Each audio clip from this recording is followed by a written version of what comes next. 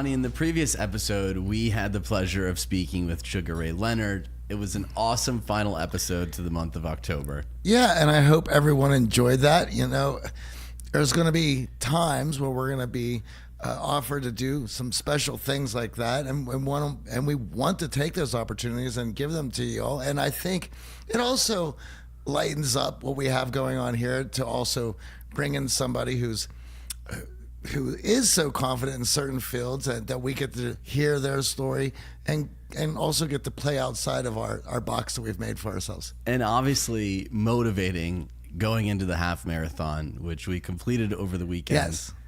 Wow, what an experience. Definitely had the pleasure of hearing Sugar Ray Leonard in one ear and this month's guest, upcoming David Goggins, in the other ear, yes, cheering us on, pushing us outside of our comfort zone. I know that both of them were in my ear at certain parts of that race, and I couldn't help but laugh. And what a great month we had, where we had got the opportunity to interview them both in the span of a week. Two elite athletes, up to our own pushing ourselves physically. It just worked out so well. And I think the best part about it was having an opportunity now, moving into the month of November, to really focus on rebuilding confidence. As we've gone through the last few months, we've really focused on honing those social skills. This month, we're going to dive into the mindsets necessary to be successful in life. And a lot of us have found our confidence shaken for some reason. And in those moments where we have some self-doubt, we take on some criticism, and now our confidence is taking a hit. How do we rebuild that? And confidence is our bread and butter here at The Art of Charm. Building confidence and social skills is the main reason that thousands of people have joined us in our coaching program over the last 12 years. And at the same time, we're often confronted with huge misunderstandings and myths around confidence and how we build what that confidence is. Lastly, we want to start the month of November and the theme of rebuilding confidence by addressing 3 specific myths we hear all the time in our boot camps around confidence. And bear with us here, because this episode is laden with a lot of scientific studies. As you know, listening to us, we love understanding the science behind why we do what we do and how we can use that to our advantage to become more successful, both socially and in life in general. So you're going to hear some studies, cutting edge behavioral and social science, that we're going to drop in this episode. So stay tuned, get your notepads out. We are excited to dive into rebuilding confidence. And I just want to preface that as well with the idea is, if you're listening to this and you think, well, I haven't had anything happen to me lately where I need to rebuild my confidence. Let's not get too high on ourselves. Understand that it's coming, right? Those moments in life that you're going to get shaken up, they come for all of us, and there is plenty of loss in everyone's future, and you need to be able to withstand some of those beatings that you're going to take, that the damage that you're going to sustain just by living, period. Right? It doesn't going to come. So not only rebuilding confidence, but this is about how you're going to go about strengthening your confidence and getting ready for those moments that you will be shaken up. So this is for everybody. Absolutely. And I know that we, over the last decade plus, have gone through those moments, those gut checks, those, wow, I got my feet knocked out from under me. How am I going to get back up, dust myself off? And we use this exact science to rebuild our own confidence personally. So we're going to be sharing some of those stories as well. But we're going to jump right into the very first myth when it comes to confidence, and that's the idea of feeling confident first. And when we talk about confidence, a word that hops to everyone's mind is self-esteem. The concept of having high self-esteem is so prevalent in the self-development field that many of us work on improving our self-esteem in the hope of creating all these other benefits in our lives. And we always see successful people as having high self-esteem. So immediately we're like, I need that. I just need to have more self-esteem and I can become successful. The idea here is if I build up my self-esteem, then I will naturally be successful. That is the first confidence myth we want to talk about today, because science does not back this up. No. And I know Johnny and I are both children of the self-esteem movement. Yes, we are. Johnny, you had some pep rallies around self-esteem in school. Absolutely. And I remember these fondly. And we have a guest next week, Stephen Hayes, who's going to dive into this in a very in-depth conversation. However, I do want to state that, yeah, we used to go to these pep rallies, and they were like every 2 months. And I remember specifically asking, why are we doing this? And I remember it being centered around self-esteem, and my teacher telling us how important it was for us to have high self-esteem. And, you know, in these studies, it shows that it has quite the opposite effect. And one of the other things is when you're being told this, and as a kid, you haven't been through much in life where that sort of gets shaken, right? You're growing. There's a lot ahead of you. So I think for the most part, a lot of children feel really good if they have a healthy home. They're excited. School can be fun. They have friends. They want to go play, and so they haven't had too much mess with them. So when you continue to be told that you need to have self-esteem, and that you're doing these pep rallies so that you can feel this way, you start to think, well, I feel good. My buddies feel good. Who are we going to these pep rallies for? Right, who doesn't feel good? Who doesn't we feel got to good? pick on them. Yeah, so then you start to see other children who you think, well, that kid, he needs self-esteem. And because we're doing these types of activities for him and the likes of him, then he gets singled out, he gets targeted. And we all understand when it comes to bullying, the science has come back that it was never about having some abnormality that people can zero in on. It's that first you're socially left out or shy or behind the mark. So then whatever abnormalities that you do have, they become visible. They become visible. They become the primary focus of the bullying. Because the actuality of it is that all of us have some sort of abnormality that can be pointed out to be driven in. But the minute that a child becomes weakened or starts to separate, in the out group, then that abnormality becomes the target. And I think this is a classic case of science getting ahead of itself and realizing that correlation does not always equal causation. So this idea that successful people have high self-esteem, therefore we have to artificially inflate self-esteem, has led us down the wrong path. There's a very fascinating study done by Roy Baumeister and his team that was published back in 2003, and you'll find the link in our show notes. The study is titled, Does High Self-Esteem Cause Better Performance, Interpersonal Success, Happiness, or Healthier Lifestyles? Obviously big, lofty goals with inflating self-esteem. And in that study, the scientists came to the conclusion that they had not found any evidence to show that boosting self-esteem, for example, through therapeutic interventions or in school programs like Johnny's pep rallies, leads to any benefits and can actually be counterproductive. They further concluded our findings do not support the widespread efforts to boost self-esteem in the hope that it will by itself foster improved outcomes. Talk about a bombshell. Not only is it a bombshell,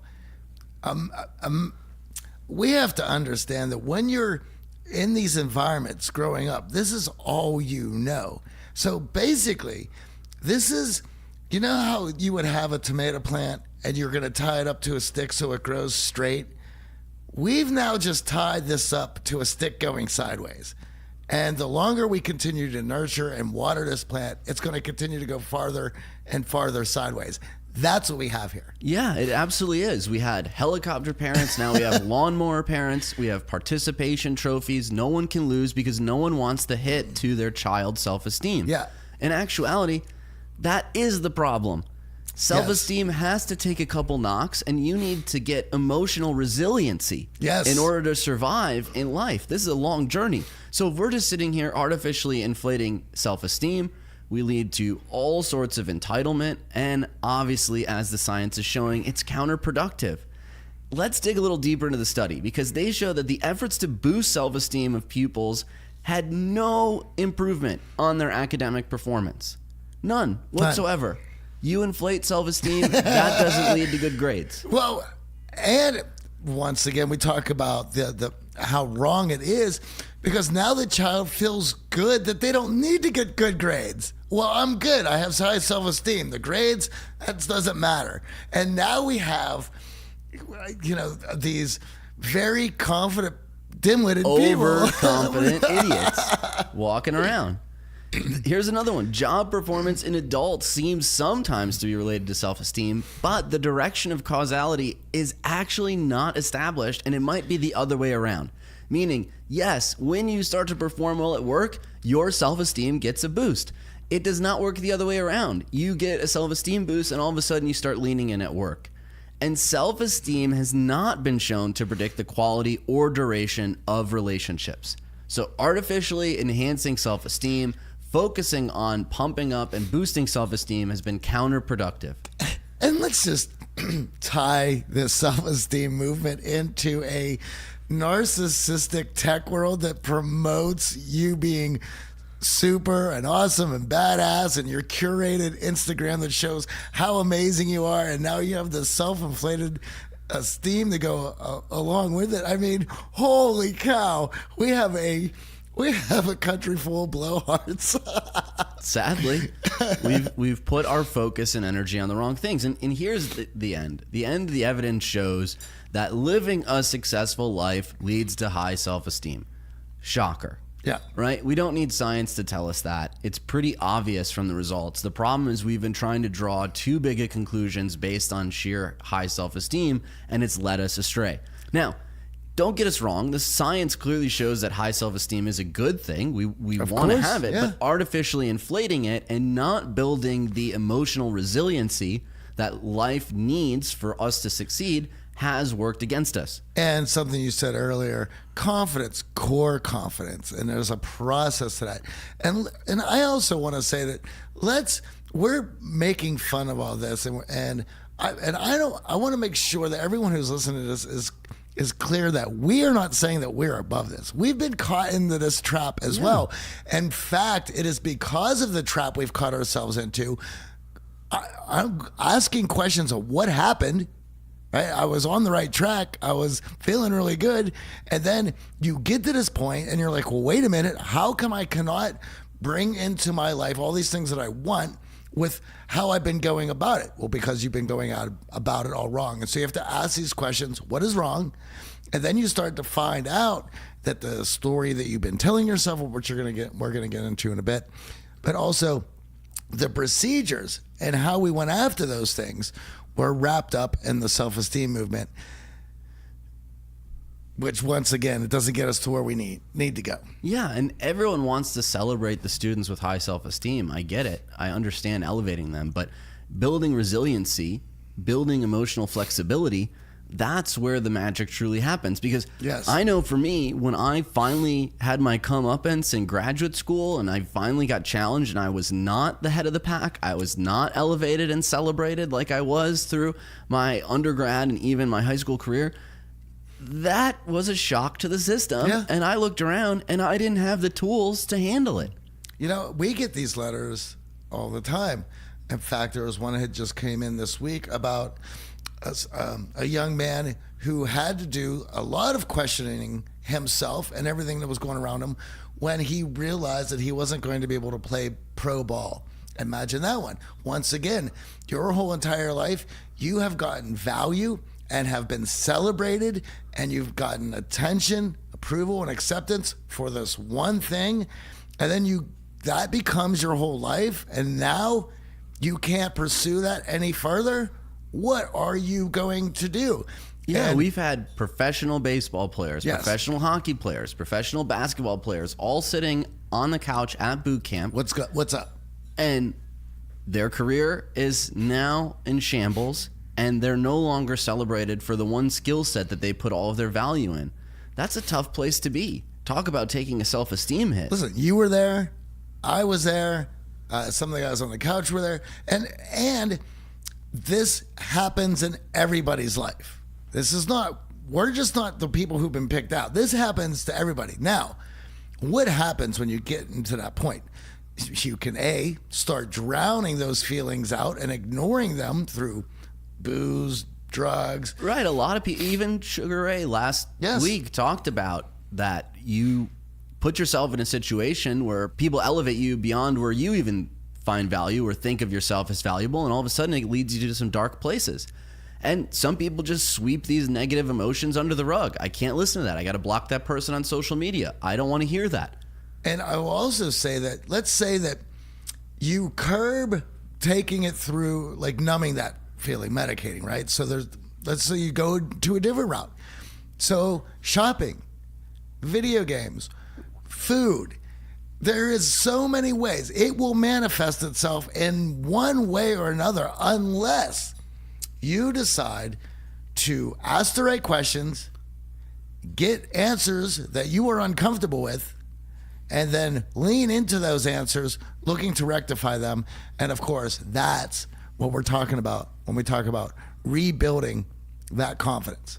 And this is why our coaching programs all dig into this idea of the story action cycle. In fact, Core Confidence, our online group coaching program, talks a lot about this so that we can start to understand the stories that drive our lives.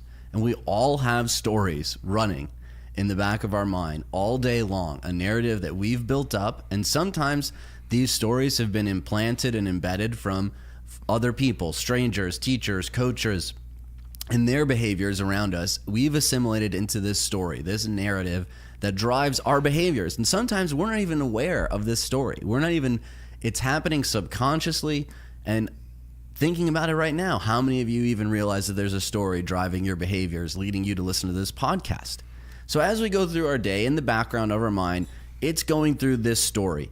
And it's basically our operating manual for living. Mm-hmm. It's how we run our day-to-day lives. And it is very effective because then we don't have to make constant decisions every single second of the day. Well, that's exactly why we have it.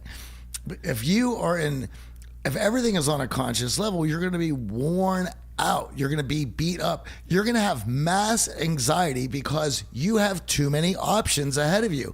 That's why the story gets built. The story gets built on patterns that you see, and you will even place those patterns where they don't belong in order for you to feel safe to move forward.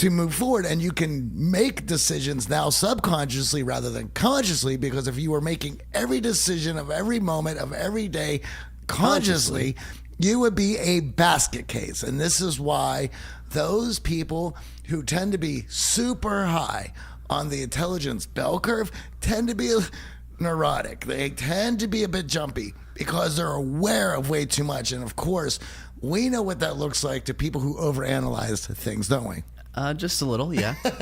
We've had a little bit of experience in that arena. Yes, we have. The problems start to happen when we don't like part of that story. For example, we might be sitting in a business meeting and we need to voice some concerns. Yes. Our boss is now telling us something that we disagree with. So what happens? Our mind starts to go through that story that we've had. Well, when I sit in a business meeting, I never voice any concerns, so I need to just stay quiet. And that's what we do, because that's our story. It's very hard to break from this story.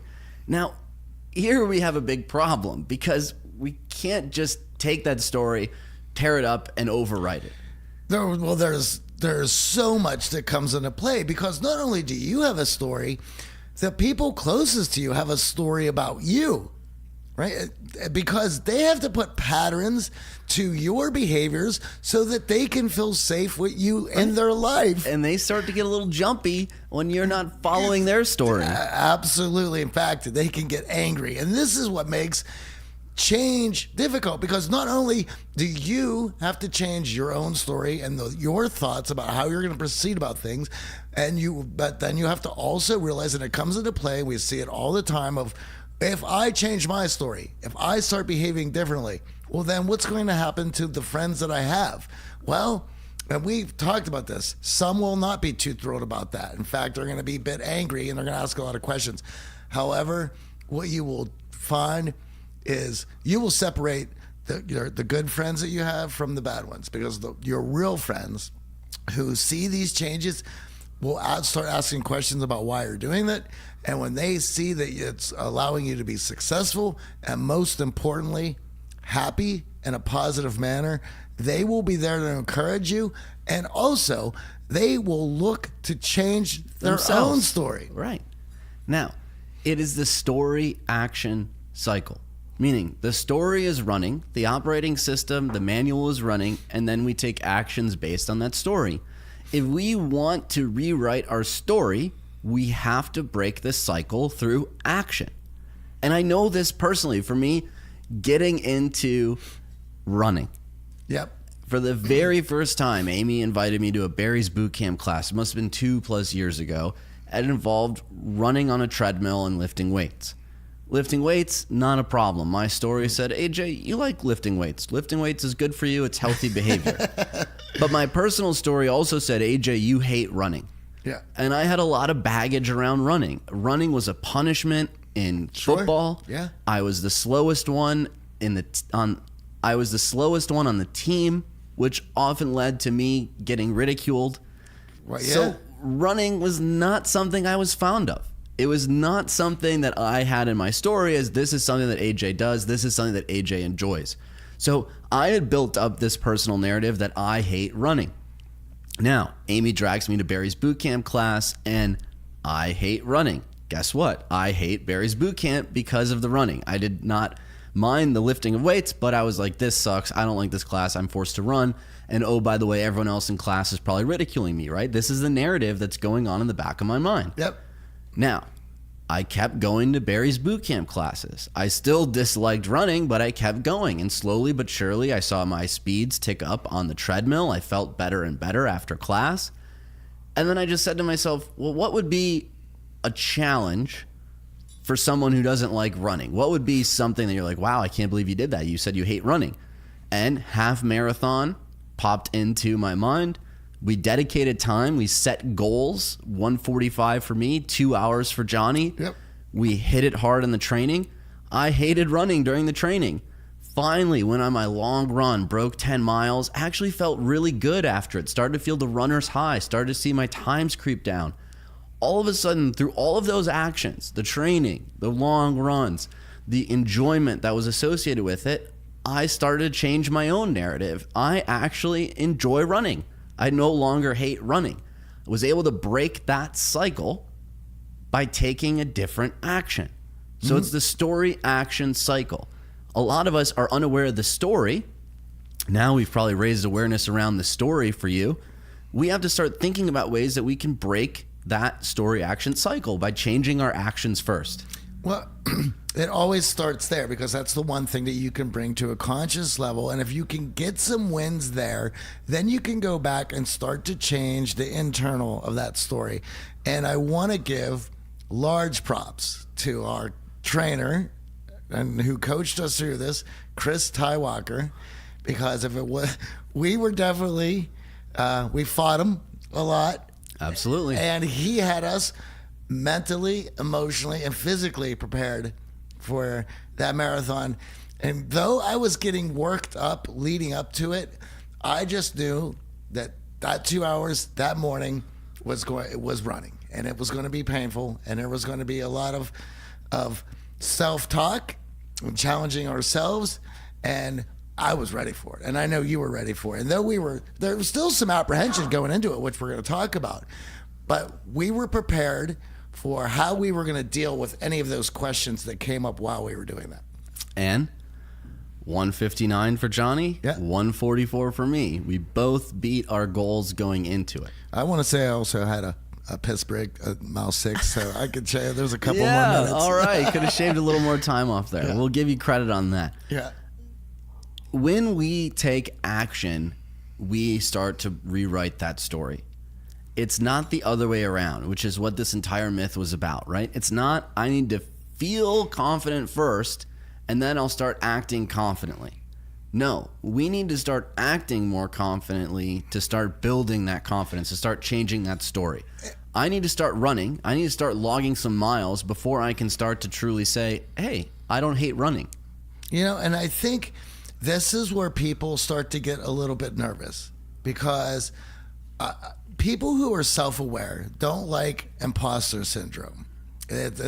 We hear this question a lot, and I know that we'll be talking about it more in future episodes. And when you have to start acting outside the story that you've already written for yourself, it is going to feel weird. And we talk about this. It's B over A.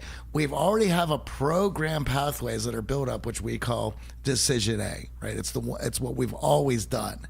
Right. It's wired in our mind. That pathway has been firing for years. It is this story that we're talking about. That's the story. And now all of a sudden, we realize that story is no longer able to get us to where we need to go. We've come to that realization. So that means the story needs to be rewritten. So therefore, I must choose path B, which goes against the story. And now, though I feel awkward, it is new. I'm acting at a conscious level because I have to bring it to a conscious level to make it that decision. And because this is all new and there's apprehension and I've never done it before, it might not go well. In fact, it's going to be quite a mess. Yeah, it's going to be painful. I might still hate running. It's going to suck on the treadmill. But that's okay because we're going to act first. And if you are able to celebrate the little small wins that say that choosing path B is better than path A, we're going to shake it up. If we can see a few wins, then all of a sudden we can lean into I'm doing the right thing. I've made the right decision. And those small wins allow you to know that you're moving in the right direction, that all of a sudden, slowly, the story catches up now with the actions. Yeah, and listen, there were a number of moments when we started training for the half marathon. My first long run, 6 miles, the longest I'd ever run, timing myself. You were excited that day. I was excited, nervous, and then I got my time and I was like, oh my God, 9 minutes a mile. How am I going to finish this half marathon? I thought 6 was the longest that I could possibly run. I felt awful. I go on social media. I'm seeing everyone else's half marathon times and their splits. And I'm like, I'm not as fast as them. What am I doing? Why am I doing this? All of those things crept in. But slowly but surely, the time started creeping down. The runs started getting longer. You started to feel a little bit better. You started to feel like, oh, okay, I'm seeing some improvement. Now, I certainly wasn't running 145 that next run, but that's the whole point. You start changing actions, and slowly but surely, you rewrite that story, sentence by sentence, paragraph by paragraph. I think that is the most beautiful way that has ever been articulated. How about letter by letter, word by word, sentence by sentence, paragraph by paragraph? That's beautifully put, and that's how that works. That's how that story is getting together. And guess what? Over time, we start posting our times online. We start hearing from other people. Wow, you guys are running it. You guys are doing it. And they helped change our narrative, sentence by sentence, paragraph by paragraph. To now, I feel that I am a runner. If someone were to say, you're not a runner, I would laugh. Sure. But 6 months ago, I'd agree with them. I'm not a runner. I hate running. That is how we start to build confidence. It is a complete myth to think that you have to feel confident in order to act confident. We got to act first, and then all of a sudden we're going to rewrite that story, break the story action cycle that's led us down a path of feeling less than, lacking in confidence. The next myth that we want to talk about is this idea that some people just never fail. But before we get deeper into this, we need to address the other notion that ties into this myth, the idea that some people are born more confident than others. Now, there is research on this, the influence of genes on confidence, and it turns out that yes, some people are born with more confidence than others. There was a very compelling study done by Robert Plomin, who's a behavioral geneticist at King's College in London. What Plomin did was he followed 15,000 sets of twins in the UK from birth to adulthood. What studying twins allowed him to do was look at the influence that our genes have on our personality. Plomin was studying both identical twins, those that have the same DNA, and fraternal twins who only share part of their DNA. And what he and his team concluded after following all of these twins is that about 50% of our confidence is predetermined by our genes. That's arguably a lot. Yep. Now, scientists are still in debate about this. Some say it's less than that. They put the number around 25%. But basically, science is saying that there is something to our genes influencing our confidence. So while scientists haven't settled the debate, we can conclude that confidence comes from both nature and nurture, not just a small part that's really in our genes.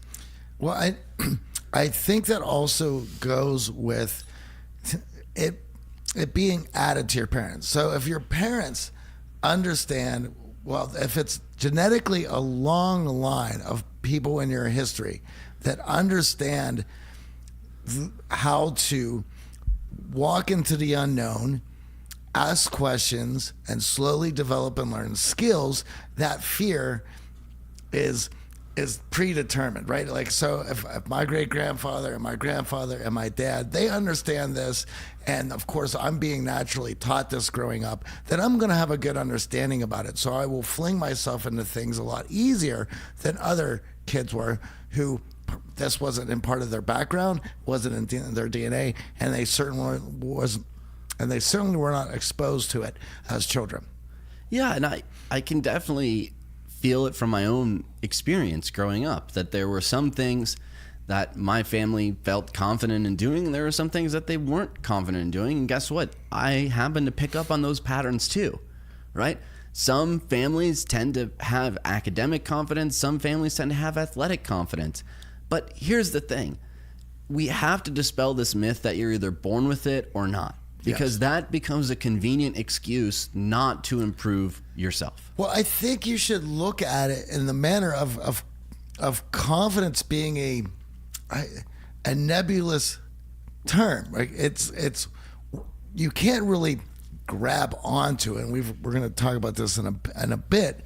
But if it's a black box, and you going out and learning new skills allows you to venture out into the black box, be a little bit more aware, paint more of that black box in, well, that's slowly the confidence of that register that you get.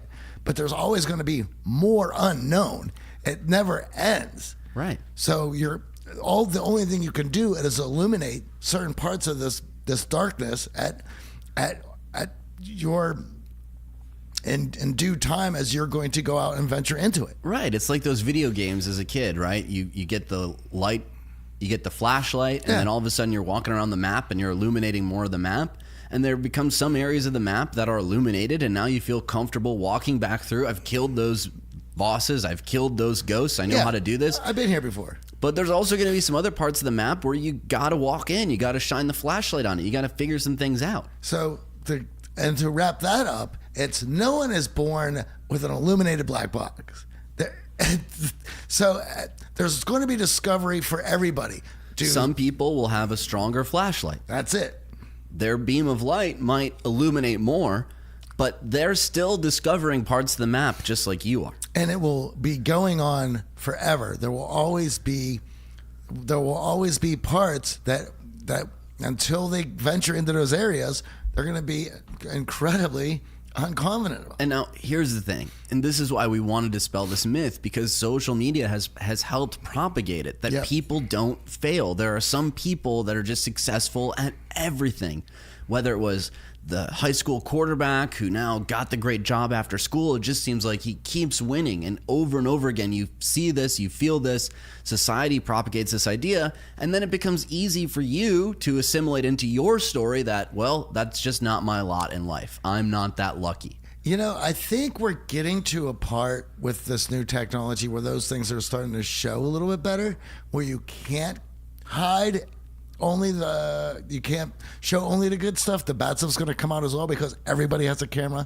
I mean, we could even see it with Elon Musk, right? He goes on Joe Rogan, and all of a sudden, everyone's screaming and hollering, and billions of dollars are being lost and gained, and you know, we're getting to a place where it's gonna be incredibly difficult to hide any of the bad stuff that you don't want people to find out about. And the longer you try to hide that, the more difficult it's going to be. The more painful it is on you as well. Yeah, the more painful it's going to be. So understanding that, of course, if you never fail, it's easy to have a lot of self-confidence, but that assumption may sound logical, it's just not realistic. You will look at people that made a name for themselves, that have had a ton of success, and whether it's sports or business or even in history, and when you look at their story, all you see is that it also was full of failure. When you read most biographies and autobiographies, you are going to find chapters around failure. You are going to find chapters around things didn't go as planned. I pushed through. I love listening to the podcast, How I Built This. They share countless stories of failure along their journey. That's what I to every perfectionist I meet who has trouble in moving forward, I go, name your favorite artist. Now Google that and write sucks next to their name. And you will see everything you need to go, oh, okay, I can feel better about this. It's okay to fail. In fact, it's going to be failure, which is going to get me closer to my goals. And listen, there's one proven way to never fail, to never take a dent in your self-confidence, and that's to live life in your comfort zone. Yeah, and that doesn't sound fun. No, staying on the couch, never trying anything new. Who here would actually do this? In fact, that's why most of our alumni end up working with us in the coaching programs online or in person. They're sick of this safe comfort zone where they're not getting what they truly want out of life. You know, and what's difficult is, and I was thinking about this the other evening, was there are certain episodes in my life where I have put myself out there or did something new or was trying something where the backlash that I had gotten from it socially was so, well, it hurt internally in that moment so much that it's permanently burned into my brain. And it's not permanently burned into my brain as a positive or what was that person's problem or anything positive. It is burnt into my brain of this is why you never step out ever again. And these moments, even if I look back at them, I can logically see my way around them and see the fault. But how at 45 years old, as of yesterday, how it's those moments are still burned in my brain. And any time that I'm doing something new, I have flashes of those moments and I have to roll forward despite the emotional pull that they have when they pop up. Yeah. So that's an important point here. Those failures are still going to be there. Yes. We're not sweeping them under the rug. We're not turning ourselves into someone who is a shell of ourselves and who only looks at the positive and always dismisses the negative. But it's choosing to act even if you're feeling that discomfort. That's what we're talking about. Yeah, well, even at 45, if I see one of those people post something on Facebook, I still at this moment get angry. I go, what is this asshole saying now? And it has not, it is 20 years removed, but it is still burned in and there's still a feeling and emotion attached to that name, that person, that face. It's quite funny how those things are etched in permanently. And listen, when we're exiting our comfort zone, there are two things that are guaranteed to happen. Number one, you are going to feel some anxiety. There's no getting around it. Your mind is wired for comfort. And when you are putting it in a situation that it hasn't been before, it's going to express that discomfort in the form of anxiety. The second thing that's going to happen when we step outside of our comfort zone is we are going to fail. We are going to make mistakes. We did not hit every training run that Chris had outlined for us. No, in fact, there were some days where I was so beat up that having to go through that training that day, realizing how that I wasn't making it, put me in a place of feeling bad.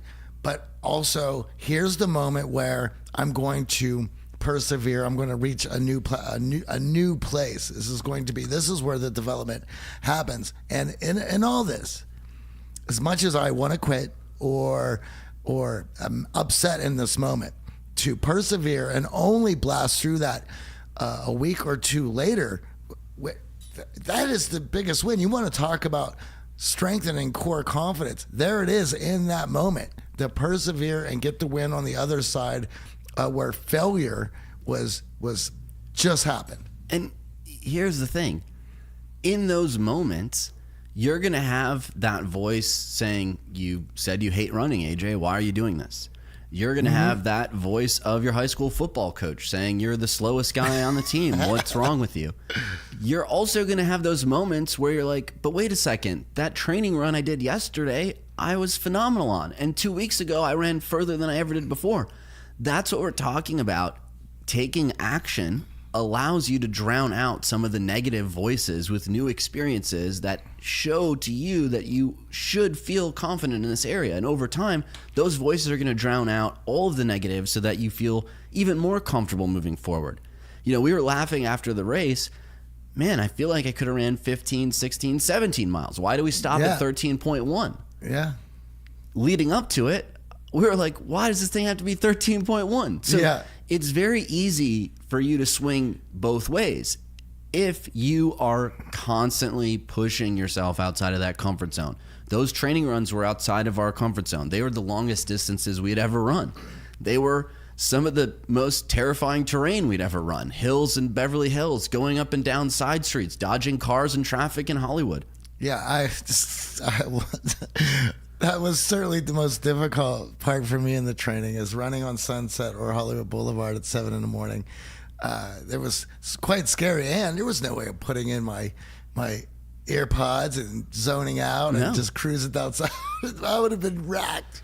Now, let's talk about dealing with failure, because if we're trying to build confidence, if we're trying to rebuild our confidence, then failure is going to be something that we have to surmount to start building things. Now, first off, we are not going to try to tell you to suppress the pain or pretend that failure doesn't happen. That you're not going to hear that here. And science doesn't approve of that message either. You need to feel the pain of failure. You need to build the emotional flexibility and resilience to push beyond that pain. The second thing is, if you just took a blow to your confidence, well, yeah, there's going to be a healing process. You don't just bounce back. I'd love to run 10 miles today. My body's telling me, no, dude, not a good idea. You are going to have to heal up a bit. And lastly, you may feel a very strong urge to black out, block that out of your mind, not focus on that. Go to the other extreme, overindulge in self-pity. Yeah. I can't believe I'm such a failure at everything, and trying to turn that into your whole narrative and story. It may make sense in the moment, but it actually does not improve where you need to be. Putting your head in the sand and pretending that it didn't happen is not going to improve what happened after that failure. Yeah, and one of the things I want to talk about this is several different ways of looking at failure and diving into failure. For one, now that I understand the process and how it works, and I know that failure is part of the learning process, when I have the choice to walk into the unknown wanting and willingly, I can commit to the process, and I know what is going to happen. And so by committing to the process, I open myself up with a good sense of humor of how this is going to go, so I can laugh in the procedure and enjoy it for what it is, because there's some of the best laughs, some of the best moments, the best inside jokes that you're going to build with your accountability buddy in these moments. And we have many from this training.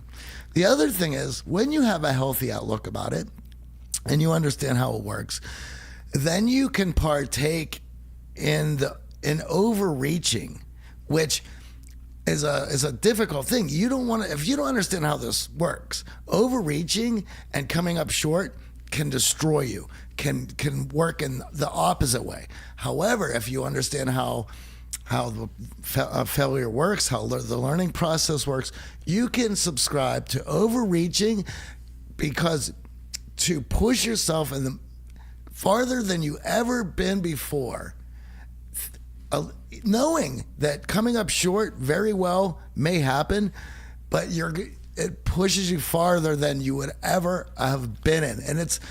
And the only time that I would suggest Overreaching is when you fully understand how the learning process works and you're able to do that in a healthy manner.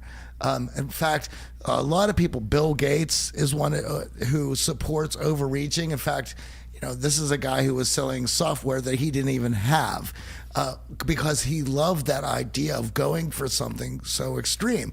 But you have to have a healthy attitude about it in order for that to work. Yeah, and this idea of either, oh my God, have a great sense of self-pity or completely dismiss the failure, that is your brain trying to protect you from the pain, but it actually doesn't serve you. Oh. So throwing a self-pity party or pretending failure didn't happen is not a healthy way to learn that growth and learning process that Johnny was talking about in overreaching. Now, here's the other side of this, right? If our brain tells us that we're going to fail and embarrass ourselves, and then we do it, it's going to hone in on that. I told you this would happen. Yep. Don't ever do that again. So this is not how growth happens. And it's not how healing happens either. In order to be able to grow, we need to learn from the failure. And to do that, we first need to process the failure.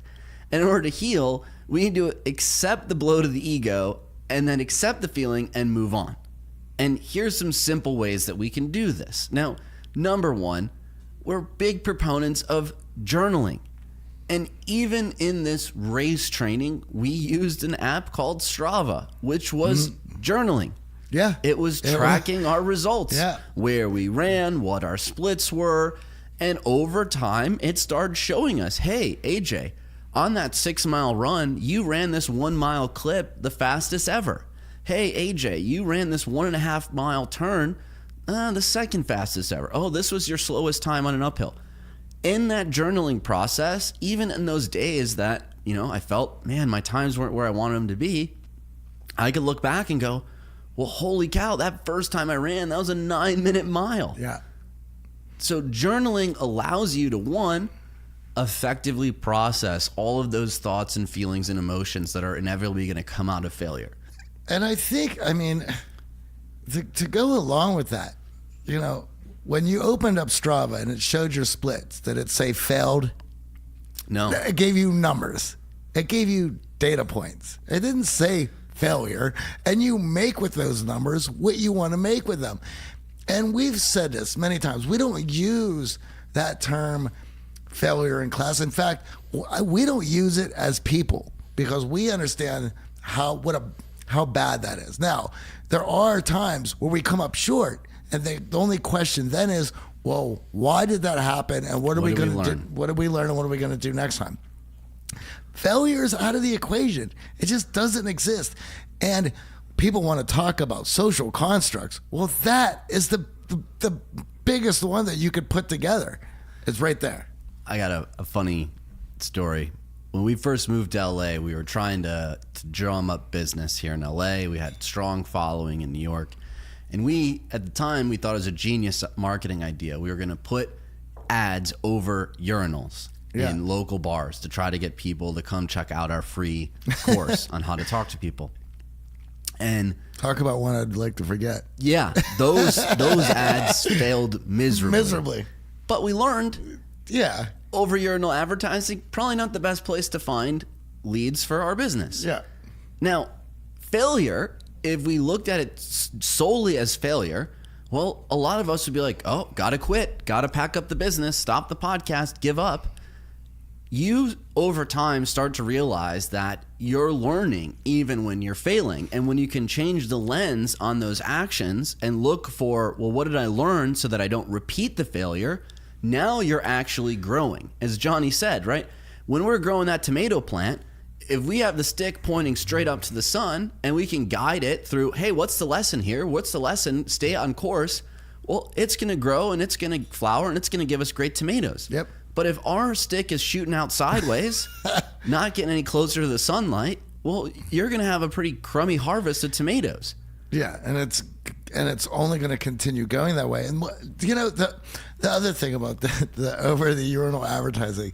Now, I'm sure that there are many people listening to this who their immediate thoughts of hearing that went, well, I could have told you guys that. Yeah, and plenty of people have told us other things over the years about how to run the business. But here's the thing. If you don't do it, you just don't know for sure. That is now X'd out. But if you get into that mode where, well, I could have told you that, well, then that sort of, that will pop up, that phrase in a lot of things if you've leaned into it. And all of a sudden, that becomes your mantra. Well, I could have told you that. That's in the back of your head. Well, it was right this time, so it's got to be right this time. No, it's not at all. It's not how it works. And until it has been tested, it is in the air. This is why every thought and idea is up for scrutiny. I'm sorry. And it doesn't matter who said it. Unless they've given you the data and say, well, listen, I've already done that. This is why I could have told you that. And here's the data. Okay, now you got me. Right, now I'm listening. Now I'm listening. And that's what we're talking about. Journaling is capturing that data. Yep. Journaling is an opportunity for you to take an account. How did I think and feel in this moment? Well, that run sucked. I still think running sucks. Okay, what are the positives I can take out of that? Well, AJ, you ran 6 miles. That's the farthest you've ever run.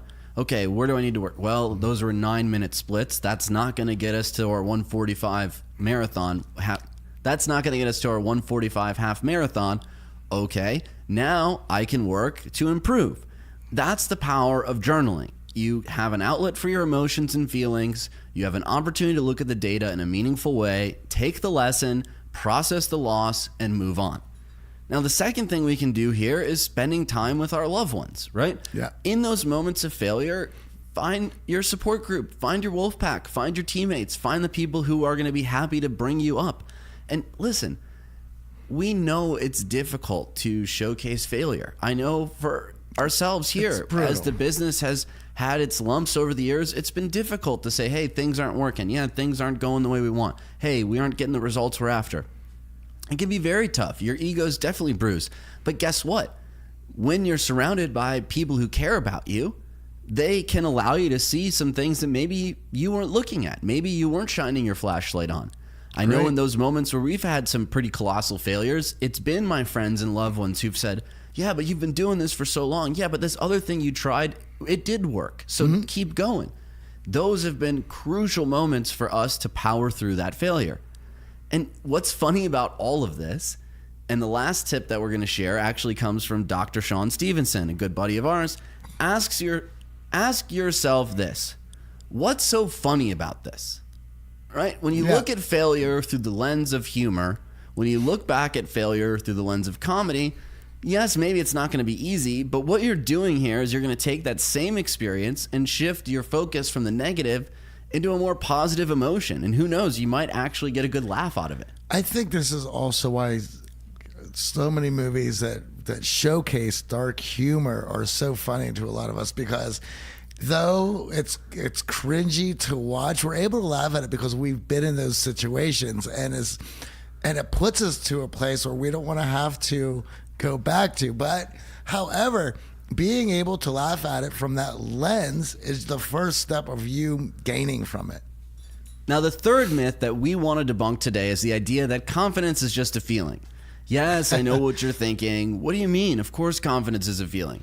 Well, we all want to feel confident, and we think that once we feel confident, everything's going to be easy. And of course, we as coaches get this every time, people asking us how they can finally feel more confident. But let's delve into the etymology of confidence. The idea that confidence is a feeling is rooted in pop culture. Man, how poisonous is pop culture? It's utterly destructive. It really does. It poisons the mind. In fact, Russ Harris talks about the fact that this notion of confidence as a feeling has come into our Western culture only a few decades ago. And Dr. Stephen Hayes is going to talk about this next week as well. The original meaning of confidence, however, is quite different. 100 years ago, if you had asked people what confidence means, they'd have said, well, trusting yourself to do what matters. And we just have to look at the roots of the word confidence to see this. Confidence comes from the Latin confidere, and this translates to with trust. Now, when we look at the roots of words, we can now start to see that if we trust ourselves to do what matters, well, of course, that's coming from a place of confidence. The most confident people on the planet, they do the actions of confidence. Yes. They do something with trust and with knowledge, knowing that doing so is important. Well, what other word do we know that has con in the middle and the beginning of it, right? Con man, what is he doing, right? Gaining your trust. With trust. He's getting your trust to take action. Yep.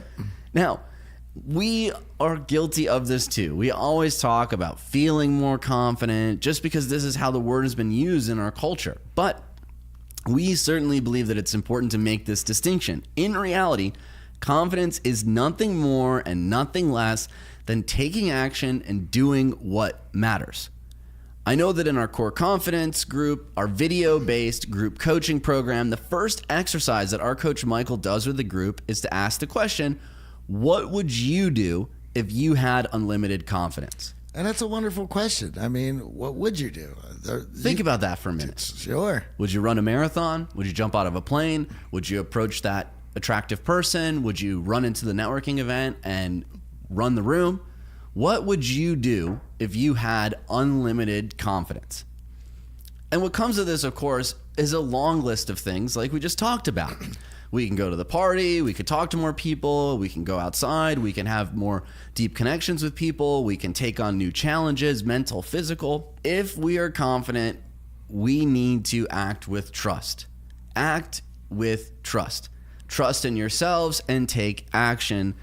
And that is where I love the skyscraper analogy that you have, Johnny. Yeah, I've talked about this before, and we discuss it in class. And this is where the difference is. So we talk about how you shouldn't view it as a feeling, and that's the way pop culture has us viewing it. Great, fine. Then how should I view it? Well, this is it, right? So we talk about confidence as if it's a structure, because we talk about building confidence. Let's do what we can to maintain our confidence. Let's go out and put it together. And so we're going to talk about it as if it's a structure. So if we're going to talk about it as if it's a structure, then we should view it as a structure. Now, anything that we build takes time. And we're going to use the Twin Towers here. This is a nice visceral visual. So how long did it take to build those towers? Obviously, that took years to put those things together. And your confidence is no different. It takes years and building it. Everything that you do is going to help maintain it and build it. But we also understand how easily we can bring those towers down. I mean, we've seen that happen. And in fact, your confidence, much like those towers, can be brought down very easily. And here's the thing. When we think about these structures, right?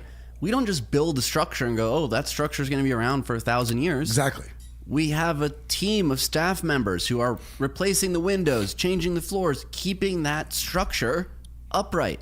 Well, yeah, let's look at that. What if we were to build those towers and never ever touch them again? What is going to happen? Nature in and itself destroys, and it's going to, those towers are going to deteriorate. They're going to be overgrown. They're going to start to slowly collapse. So you already have nature in it itself looking to take out those towers. And I can tell you that your confidence, if you just do something here and there to build it and then don't touch it again, it will slowly start to deteriorate. So you have that working against you, right? Now, what would be metaphorical planes into the side of your structural confidence? How about losing your job? You think that will mess with you? How about a relationship collapsing on itself and a trusting partner taking advantage of you? Taking advantage of you. That would be a metaphorical plane into the side of that confidence. And these are things, much like nature in itself, that at some point in time is going to happen. You are going to have this loss, these things that are going to happen. Now, if you remember the towers, those planes hitting them wasn't the very first time that they've ever been attacked. Right. There's been other times. There was a bombing beneath in the basement. Yeah, there was a van rolling fertilizer being parked in the basement, in the parking garage, and that didn't take those towers out. Why didn't it take those towers out? Because those towers were built to withstand that. And your confidence, much in the same manner, is going to need to be able to be built to withstand attacks like that, to withstand the loss that is inevitably coming your way just in life in and itself. So the way I see it, and the way we look at it here at the Art of Charm, is you have two choices every day that you wake up. You can either contribute to the forces that are looking to tear down your confidence, or you can actively participate in forces that are looking to strengthen and build your confidence. And when you look at it in that manner, that is a very easy choice. And so what am I going to do? And not only that, I can plan my day, my week, my month, and my year, and actively looking for opportunities to strengthen my confidence, to strengthen that structural confidence. And that's very important. And what are those things that we're going to be doing? Well, that is going to be taking more opportunities to walk in the unknown with the flashlight and illuminating places that I've never been. And that is going to unlock that. And that's going to strengthen it up. So when inevitably that loss comes your way, you will be able to withstand it. Your towers won't come down. Yes, you've taken a hit. Yes, you've sustained some damage, but it's not going to destroy you. Right. And if we think about confidence in three factors, and this is our CAKE equation. Love using acronyms. This is taken directly from our boot camp course. On day one, we talk about how to actually break down confidence into something that is not a feeling. Yes. And it's something that we can actively work on, as Johnny said, day in and day out. And when we think about this CAKE equation, the C in CAKE is confidence. It breaks into three factors: attitude, knowledge, and experience. And if you focus diligently on improving your attitude, gaining knowledge, and gaining experience in life, you are actively building that tower of confidence. Now, there are going to be many opportunities where your confidence is going to be shaken. Yes. And in those moments, you can look through this same lens and say, okay, was my attitude in the right place? Did I have enough knowledge going in? Or maybe I needed some more experience. And in all of those situations, whether it was a physical challenge, a mental challenge, an emotional challenge, I've come back to the same three factors. Was my mindset right? Did I have enough knowledge? Did I have enough experience? And when it comes to building confidence on race day, last weekend, why did we feel so confident? Well, number one, because our coach, Chris, focused on having the right attitude. Yes. Focusing on the right things, realizing that if we got in 10, 11 miles in distance, we could get to a place of 13.1. It's possible. The second thing is the knowledge of what to do on race day, right? This is the stuff you guys can expect. This is what is going to happen. This is how to prepare yourself. Well, and 2 weeks prior, we even went on a 5-mile race just to get a taste of what it was going to be, the energy and what was going on, so that we would be able to pace ourselves and not get wrapped up in what was going on. Because let's be honest, the training runs, you're on your own. Yep. You're not in a crowd. You're not competing with other people, jockeying, trying to catch someone else. You're running on your own. And lastly, that experience. All those miles logged leading up to race day, well, those three things came in to factor in our confidence on Sunday. On Sunday morning, I knew, based on my training, my knowledge of the course, and my attitude going in, that I was going to have a successful race. You know, for myself, on the 5-mile race, I got swept up in getting ahead, getting away from people. I had a bunch of adrenaline going. I forgot my watch, so I wasn't able to put Strava on, and realized how easy it was for me to get influenced and manipulated to race ahead, only to get caught up in my first mile being at 7:20, and at that moment realizing I can't keep this up, not at 40 years old. And of course, I was winded. And granted, yeah, I was able to do the 5 mile. We were well prepared for that. But that allowed me to know that on race day, in those corrals, amongst all of those people who were amped up and fired up, that I was how I was gonna go about it. I had a strategy, and it was won over from those 2 weeks earlier. Now, when you think about confidence with trust, it starts with your attitude. Do you trust that you're going to be able to accomplish your goals? Do you trust in yourself? That attitude is the ability to stay positive even in the face of temporary setbacks or adversity. Positivity is going to open you up. Negativity obviously is going to shut you down. You know, it was funny. I was just doing a Facebook Live on the family page leading up to the race, and there was a few people that were going to be there cheering us on. And I let them in to know that in moments where I was questioning myself and I was having difficulty, and when you're doing something like that, it's going to be there, that in those moments, I was going to start smiling as best and as loud and proud as I possibly could. And if you saw me smiling in those moments, you know that I'm having an internal dialogue and I'm trying to have some fun with it.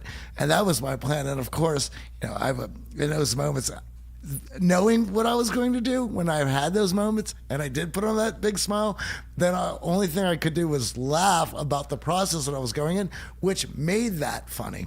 Absolutely. And when we look at the three factors, attitude, knowledge, experience, attitude is often the hardest for us to improve. I agree. Especially when we're lacking in confidence. So let's talk about the other two factors. Knowledge, I feel at this day and age right now, you're listening to us on a podcast. Yep. You have access to more knowledge than ever in history. Well, everything's out there. You have it. So when it comes to lacking confidence, knowledge tends not to be as big of a factor for most people. They've spent some time and energy there. Well, but it definitely helps to go in over prepared, understanding what's ahead of you. I know for myself on race day, if I had no idea what to anticipate, I would have lacked a lot of confidence lacing it up and taking off. Well, there is a small part of that, of not being so prepared, that I think that if you are a little bit arrogant, a little bit ignorant about things, and you don't know any better, it can help. I can certainly say that as an entrepreneur, that I was able to accomplish some of those things because I just didn't know any better, and that helped. I definitely think that sometimes I feel that overanalyzing the situation or getting this knowledge can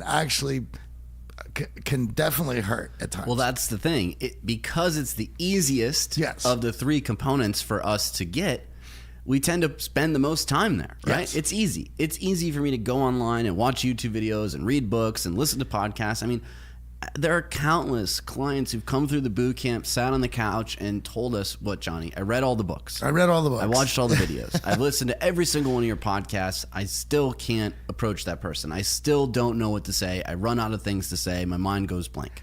And that is going to bring us to experience. But before we get to that point, the other one is, what happens if I get here? What happens if I get to this point? This is where everyone that I've read about has trouble.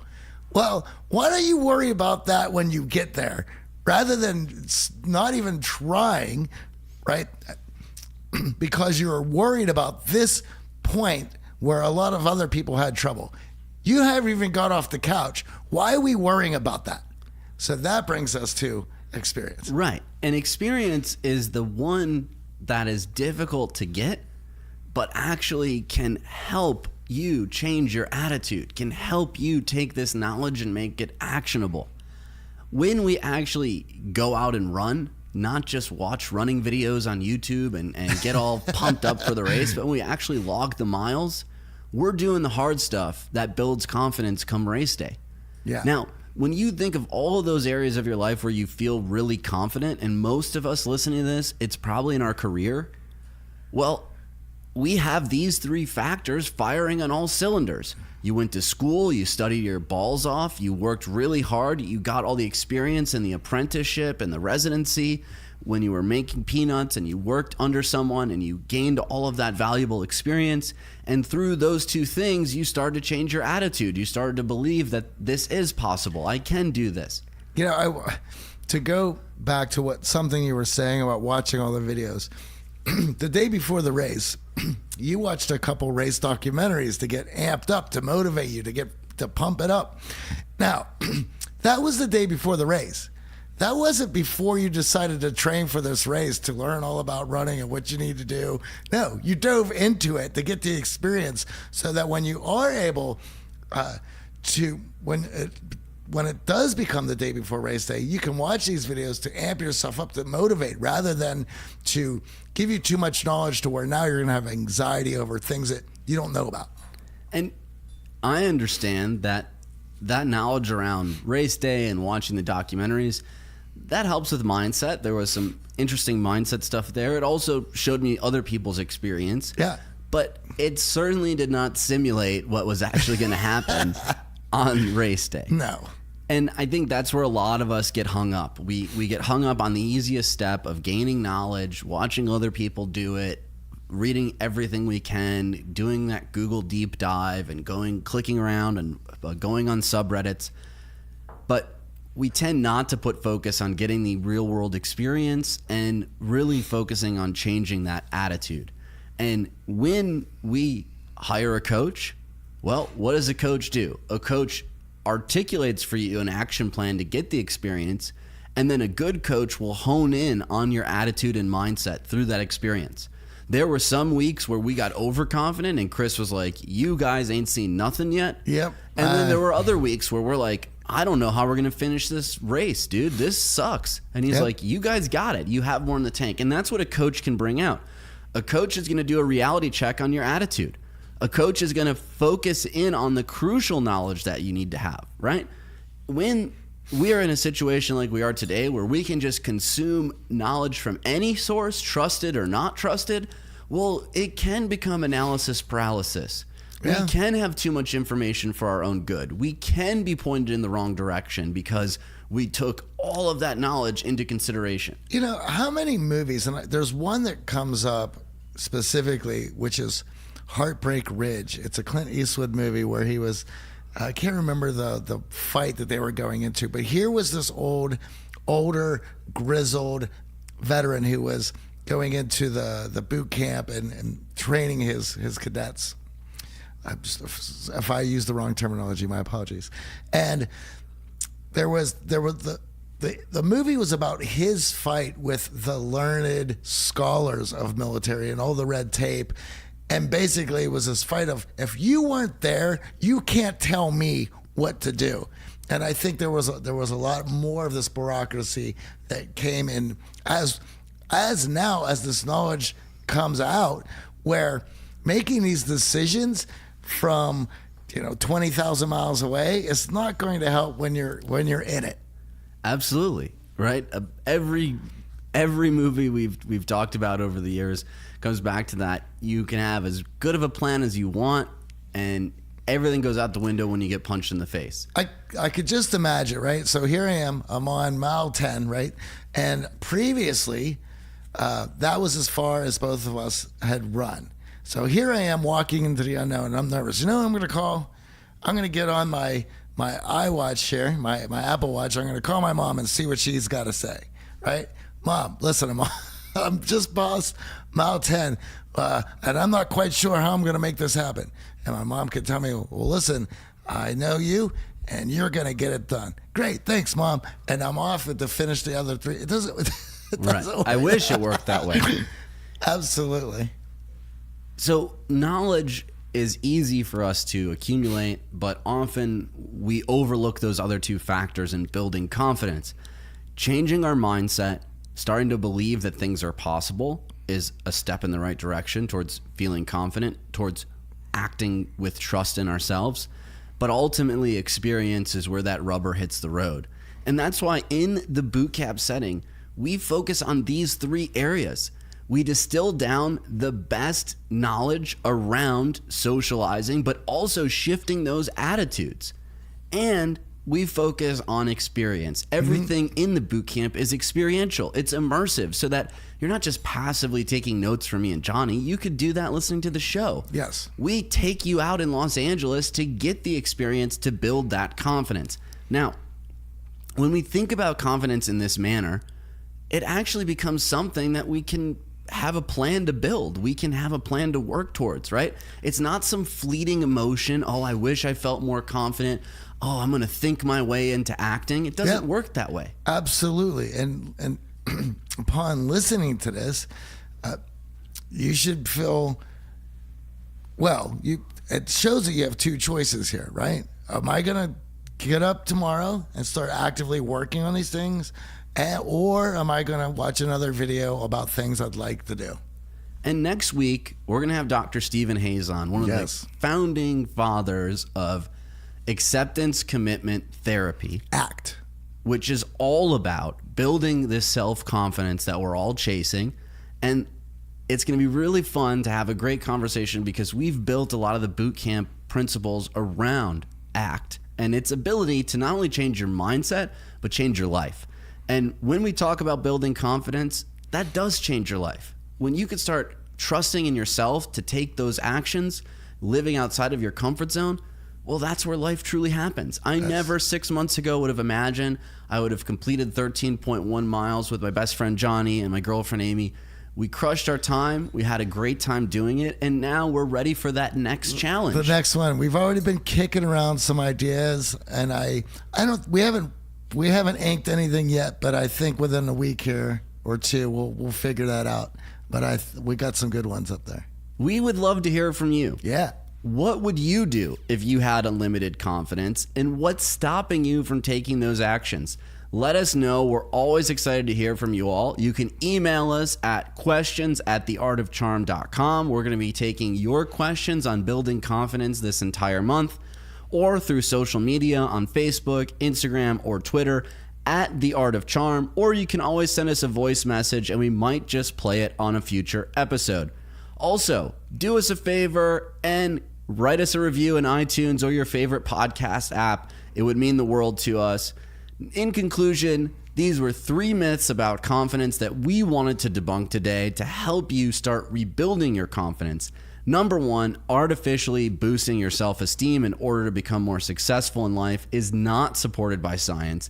Instead, do it the other way around. You need to start taking action. If you do that consistently, then you will rewrite that story that you've been telling yourself about who you are.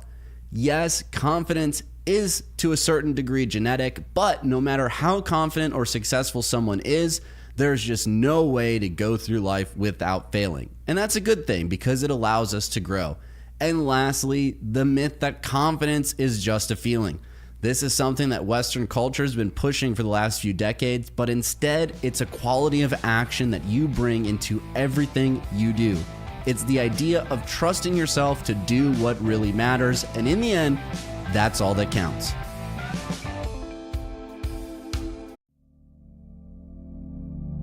I have a very high self-esteem. My opinion of myself is the only one that matters. I love myself in every way. I am perfect in every way. I have a great personality. I have gratitude for my self-esteem. I am loved because I love me. I have a very high self-esteem. My opinion of myself is the only one that matters. I love myself in every way. I am perfect in every way. I have a great personality. I have gratitude for my self-esteem. I am loved because I love me. I have a very high self-esteem. My opinion of myself is the only one that matters. I love myself in every way. I am perfect in every way. I have a great personality. I have gratitude for my self-esteem. I am loved because I love me. I have a very high self-esteem. My opinion of myself is the only one that matters. I love myself in every way. I am perfect in every way. I have a great personality. I have gratitude for my self-esteem. I am loved because I love me. I have a very high self-esteem. My opinion of myself is the only one that matters. I love myself in every way. I am perfect in every way. I have a great personality. I have gratitude for my self-esteem. I am loved because I love me. I have a very high self-esteem. My opinion of myself is the only one that matters. I love myself in every way. I am perfect in every way. I have a great personality. I have gratitude for my self-esteem. I am loved because I love me. I have a very high self-esteem. My opinion of myself is the only one that matters. I love myself in every way. I am perfect in every way. I have a great personality. I have gratitude for my self-esteem. I am loved because I love me. I have a very high self-esteem. My opinion of myself is the only one that matters. I love myself in every way. I am perfect in every way. I have a great personality. I have gratitude for my self-esteem. I am loved because I love me. I have a very high self-esteem. My opinion of myself is the only one that matters. I love myself in every way. I am perfect in every way. I have a great personality. I have gratitude for my self-esteem. I am loved because I love me. I have a very high self-esteem. My opinion of myself is the only one that matters. I love myself in every way. I am perfect in every way. I have a great personality. I have gratitude for my self-esteem. I am loved because I love me. I have a very high self-esteem. My opinion of myself is the only one that matters. I love myself in every way. I am perfect in every way. I have a great personality. I have gratitude for my self-esteem. I am loved because I love me. I have a very high self-esteem. My opinion of myself is the only one that matters. I love myself in every way. I am perfect in every way. I have a great personality. I have gratitude for my self-esteem.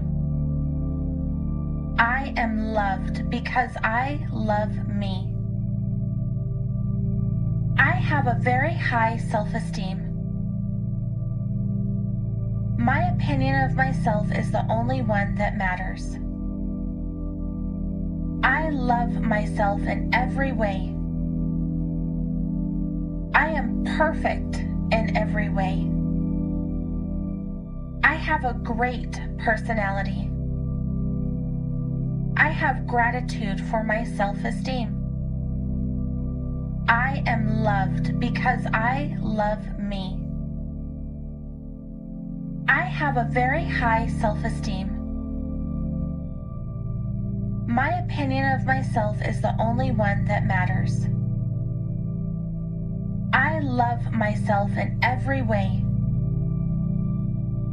I am perfect in every way.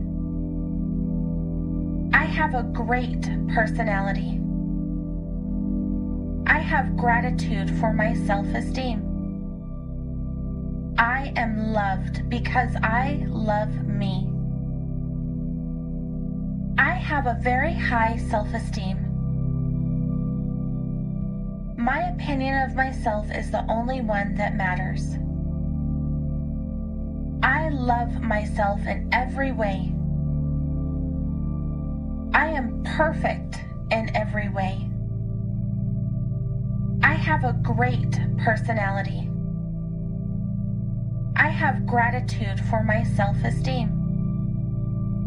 I am loved because I love me.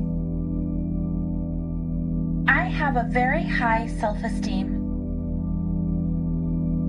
My opinion of myself is the only one that matters. I love myself in every way. I am perfect in every way. I have a great personality. I have gratitude for my self-esteem.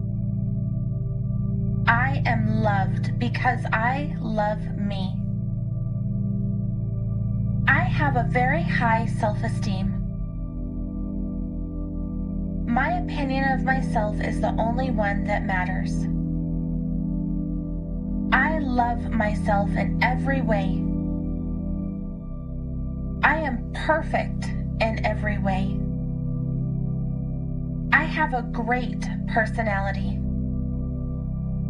I have gratitude for my self-esteem. I am loved because I love me. I have a very high self-esteem. My opinion of myself is the only one that matters. I love myself in every way. I am perfect in every way. I have a great personality. I have gratitude for my self-esteem. I am loved because I love me. I have a very high self-esteem. My opinion of myself is the only one that matters. I love myself in every way. I am perfect in every way. I have a great personality. I have gratitude for my self-esteem. I am loved because I love me. I have a very high self-esteem. My opinion of myself is the only one that matters. love myself in every way. I am perfect in every way.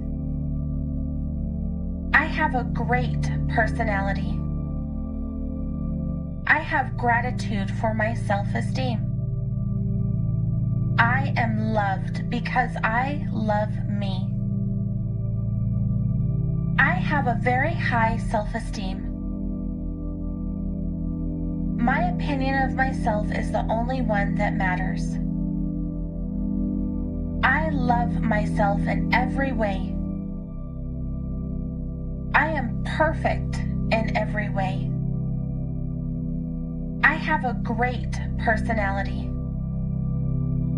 I have gratitude for my self-esteem.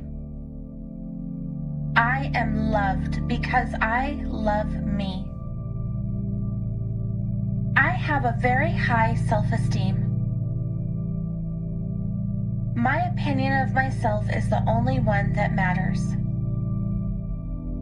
I love myself in every way. I am perfect in every way. I have a great personality. I have gratitude for my self-esteem. I am loved because I love me. I have a very high self-esteem. My opinion of myself is the only one that matters. I love myself in every way. I am perfect in every way. I have a great personality. I have gratitude for my self-esteem. I am loved because I love me. I have a very high self-esteem. My opinion of myself is the only one that matters. I love myself in every way. I am perfect in every way. I have a great personality. I have gratitude for my self-esteem. I am loved because I love me.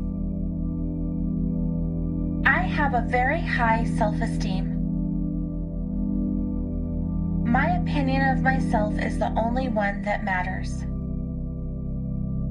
I love myself in every way. I am perfect in every way. I have a great personality. I have gratitude for my self-esteem. I am loved because I love me. I have a very high self-esteem.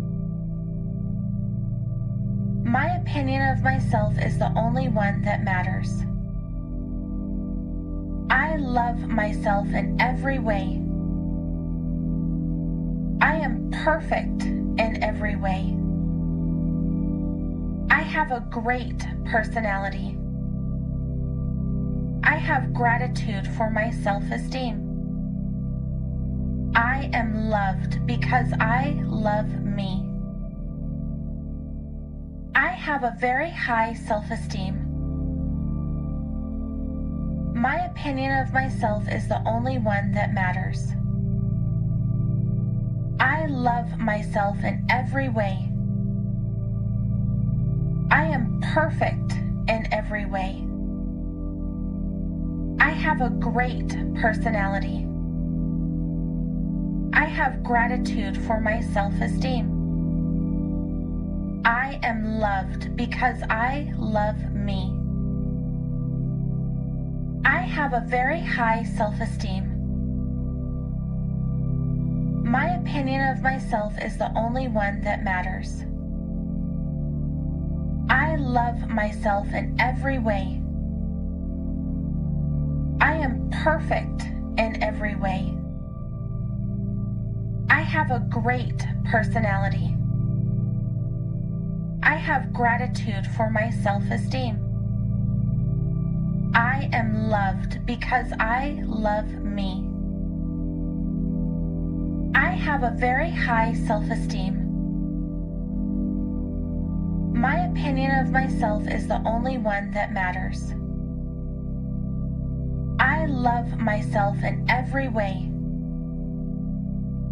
I am perfect in every way. I have a great personality.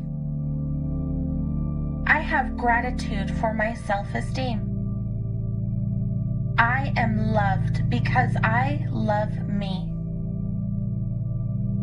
I have a very high self-esteem. My opinion of myself is the only one that matters. I love myself in every way. I am perfect in every way. I have a great personality. I have gratitude for my self-esteem. I am loved because I love me. I have a very high self-esteem. My opinion of myself is the only one that matters. I love myself in every way. I am perfect in every way. I have a great personality. I have gratitude for my self-esteem. I am loved because I love me. I have a very high self-esteem. My opinion of myself is the only one that matters. I love myself in every way. I am perfect in every way. I have a great personality. I have gratitude for my self-esteem. I am loved because I love me. I have a very high self-esteem. My opinion of myself is the only one that matters. I love myself in every way. I am perfect in every way. I have a great personality. I have gratitude for my self-esteem. I am loved because I love me. I have a very high self-esteem. My opinion of myself is the only one that matters. I love myself in every way. I am perfect in every way. I have a great personality. I have gratitude for my self-esteem. I am loved because I love me. I have a very high self-esteem. My opinion of myself is the only one that matters. I love myself in every way. I am perfect in every way. I have a great personality. I have gratitude for my self-esteem. I am loved because I love me. I have a very high self-esteem. My opinion of myself is the only one that matters. I love myself in every way. I am perfect in every way. I have a great personality. I have gratitude for my self-esteem. I am loved because I love me. I have a very high self-esteem.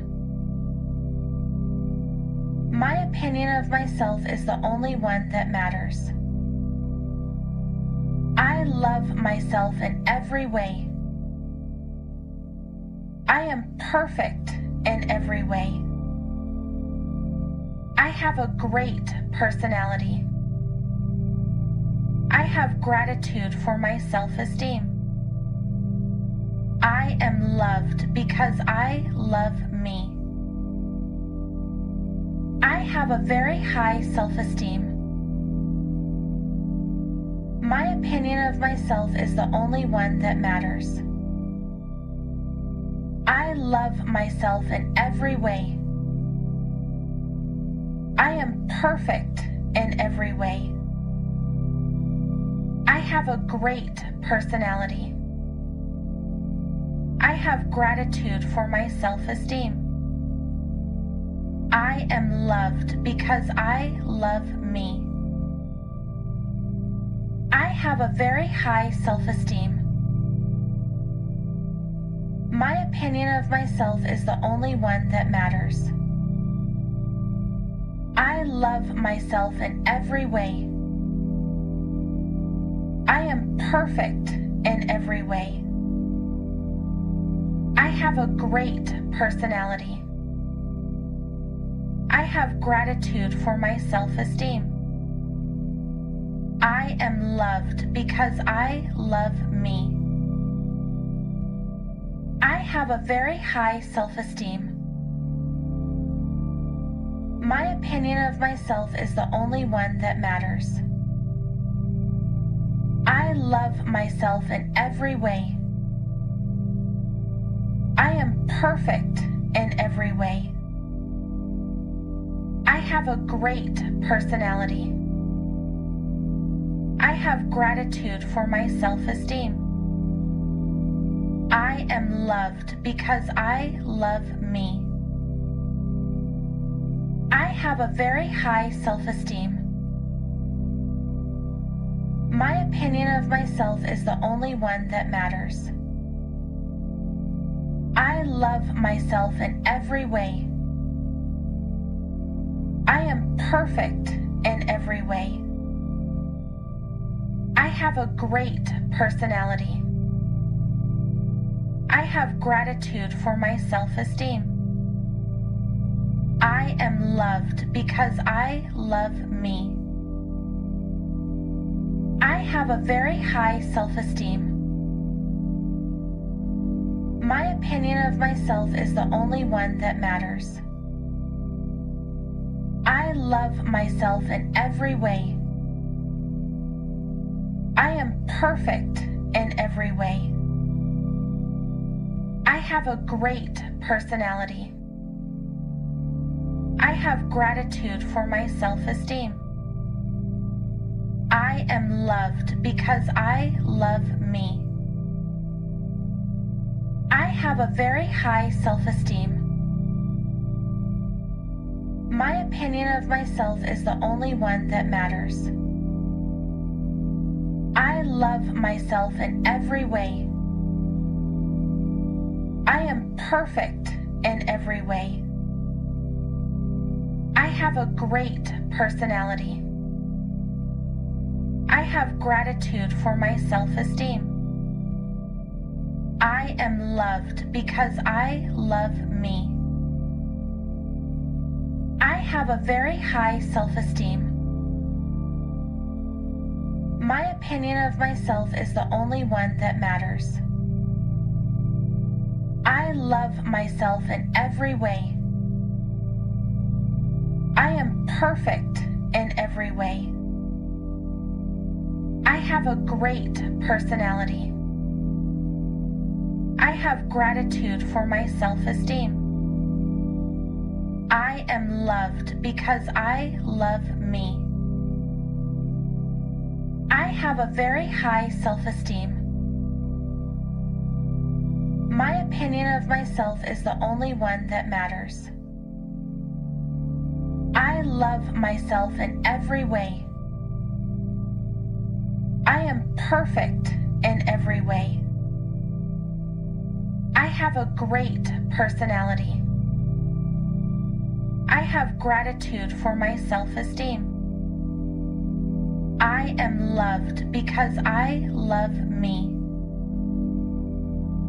I have a very high self-esteem. My opinion of myself is the only one that matters. I love myself in every way. I am perfect in every way. I have a great personality. I have gratitude for my self-esteem. I am loved because I love me. I have a very high self-esteem. My opinion of myself is the only one that matters. I love myself in every way. I am perfect in every way. I have a great personality. I have gratitude for my self-esteem. I am loved because I love me. I have a very high self-esteem. My opinion of myself is the only one that matters. I love myself in every way. I am perfect in every way. I have a great personality. I have gratitude for my self-esteem. I am loved because I love me. I have a very high self-esteem. My opinion of myself is the only one that matters. I love myself in every way. I am perfect in every way. I have a great personality. I have gratitude for my self-esteem. I am loved because I love me.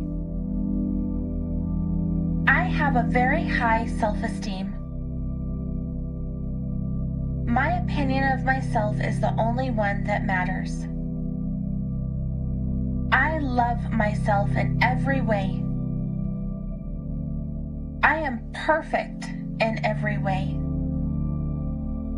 I have a great personality. I have gratitude for my self-esteem. I am loved because I love me. I have a very high self-esteem.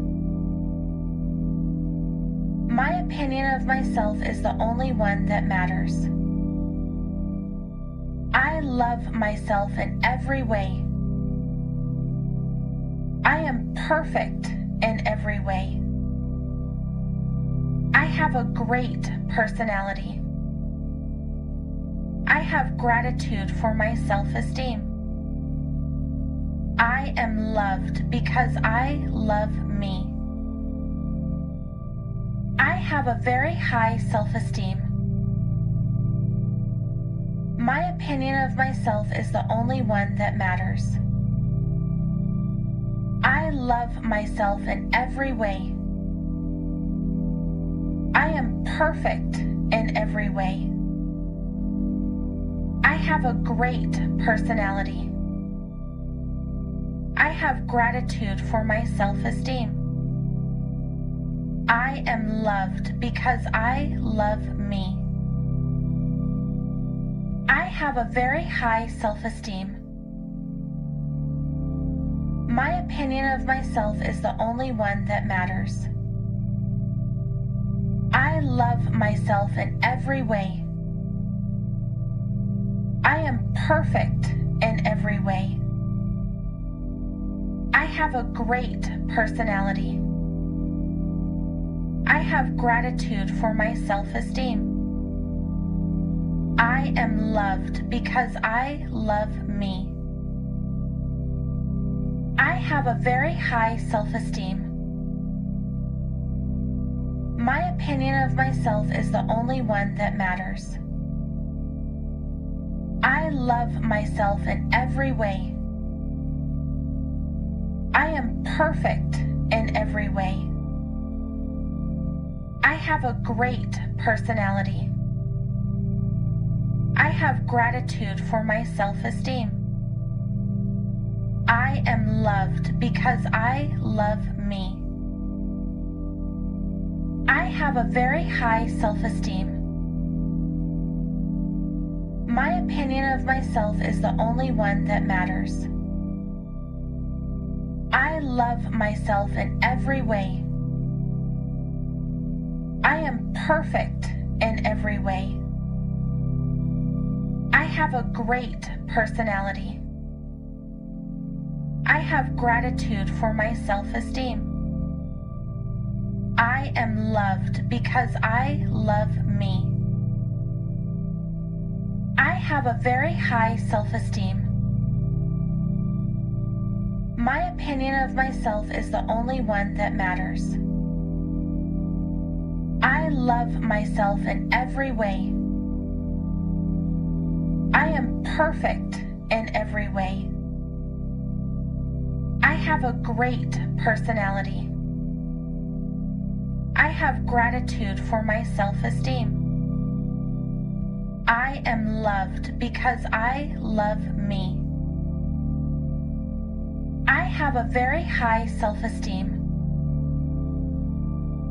My opinion of myself is the only one that matters. I love myself in every way. I am perfect in every way. I have a great personality. I have gratitude for my self-esteem. I am loved because I love me. I have a very high self-esteem. My opinion of myself is the only one that matters. I love myself in every way. I am perfect in every way. I have a great personality. I have gratitude for my self-esteem. I am loved because I love me. I have a very high self-esteem. My opinion of myself is the only one that matters. I love myself in every way. I am perfect in every way. I have a great personality. I have gratitude for my self-esteem. I am loved because I love me. I have a very high self-esteem. My opinion of myself is the only one that matters. I love myself in every way. I am perfect in every way. I have a great personality. I have gratitude for my self-esteem. I am loved because I love me. I have a very high self-esteem. My opinion of myself is the only one that matters. I love myself in every way. I am perfect in every way. I have a great personality. I have gratitude for my self-esteem. I am loved because I love me. I have a very high self-esteem. My opinion of myself is the only one that matters. I love myself in every way. I am perfect in every way. I have a great personality. I have gratitude for my self-esteem. I am loved because I love me. I have a very high self-esteem. My opinion of myself is the only one that matters. I love myself in every way. I am perfect in every way. I have a great personality.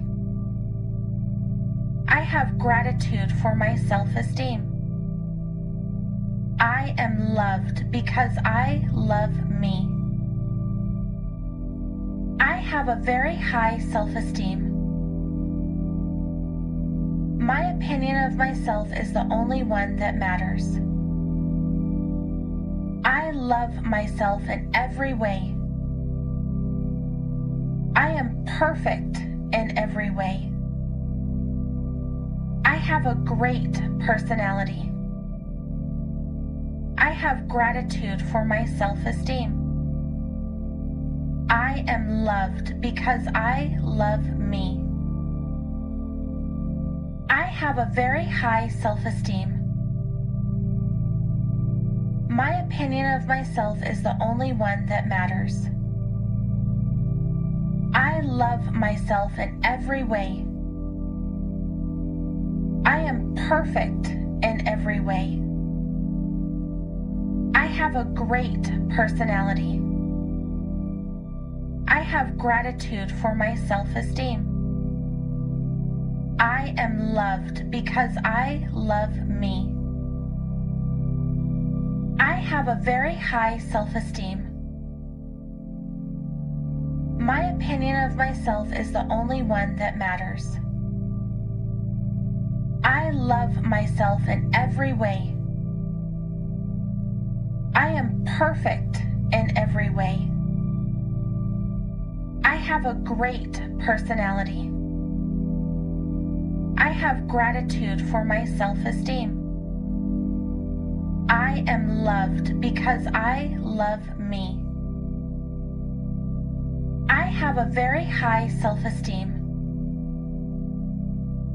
My opinion of myself is the only one that matters. I love myself in every way. I am perfect in every way. I have a great personality. I have gratitude for my self-esteem. I am loved because I love me.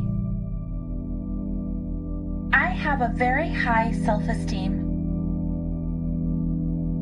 My opinion of myself is the only one that matters. I love myself in every way. I am perfect in every way. I have a great personality. I have gratitude for my self-esteem. I am loved because I love me. I have a very high self-esteem. My opinion of myself is the only one that matters. I love myself in every way. I am perfect in every way. I have a great personality. I have gratitude for my self-esteem. I am loved because I love me. I have a very high self-esteem. My opinion of myself is the only one that matters. I love myself in every way. I am perfect in every way. I have a great personality. I have gratitude for my self-esteem. I am loved because I love me. I have a very high self-esteem. My opinion of myself is the only one that matters. I love myself in every way. I am perfect in every way. I have a great personality.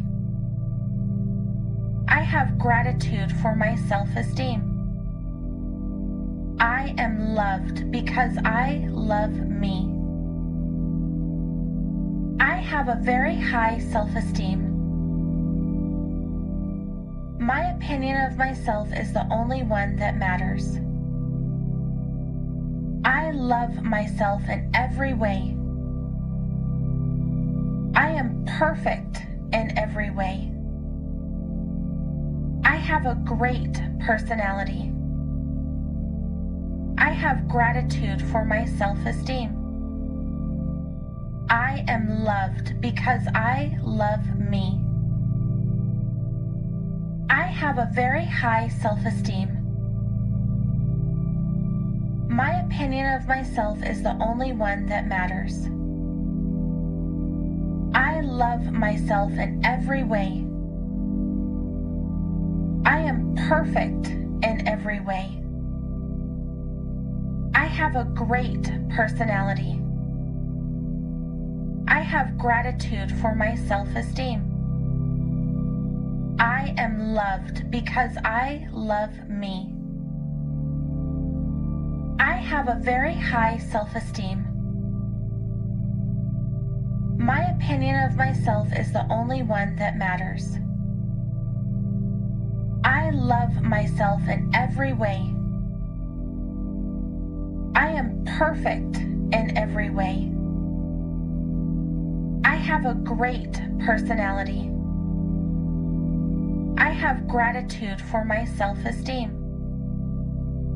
I am loved because I love me.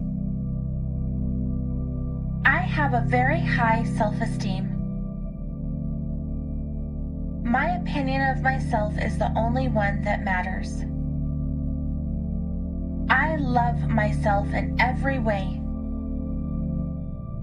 I am perfect in every way. I have a great personality. I have gratitude for my self-esteem. I am loved because I love me. I have a very high self-esteem. My opinion of myself is the only one that matters. I love myself in every way. I am perfect in every way. I have a great personality. I have gratitude for my self-esteem. I am loved because I love me. I have a very high self-esteem. My opinion of myself is the only one that matters. I love myself in every way. I am perfect in every way. I have a great personality. I have gratitude for my self-esteem. I am loved because I love me. I have a very high self-esteem. My opinion of myself is the only one that matters. I love myself in every way. I am perfect in every way. I have a great personality. I have gratitude for my self-esteem. I am loved because I love me. I have a very high self-esteem.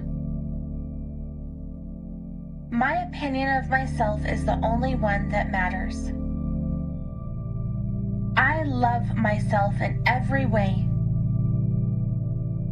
I am perfect in every way. I have a great personality. I have gratitude for my self-esteem. I am loved because I love me.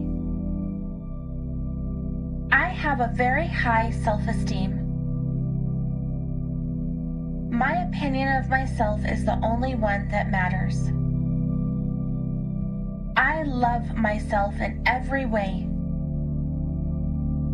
I am perfect in every way. I have a great personality. I have gratitude for my self-esteem.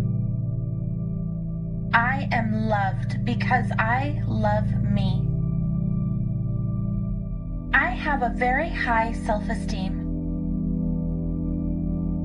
My opinion of myself is the only one that matters. I love myself in every way. I am perfect in every way. I have a great personality. I have gratitude for my self-esteem. I am loved because I love me. I have a very high self-esteem. My opinion of myself is the only one that matters. I love myself in every way. I am perfect in every way. I have a great personality. I have gratitude for my self-esteem. I am loved because I love me. I have a very high self-esteem. My opinion of myself is the only one that matters. I love myself in every way. I am perfect in every way. I have a great personality. I have gratitude for my self-esteem. I am loved because I love me. I have a very high self-esteem. My opinion of myself is the only one that matters. I love myself in every way. I am perfect in every way. I have a great personality. I have gratitude for my self-esteem. I am loved because I love me. I have a very high self-esteem. My opinion of myself is the only one that matters. I love myself in every way. I am perfect in every way. I have a great personality. I have gratitude for my self-esteem. I am loved because I love me. I have a very high self-esteem. My opinion of myself is the only one that matters. I love myself in every way.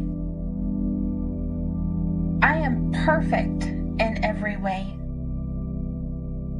I have a great personality. I have gratitude for my self-esteem. I am loved because I love me. I have a very high self-esteem.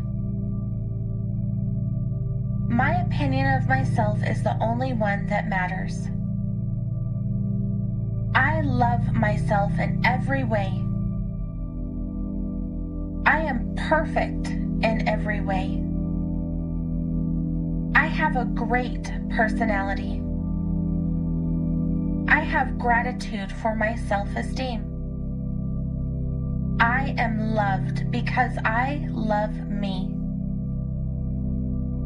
I have a very high self-esteem. My opinion of myself is the only one that matters. I love myself in every way. I am perfect in every way. I have a great personality. I have gratitude for my self-esteem.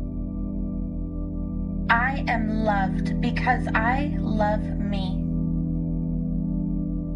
I have a very high self-esteem.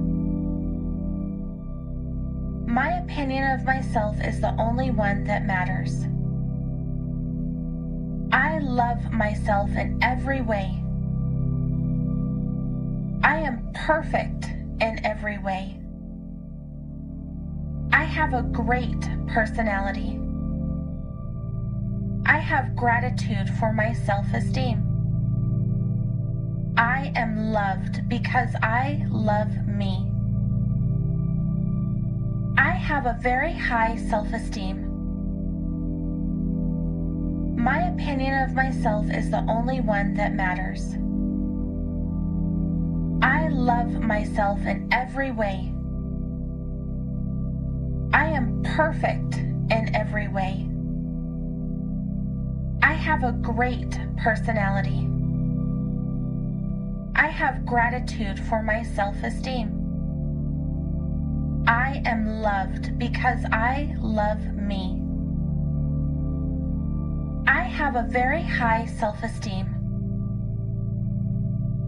My opinion of myself is the only one that matters. I love myself in every way. I am perfect in every way. I have a great personality. I have gratitude for my self-esteem. I am loved because I love me. I have a very high self-esteem. My opinion of myself is the only one that matters. I love myself in every way. I am perfect in every way. I have a great personality. I have gratitude for my self-esteem. I am loved because I love me. I have a very high self-esteem. My opinion of myself is the only one that matters. I love myself in every way. I am perfect in every way. I have a great personality. I have gratitude for my self-esteem. I am loved because I love me.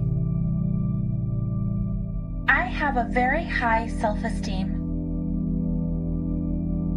My opinion of myself is the only one that matters. I love myself in every way. I am perfect in every way. I have a great personality. I have gratitude for my self-esteem. I am loved because I love me. I have a very high self-esteem. My opinion of myself is the only one that matters. I love myself in every way. I am perfect in every way. I have a great personality. I have gratitude for my self-esteem. I am loved because I love me. I have a very high self-esteem. My opinion of myself is the only one that matters. I love myself in every way. I am perfect in every way. I have a great personality. I have gratitude for my self-esteem. I am loved because I love me. I have a very high self-esteem. My opinion of myself is the only one that matters. I love myself in every way. I am perfect in every way. I have a great personality. I have gratitude for my self-esteem. I am loved because I love me. I have a very high self-esteem. My opinion of myself is the only one that matters. I love myself in every way. I am perfect in every way. I have a great personality. I have gratitude for my self-esteem. I am loved because I love me. I have a very high self-esteem. My opinion of myself is the only one that matters. I love myself in every way. I am perfect in every way. I have a great personality. I have gratitude for my self-esteem. I am loved because I love me. I have a very high self-esteem. My opinion of myself is the only one that matters. I love myself in every way. I am perfect in every way. I have a great personality. I have gratitude for my self-esteem. I am loved because I love me. I have a very high self-esteem. My opinion of myself is the only one that matters. I love myself in every way. I am perfect in every way. I have a great personality. I have gratitude for my self-esteem. I am loved because I love me. I have a very high self-esteem. My opinion of myself is the only one that matters. I love myself in every way. I am perfect in every way. I have a great personality. I have gratitude for my self-esteem. I am loved because I love me. I have a very high self-esteem. My opinion of myself is the only one that matters. I love myself in every way. I am perfect in every way. I have a great personality. I have gratitude for my self-esteem. I am loved because I love me. Now I'm going to help you. This side of the tape is directed to your conscious mind, the part of your mind where you make decisions and where you are aware of now. I will explain a number of techniques you must use to create patterns of confident behavior. Use these techniques deliberately until they become habits for you. They will provide a framework in which the energy released from your unconscious will be expressed. Your unconscious mind is all the memory, wisdom, and perception that you're unaware of at any one time. It contains all your hidden potential and inner power.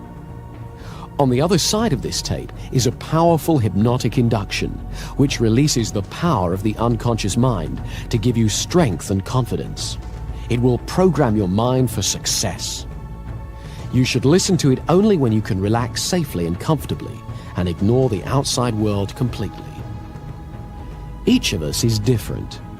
We all want confidence, but we all have different lives to live. I would like you to think for a moment now about what you want confidence for.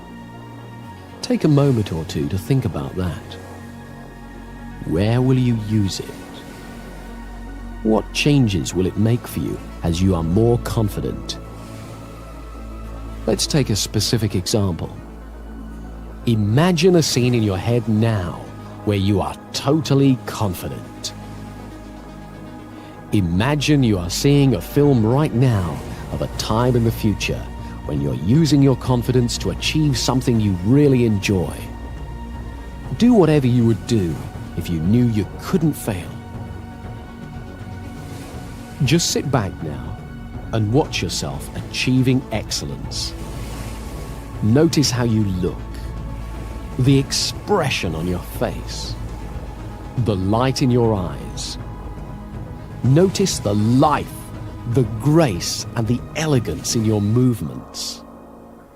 Let the camera of your mind move all around the scene and replay it as slowly or as fast as you wish, as many times as you wish, so that you become fully acquainted with every aspect of your presence during a moment of successful achievement. Notice how you're sitting or standing, your expression, and your movement that lets you know that this is a moment of great success. The concentration or happiness on your face. The grace, ease, or commitment of your movements. The sense of mastery. And pay attention here to the sensations in your body, and notice how your body responds to your imagination. Your body responds to all the pictures that are conjured up in your mind, deliberately or accidentally, in exactly the same way. Now, you are going to use this responsiveness. As you continue to visualize this time of confidence, and as you feel the pleasure and power of it, gently and precisely press together the finger and thumb of one hand. Doesn't matter which hand, just do it. Whenever you want confidence, whenever you need to be reminded of your powerful positive potential, repeat that exact same pressure with your finger and thumb, and recall this picture vividly and clearly to stimulate you to be fully in your own power and confidence again. By repeating this gesture every time you think of this image and feel these confident feelings, you are creating an association that will allow you to bring these feelings back whenever you want them. Don't underestimate the power of your mind here. Do this simple but powerful exercise and you'll find it gets easier and easier and more powerful every time. You see, the human mind works by association. When we've experienced two things together for a little while, one will automatically remind us of the other. This associational linking is very powerful. For example, I like traveling, so whenever I go to the airport, I feel that excitement, even if I'm just going to pick someone up. The rule is, repetition is the mother of success. So let's just repeat this mental visualization. Remind yourself of that picture of you being successful and confident. It doesn't matter if it's not very clear at first. Each time you do it, it'll improve. Home in on the part of it that makes you feel best. Magnify that part. Make it bigger, brighter, louder, bolder, brilliant, richer in your mind. Really feel it within you and around you. And when that confidence is at its peak, press your finger and thumb together again in exactly the same way as you did before. And say to yourself, I am confident. And then relax. You are making that finger and thumb pressure into a signal to your unconscious mind to call up that feeling of confidence and power within you. Practice this imagining for at least 3 weeks every day, and then whenever you feel challenged, you can repeat that exact same movement. Concentrate for a few moments and access your inner state of confidence.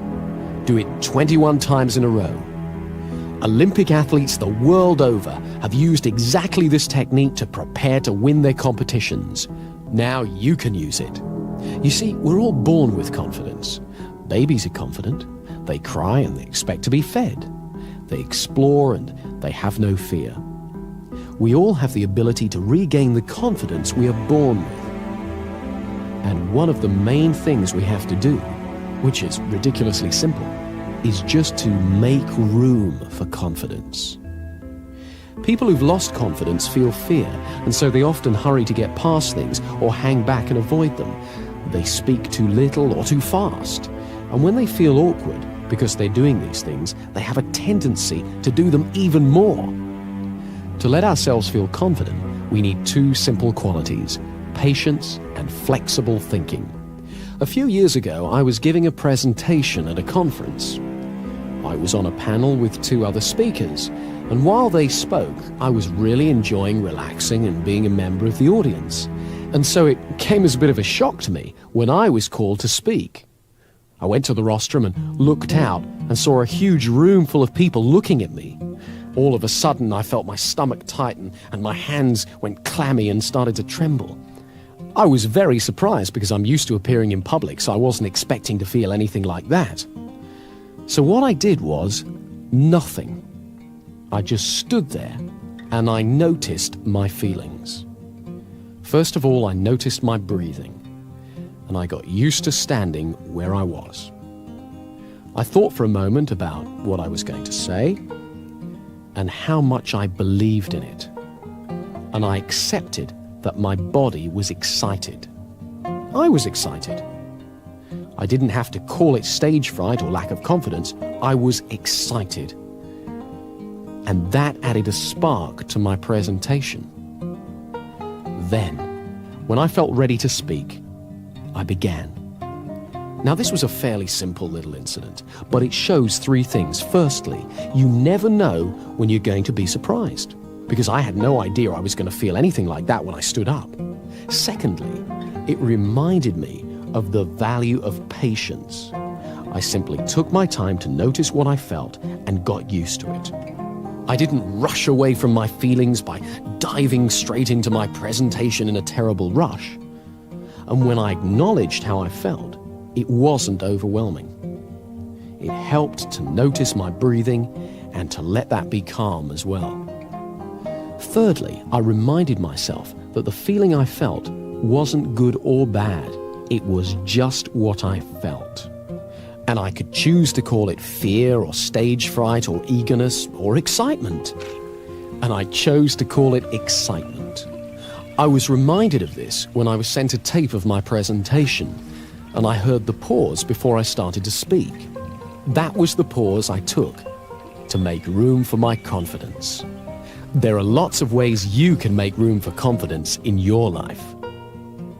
In conversations, we can practice confident listening.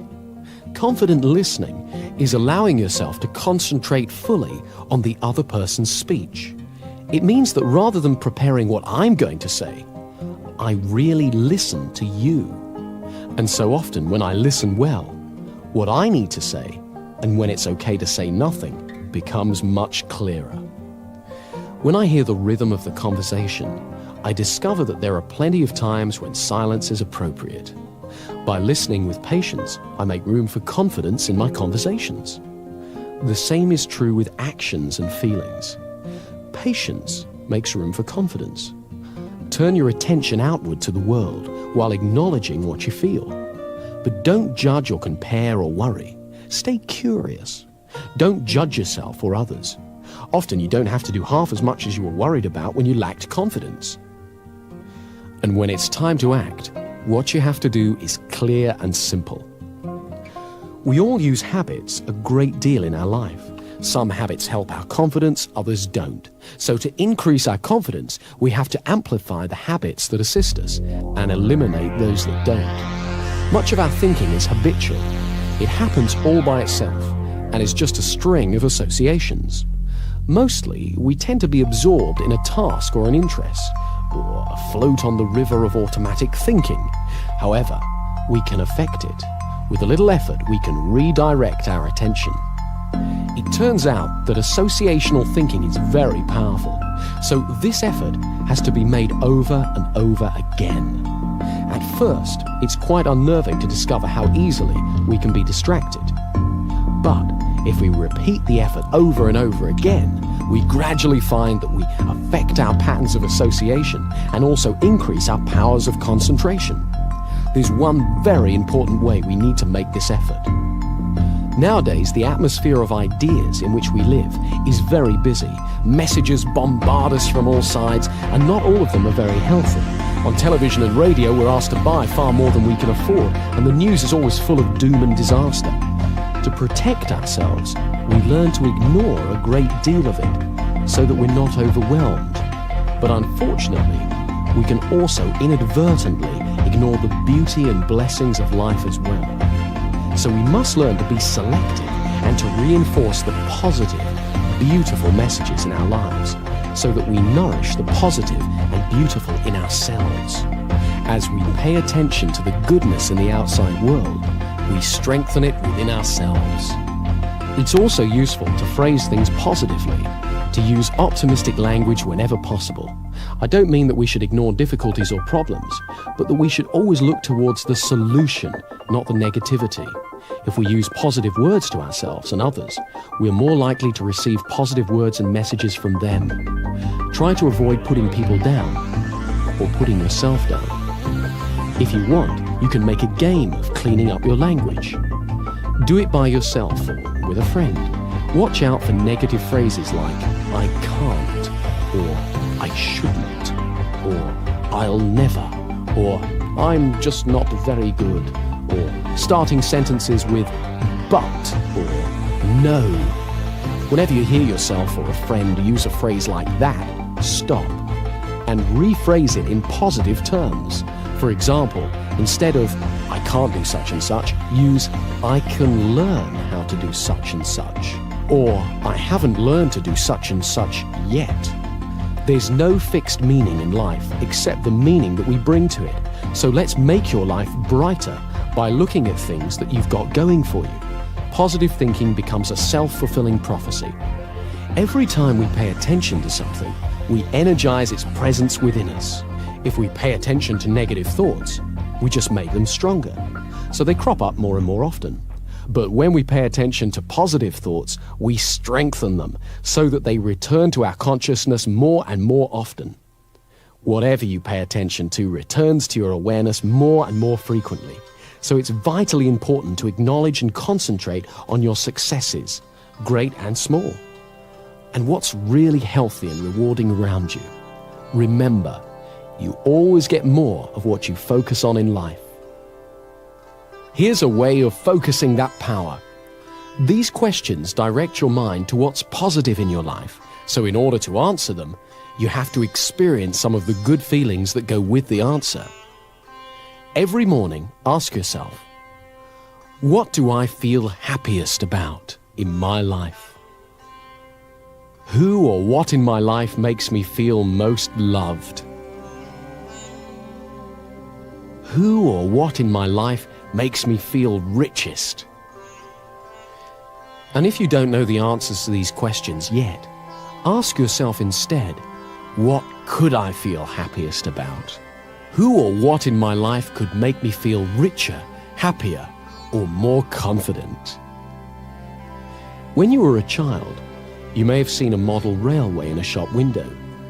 The train would go round and round the window, across the front and into a tunnel, and then out of the tunnel on the other side, across the front of the window, back into the tunnel, and so on. The conscious mind is a bit like the window. We see the train of our thoughts when it crosses the front of the mind, but the train carries on out of sight and pulls whatever we've seen through the tunnel, the unconscious mind.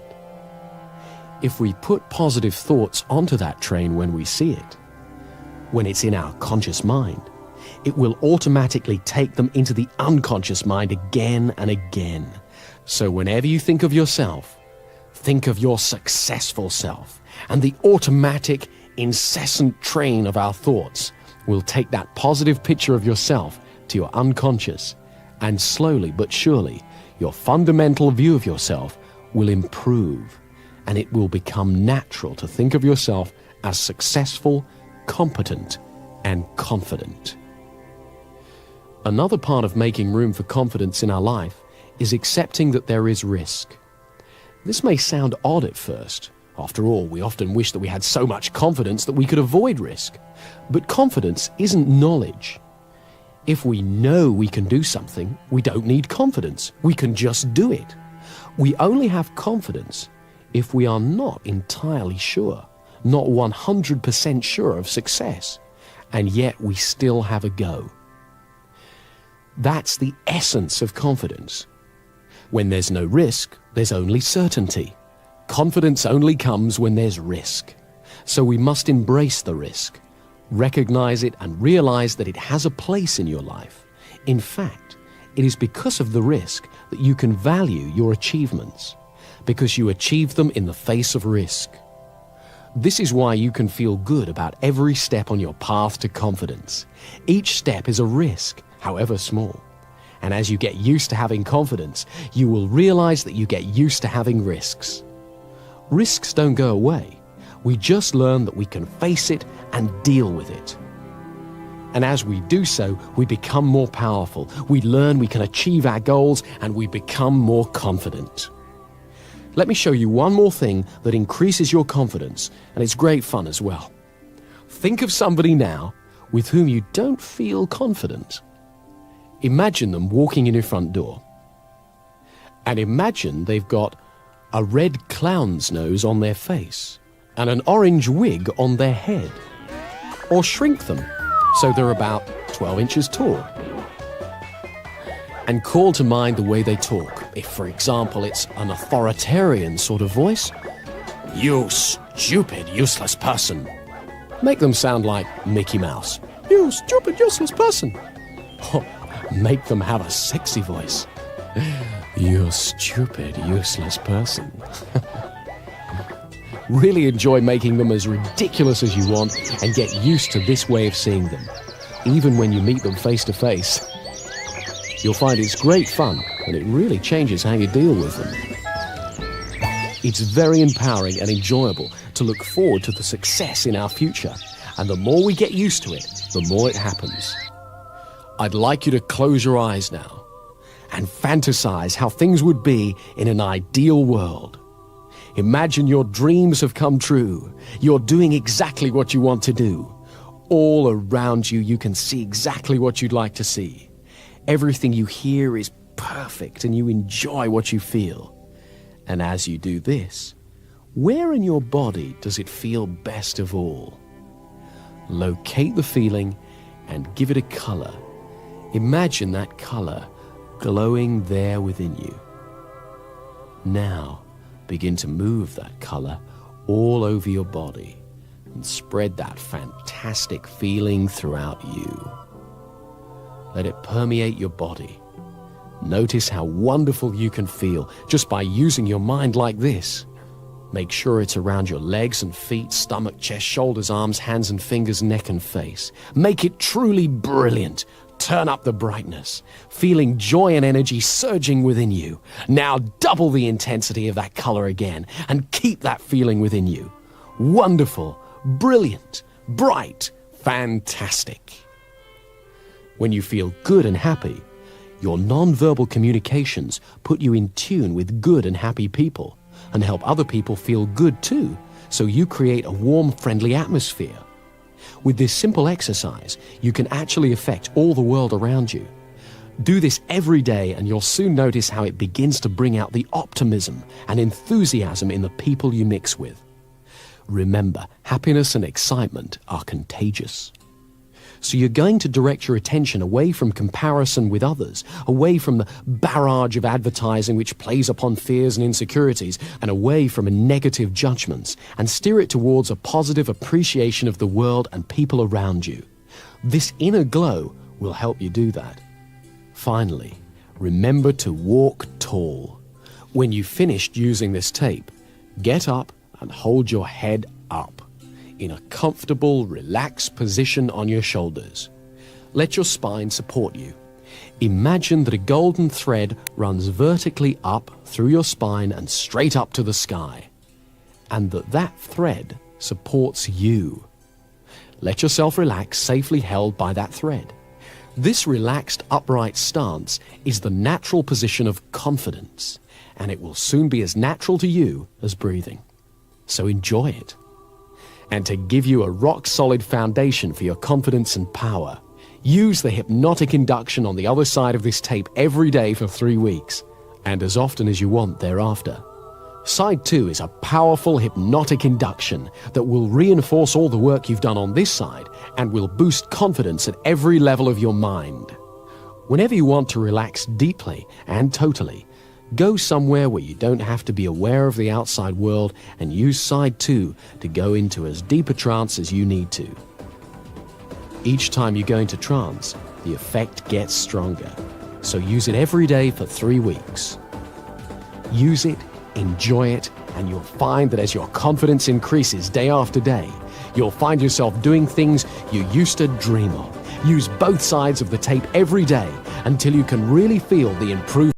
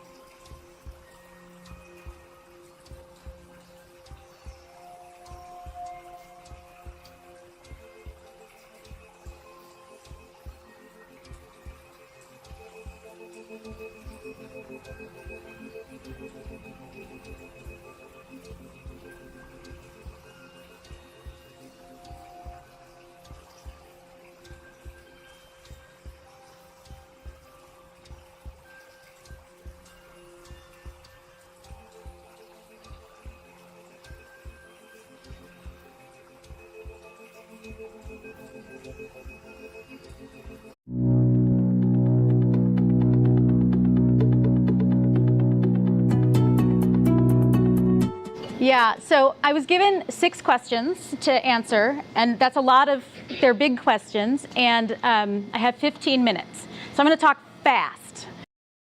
So this is a little kind of summary of my path. Luxor is my most recent company, and it really draws upon all of the experiences that I've had. And I say 15 years in Silicon Valley, but the truth is that it's more like 20. For 5 years, I was an editor of a video games magazine, and while that's not web stuff, it does count as being in Silicon Valley. But it makes me feel younger to say 15 years. Adaptive Path is now 12 years old. It's internationally famous in its industry. It's one of the leading companies. And Netscape, at the time that I was there, it was the fastest growing startup in history. It was kind of like the Facebook of its time. When I started at Netscape, there were 2 buildings. I was employee 750. And when I left, 14 months later, there were 35 buildings. 35. So it was quite an adventure. I'm also currently an advisor to a number of startups, and these are some of the companies that I advise. Please feel free to follow me on Twitter. Clever Girl is my name pretty much everywhere on the web. I've been Clever Girl since 1997, so be careful. I'm going to be 85 years old with dangly arms, and I'm still going to be Clever Girl. So choose your usernames wisely. That's my advice to you. So one of the questions that I was asked to answer was, what do I do in my spare time? I'm an entrepreneur, and entrepreneurs do work, and we're kind of consumed by our work. And that's true, but the truth is that we also have lives. And this has been my life for the last 10 years. I got pregnant 3 months after starting Adaptive Path. My husband and I had just moved into a house, and there you go, and you start a company, and then you have a family. So that was him a long time ago, and that's him last summer.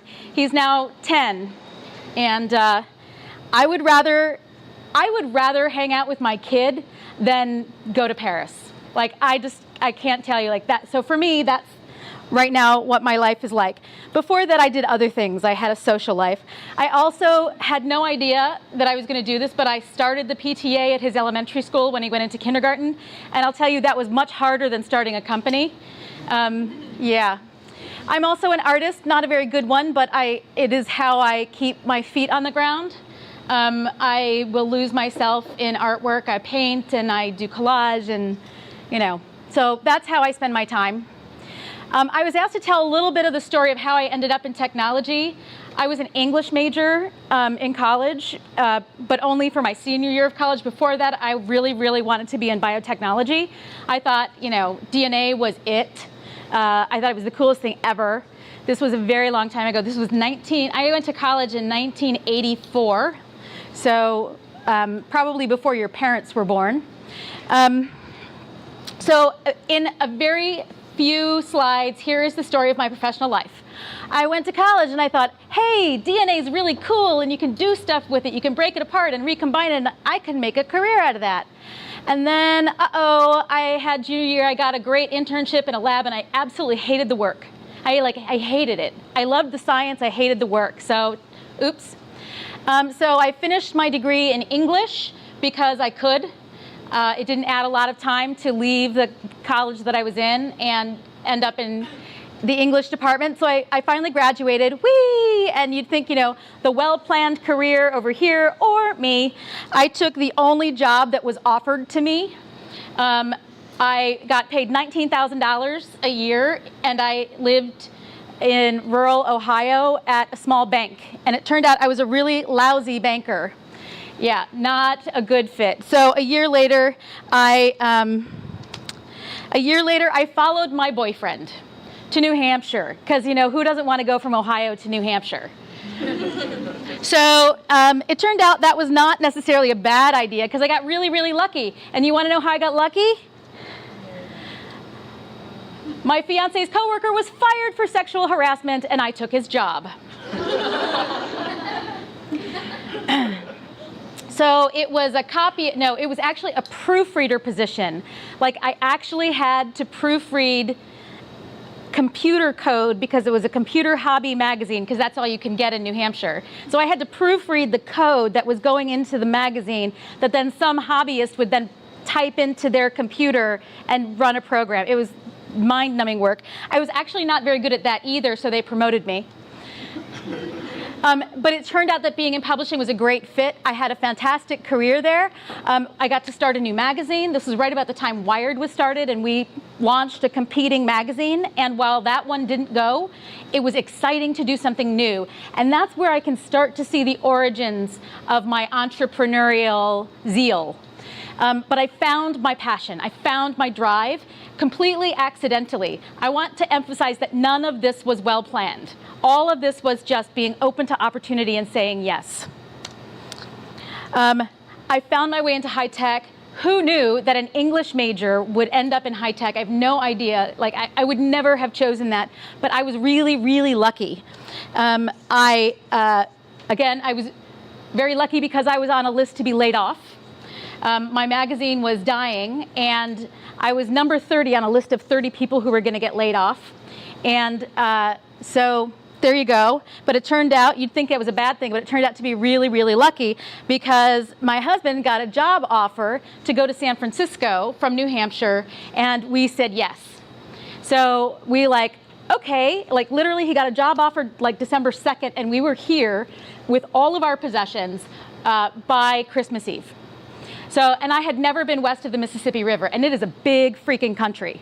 So I just said, I don't have to live in New Hampshire. I can get in a car and go over there. We had no apartment. I didn't have a job. I just believed that I could figure it out because I'm that person. So he gets a job offer. That was luck plus plans. We were looking for opportunities in Boston and San Francisco. So there was a little bit of planning there. So I can start to feel like I'm taking a little more control over my life. I ended up getting a job offer from a magazine here in video games. And that's how I ended up starting my career in Silicon Valley. It was awesome. I doubled my salary instantly. It was a fantastic opportunity. I got to start things. It was impressive. I did really well, and about 3 years into that opportunity, my boss got promoted away, my new boss came in, and he hated me, and he gave me a terrible evaluation. Just pulled the rug out from under me. I thought I was doing a great job.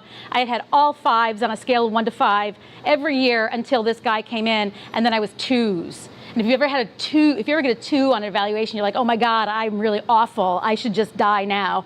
And it turned out that is yet another negative that turned out to be a really good thing for me because I had to figure out what to do. So it was over the Christmas holiday, I contacted some friends, some women actually, who were in my book club. And one of them was in HR, and I was like, well, what do I do? I got this terrible evaluation. And she's like, I don't know, what do you want your life to be? And I got really strong. And I wrote a rebuttal to my evaluation. I got myself made an assistant to the webmaster. The web was brand new then. So I turned this negative into this tremendous opportunity. I learned HTML, and I called a friend of mine who had gotten the job as editor-in-chief of the Netscape website. And I arranged for my own layoff. So I got hired at what was then the hottest startup in history. I started at Netscape in January of 1996. I already told you about the going from 2 buildings to 35 buildings. It was such a profound shift for me. I was finally working with people who wanted to reinvent the future. Now at this point, I'm 30 years old. So you guys are probably, 15, 16, 17, I don't know, something. I was twice your age when I found myself in the situation you're in now. You're surrounded by people who are interested in changing the world by reinventing what is possible. And that's the hope of the future, right? You have in your hands the ability to reinvent the world through whatever startups you invent yourself. It took me a long time to find my way there, but I did, and I'm grateful. So again, woohoo, huge pay increase, awesome. I felt lucky, lucky, lucky. I was surrounded by brilliant people. I found my way to a new career. I shifted from magazine editing, which was fine, to the internet. And the internet was new and amazing, and I knew that I wanted to be part of it forever. So after a year and some at Netscape, I had to figure out, do I want to stay, get a different job? It was kind of time to move on. So I took a big risk. I quit my job. to become an independent consultant, which is actually done really frequently now. But at the time, I only knew 2 or 3 people who had ever been an independent consultant. And so for me, it felt like jumping off a cliff. And hey, look, this is me flying, not falling. I jumped off the cliff and I found out I can actually do this really well. So I took this big risk and it paid off. And one of my clients said, hey, let's start a company together. So I was like, sure, okay. And we got sort of acquired, and it was a terrible, terrible deal. And I got burned, and I called my attorney, but then I moved on, and awesome. The next thing I did was start Adaptive Path. So I have had this series of like crazy difficulties and shifts in strategy and shifts in career, and yet every time a new door opened. You know, they say, close a door, a window opens. Well, it really was more like, I'd close a window and, some big, huge, grand door would open and invite me in and give me a tiara, right? So what I want to share with you, if there's one point, it's to follow your gut about who you are as a person and what makes you thrilled to be doing it. What gets your brain fired up, and pursue that. And that's how I ended up in technology. And this is what I believe in. What's most important is that you be yourself. I think that you should work at the edge of your ability. Really push yourself, and that's what you're here doing tonight. And I think that's fantastic. I love the work. I live in this world, not because I'm making big fat bank, because I'll tell you, entrepreneurship is not the easy path to get rich. If you want an easy path to get rich, go work on Wall Street. This is an easy path to work really hard and make some money occasionally. So this is who I am. I really like it. And I hope that that gives you some framework for imagining what a future could be like for yourself. So that's the answer to some of my questions. So first, what's my personal story in starting Luxor? 2 of my investor friends asked me on the same day to make a design program for their startups. I went, okay, I can do that. I'm not doing anything else interesting right now. So I did that, and it's turned into a really, really successful company. We launched a new product a few weeks ago, and I've already sold $10,000 worth of units, which I had no idea would happen. So, it turns out, after 18 months, we're an overnight success. What do I like to do outside of work? I hang out with my kid. I start the PTA, which blows my mind still. What was my path to career in technology? You've just seen. Why do I think it is great to be a woman entrepreneur in the tech industry? Well, here's the thing.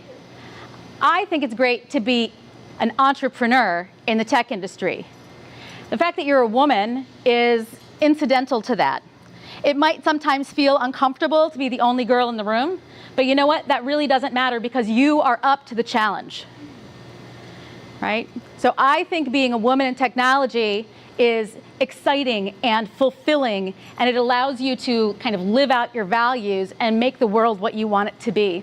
So, I think technology innovation there's no other career I could imagine having at this point.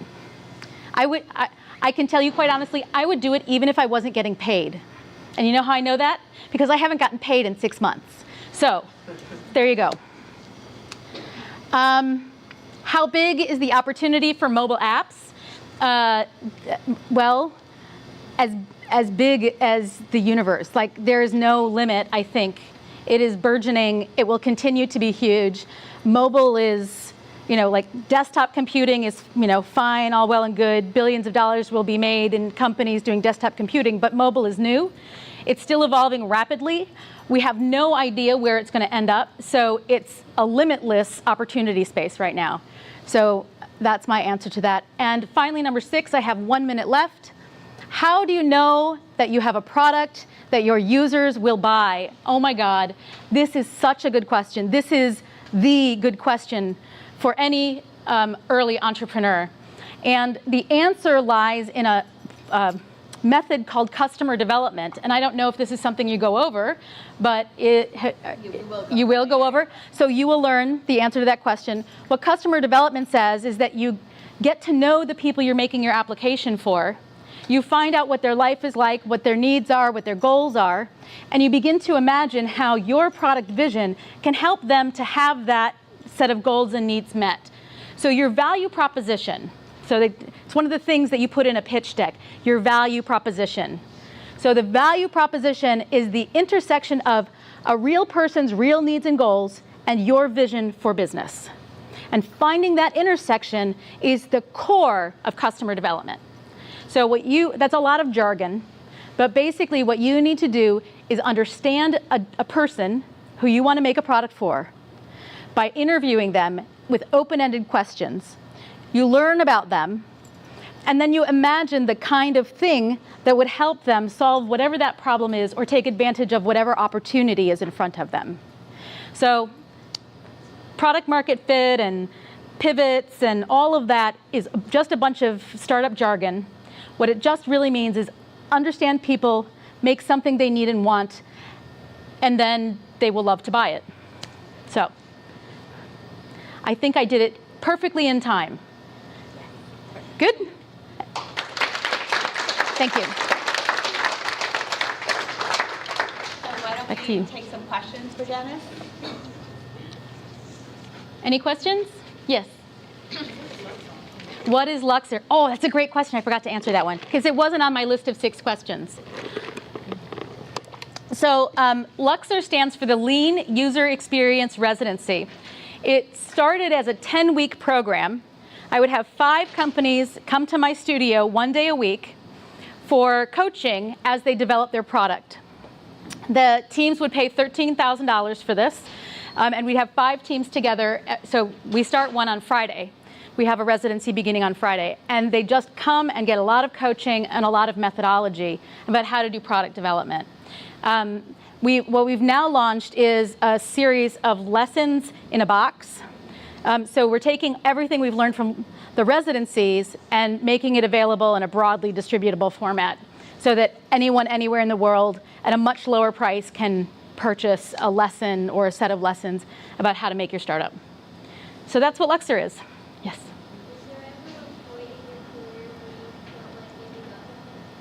Was there ever a point in my career when I felt like giving up? I can't tell you how many days I felt like giving up. You know, yeah, it's a very, very hard thing that we're doing. Every honest entrepreneur will someday feel like, how do I keep going? Nothing I'm doing is working. I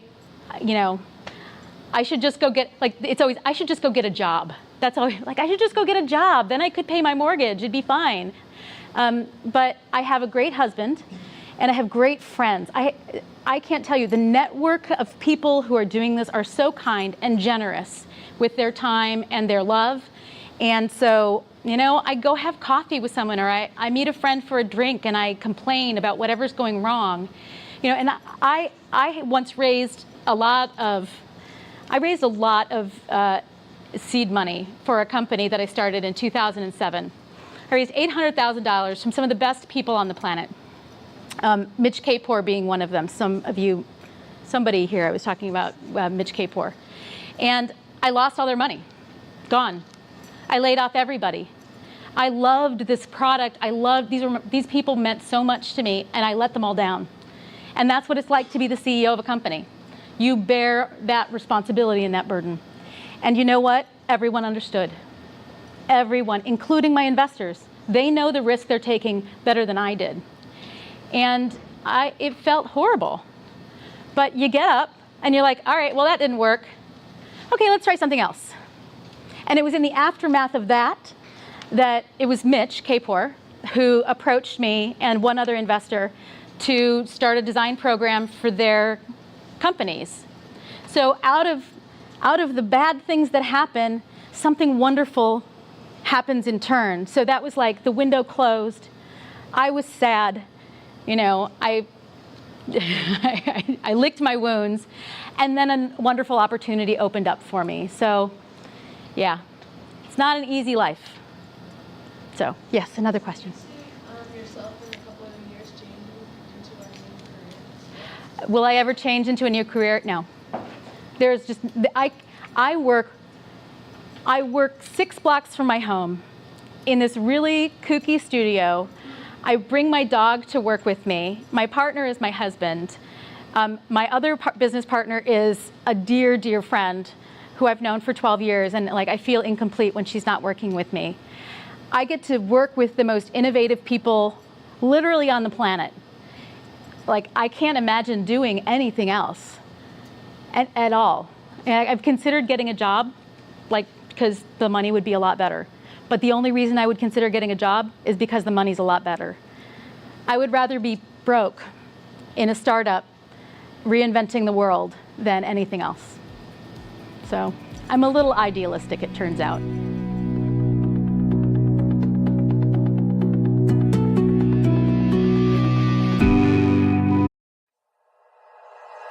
Like you, be strong to hold the powers of the sun.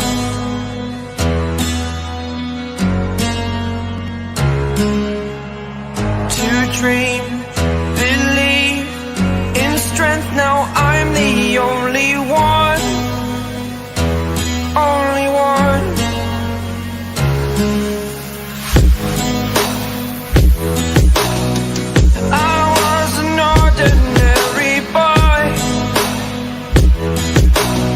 Until I broke the rules, my life destroyed. Life destroyed. Until I walk awake, scream my mind, I shout, the ground shakes. How much can I take? My mind will break. Will it break? Can I take? Can I be your superhero? Superhero.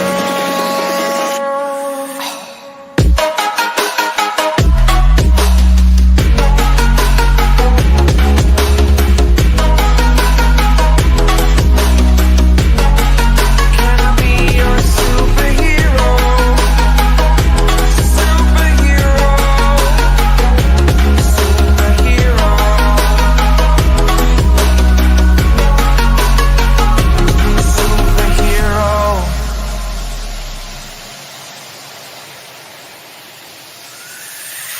Fly away. It's the first time of today.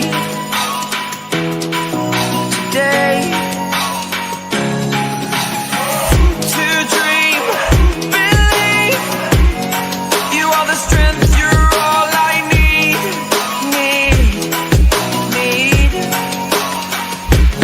Oh, gonna give it a shot. Only one of me to shield you all from the enemy. You're a superhero. You're a superhero.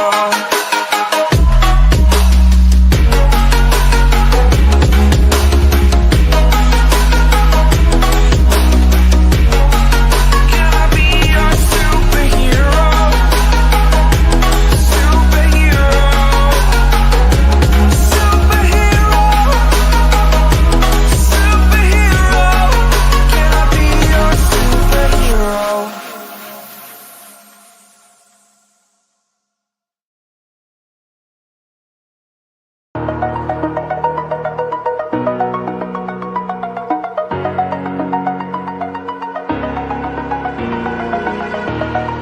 Over the edge, feel like I'm floating through the air. The pain I felt is paid for, all is said and done. Oh, I am restricted, fixed upon the web. I need to kick the habit that my mind is breathing in. Break out, I've got to see. Spent all my life holding all of it closely. I played it innocent, a feel of discontent. I'm finally facing it all, fearless. Fearless.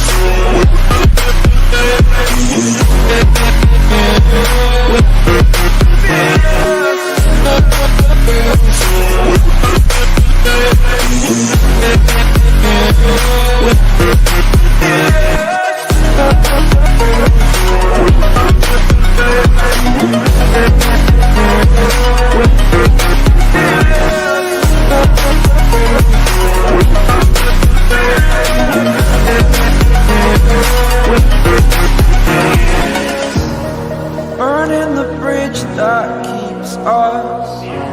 I'm here and I'm feeling exaggerated, that's what you assume. The story's over now, I must conclude. I am conflicted, watching where I step still, hanging in the balance. Not the life I want to live, I want to take it all. Standing tall, fear outweighed the person you are. Oh, break out, I've got to see. Spent all my life holding all of it closely. I played it innocent, a feel of discontent. I'm finally facing it all, fearless.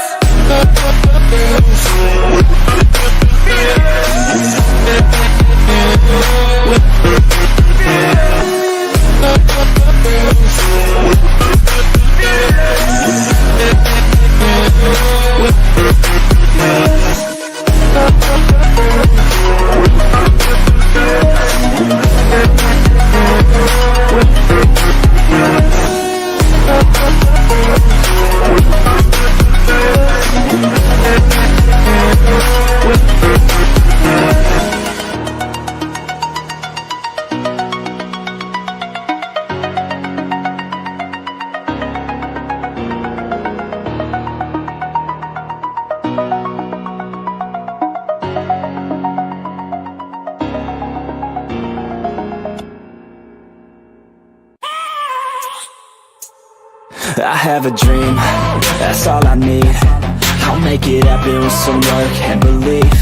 Know what I want, so I'll take it on. I've made mistakes, but mistakes make you strong. Let's break it down for a minute. I want the crown, I'm gon' get it. You hear me loud, man, I'm winning. Yeah, Charlie Sheen will be grinning. These ladies know that I'm sinning, and this is just the beginning. I'm closing in the ninth inning, there ain't no point in resisting. Living life like a dream, live it right, that's the thing. Every night, got a team, I've been tied to the scene. Out on stage, here I'm scream. Okay, it's a dream, and I pray as a team. One day, it'll be me. If I want it, then I get it. Head down, don't regret it. Push myself to the limit. If I play it, then I win it. I'm just saying, I'm just living for today. For a minute, I don't stay, I just visit. Have no shame, I admit it. Looking right at me to see if I succeed, to see if I believe. They're looking up to me. They want the best of me now, best of me now, best of me now, best of me. They want the best of me now, best of me now, best of me now, best of me. They want the best of me now.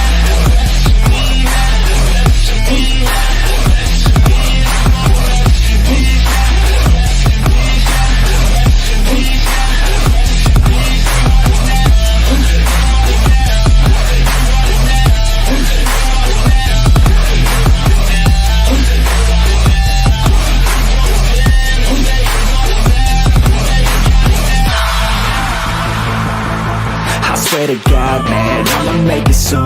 Silence all the haters as they see us making moves. I do what I want, so I got nothing to prove. Staying motivated, teaching others what to do. I'm staying focused, my mind is open. They start to notice that I'm in motion. There is no potion, you're not just chosen. It takes devotion to stay composed, man. Never stop, there ain't no time to fall. Try to live, get it up, you got one life to ball. Thinking big, never small, cause you gotta want it all. When you finally get that call, you get ready, take it on. Need a hand out, I already stand out. Starting to advance now, ready to expand now. You don't have a chance now, cause we're in demand now. Make it by the grand now, feeling in command now. They're looking right at me to see if I succeed, to see if I believe. They're looking up to me. They want the best of me now, best of me now, best of me now, best of me. They want the best of me now, best of me now, best of me now, best of me. They want the best of me now.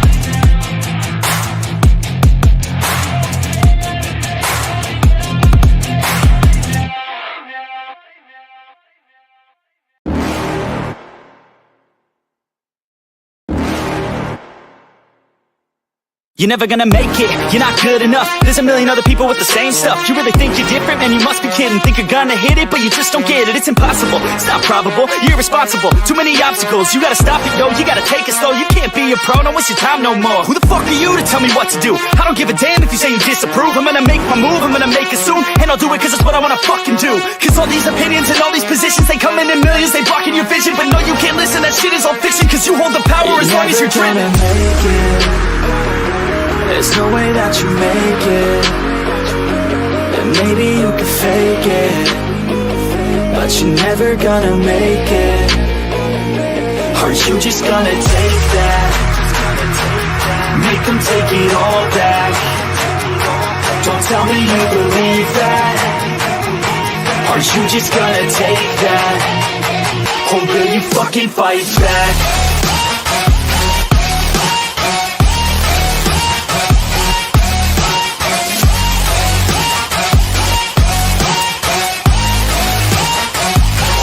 Fucking fight back.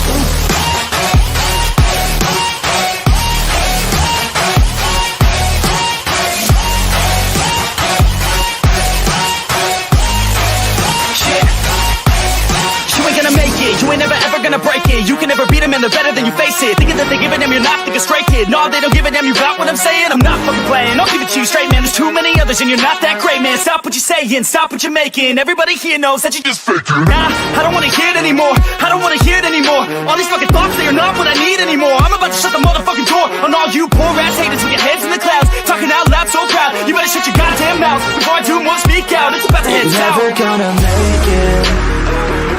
There's no way that you make it. And maybe you can fake it, but you're never gonna make it. Are you just gonna take that? Make them take it all back. Don't tell me you believe that. Are you just gonna take that? Or will you fucking fight back?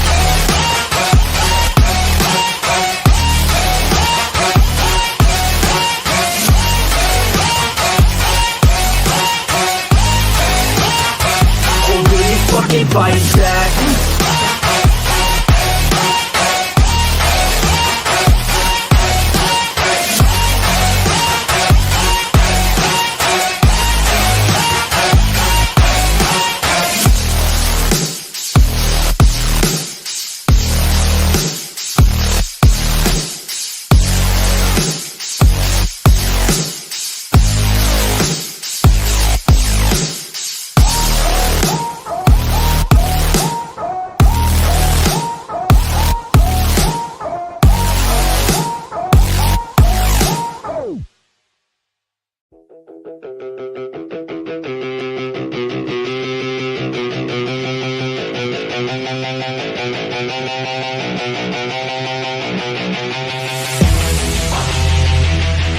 Yeah, straight out of the 949. OC. Yeah, you can't stop this show. It's fucking chronic, yo. It's fucking toxic like an alcoholic logic flow. It's catastrophic like a psychotic erotic code. Cause even though I wanna quit her, man, she kinda dope. I gotta go. I never slow down, everybody knows now. We the best to throw down, parties in the SoCal. We getting so loud, party with the whole crowd. Kick the haters all out, taking away all now. Never focus, never slow down. Put my shit out in the open, so you know now. Everybody's taking notice, there they go now. Yeah, welcome to my show, bitch. This my hometown, I'ma get it right. Focus, never slow down. Put my shit out in the open, so you know now. Everybody's taking notice, there they go now. Yeah, welcome to my show, bitch. This my hometown, I'ma get it right.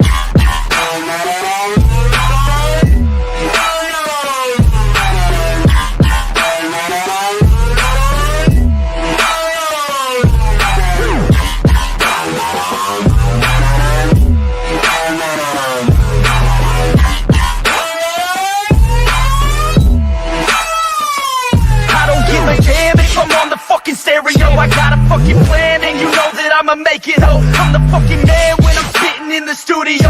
Feeling hella slammed cause I'm fucking down these fluids, yo. I'm about to throw down, I never slow down. From the bottom to the top, I fucking grow now. Chris Bryan in this bitch, I'm fucking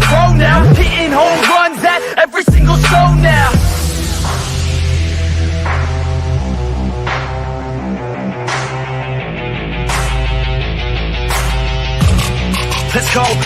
I got a couple shots in my system of that whiskey. I'm the best in fucking town in this motherfucking city. Everybody knows me now cause I'm staying hella busy. Got the ladies all around thinking that I'm hella filthy cause I'm guilty, yo.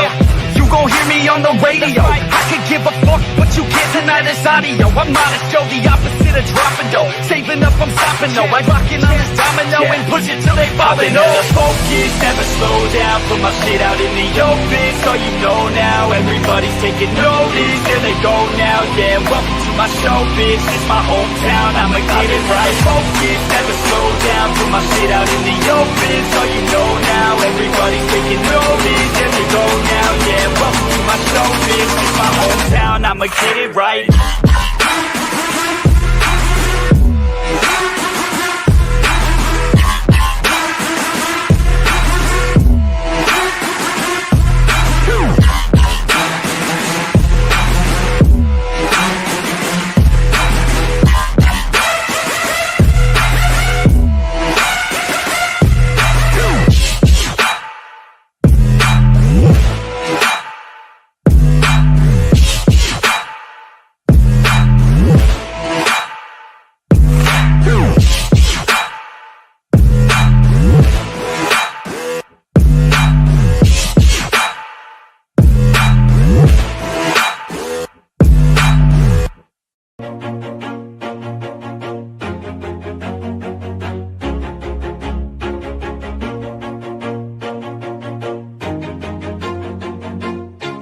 Always do it on my own, so I gotta get through it. And the only thing I know is to love what I'm doing. Never give up, never slow, till I finally prove it. Never listen to the no's, I just wanna keep moving. Keep my head up when I act, head up, that's a fact.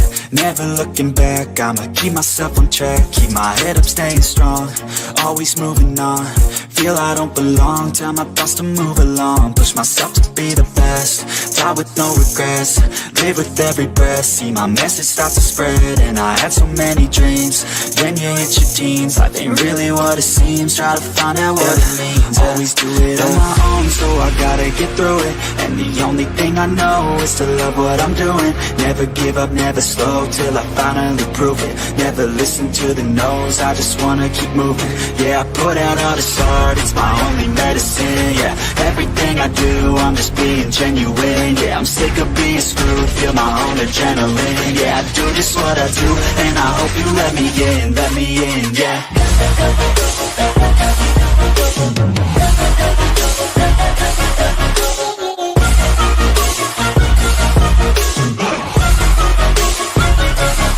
I'm grateful, oh yeah, able, oh yeah, I'm stable, oh yeah, no label, oh yeah, you know me, I have only a path, I'm lonely, but damn, I'm going to I don't want no fake love, I want the real stuff. Everybody listen up, cause I'll only say it once. I'm gonna show you all the path, if you want it bad. I'm gonna show you where it's at, yeah, how you can get it back. Yeah, cause I ain't never done, I'll be number one. Working hella hard until I get just what I want, yeah. Rises like the sun, yeah, fatal like a gun. Shooters gonna shoot and I'm gonna shoot until I won, yeah. Always do it on my own, so I gotta get through it. And the only thing I know is to love what I'm doing. Never give up, never slow, till I finally prove it. Never listen to the no's, I just wanna keep moving. Yeah, I put out all this art, it's my only medicine. Yeah, everything I do, I'm just being genuine. Yeah, I'm sick of being screwed, feel my own adrenaline. Yeah, I do just what I do, and I hope you let me in, yeah.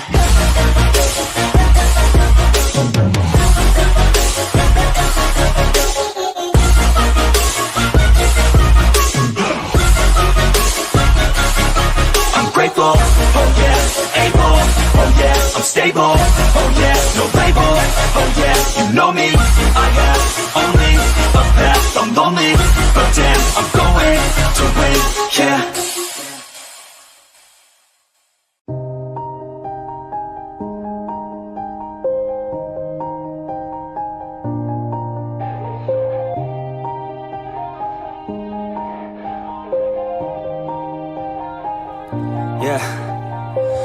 Everybody knows that I'm breaking down.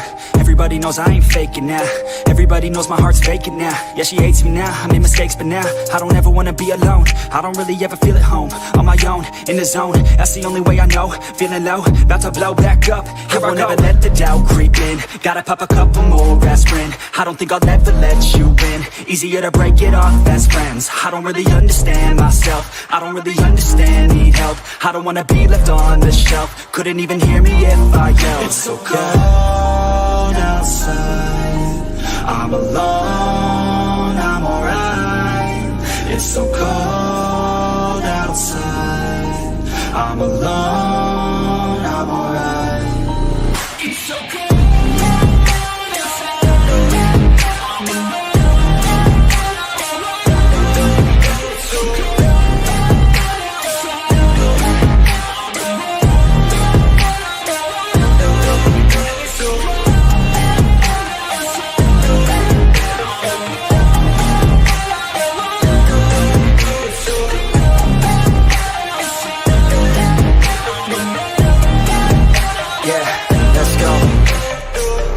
Break down, always feel like I could break now, but I never let it take me to that place now. I won't ever let my thoughts get away now. I got better things to do, picking fate now. I just wanna be the best, call me great now. I don't know if I'm okay or insane now. I remember better days on the playground, hoping I can find my way. Even when I'm feeling down, I fight. Even when I don't know what is right, I'ma pick a side and I'ma take pride. I will decide my fate and I will never let them tell me who I am. If you try to shape me, I'll be damned. Planet on the ground is where I stand. Never give up, that was always the plan. It's so cold outside, I'm alone, I'm alright. It's so cold outside, I'm alone, I'm alright. It's so cold.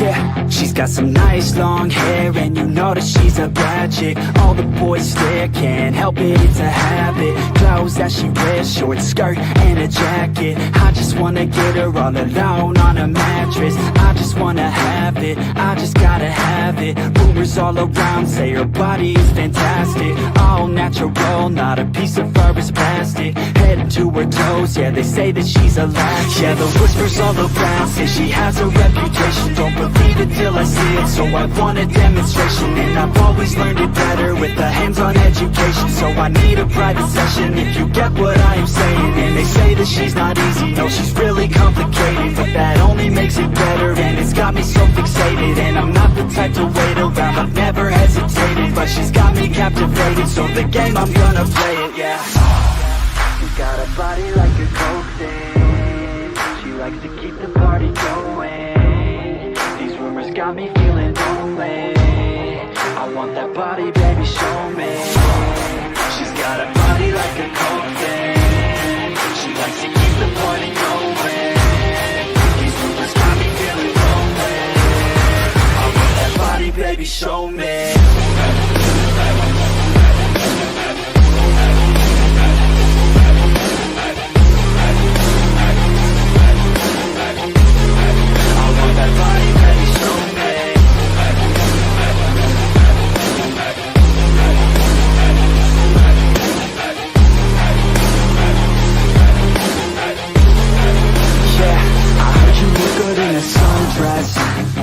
I heard you look good when you're undressed. I heard you like to get away. I heard you like to stay out late. I heard you had a couple boyfriends. I heard they didn't treat you right. I heard you're hated by your girlfriends, 'cause all the guys want you tonight. Yeah. They say she's too hot, they say she's too cold. Where she came from, nobody really knows. They say she looks young, but say she acts old. From everything I've heard, she gets out of control. And all the boys say she was sent from the heavens, but I'm not too sure that this girl is a blessing. She's got the devil's eyes and they'll cut you like a weapon. She's stuck in my mind like a bad obsession. Got bad intentions. She's got a body like a coffin. She likes to keep the party going. These rumors got me feeling lonely. I want that body, baby, show me. She's got a body like a coffin. She likes to keep the party going. These rumors got me feeling lonely. I want that body, baby, show me.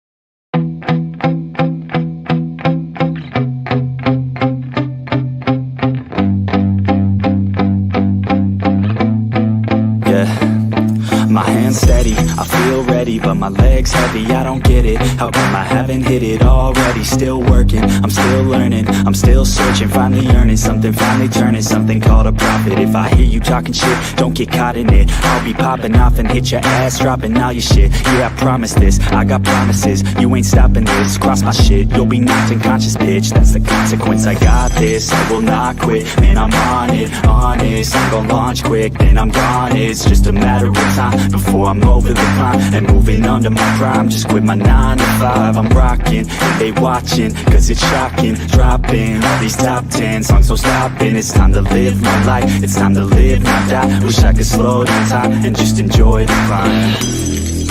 And I'm the one to get it, bro. I swear to God I'll get it, bro. So don't just let me get it. Yeah, let's go. I'm gonna get it, yeah.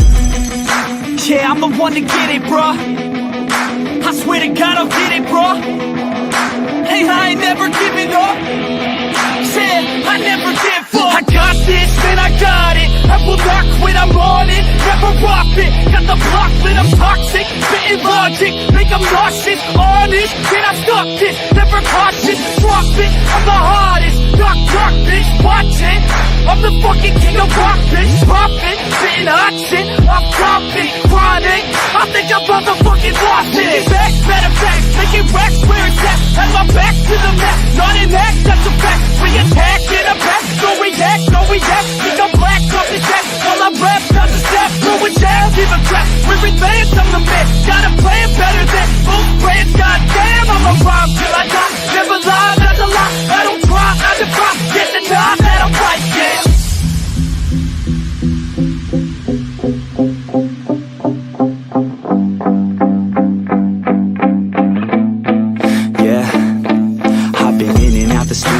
Like a student though, working on a movement, yeah, I'll do it cause I'm in the zone. And you know that I'm ready for the shows. How it goes, I don't know, but I'm waiting till I'm chose. Front row, here I go. All these people wanna know what you think of them lately. Do you really love me or do you really hate me? On a scale of 1 to 10, what would you grade me? All this social media has got me going crazy lately. Everything's inflated, mainly everyone's invaded. Privacy is naked, man, I really hate it. God, I really hate it. I just wanna make it through all this this fake shit. Living in the real life, living for some real times. Talk about the real climb, passionate in real rhymes. Steal time back from my 9 to 5, taking back my fucking life. I just wanna feel alive. And I'm the one to get it, bro. I swear to God, I get it, bro. So don't just let me get it. Yeah, let's go. I'm gonna get it, Yeah, I'm the one to get it, bruh. I swear to God I'll get it, bruh. Hey, I ain't never giving up.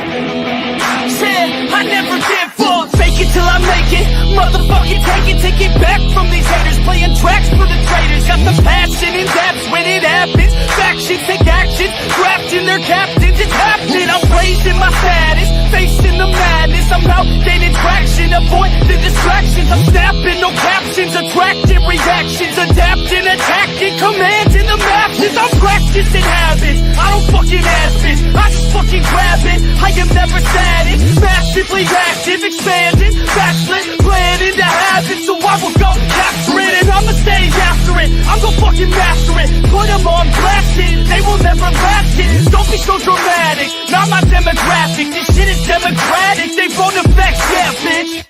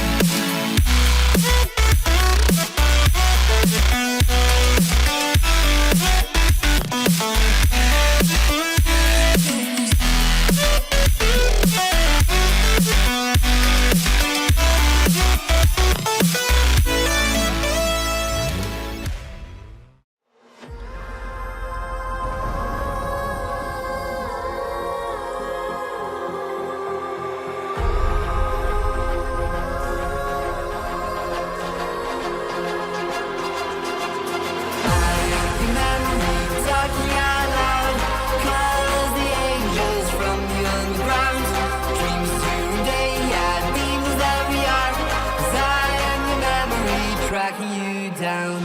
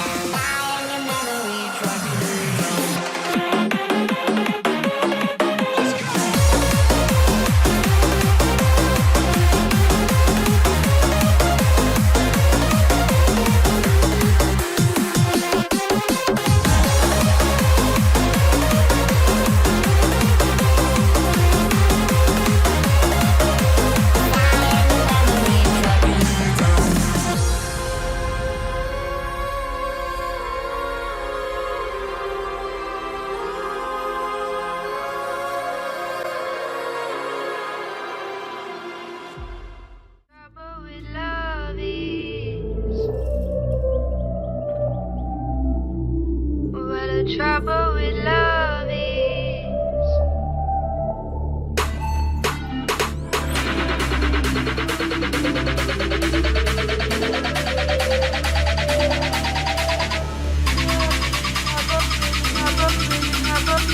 What a trouble with love is.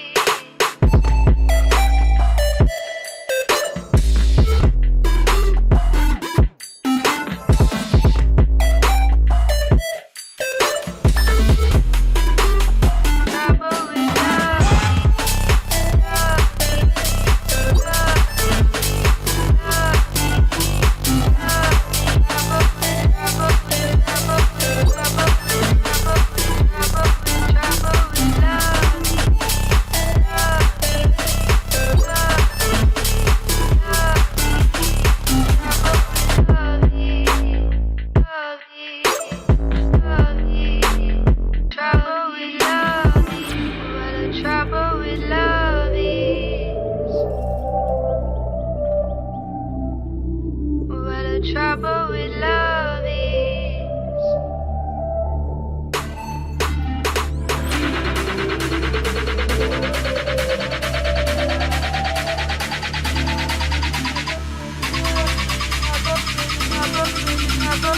What a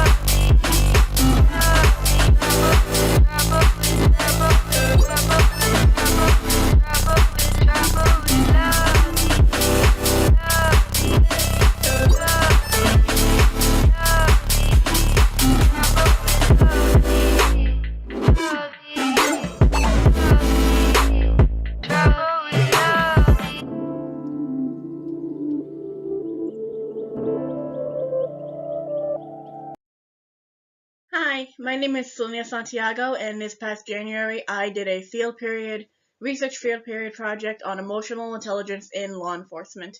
My main purpose of this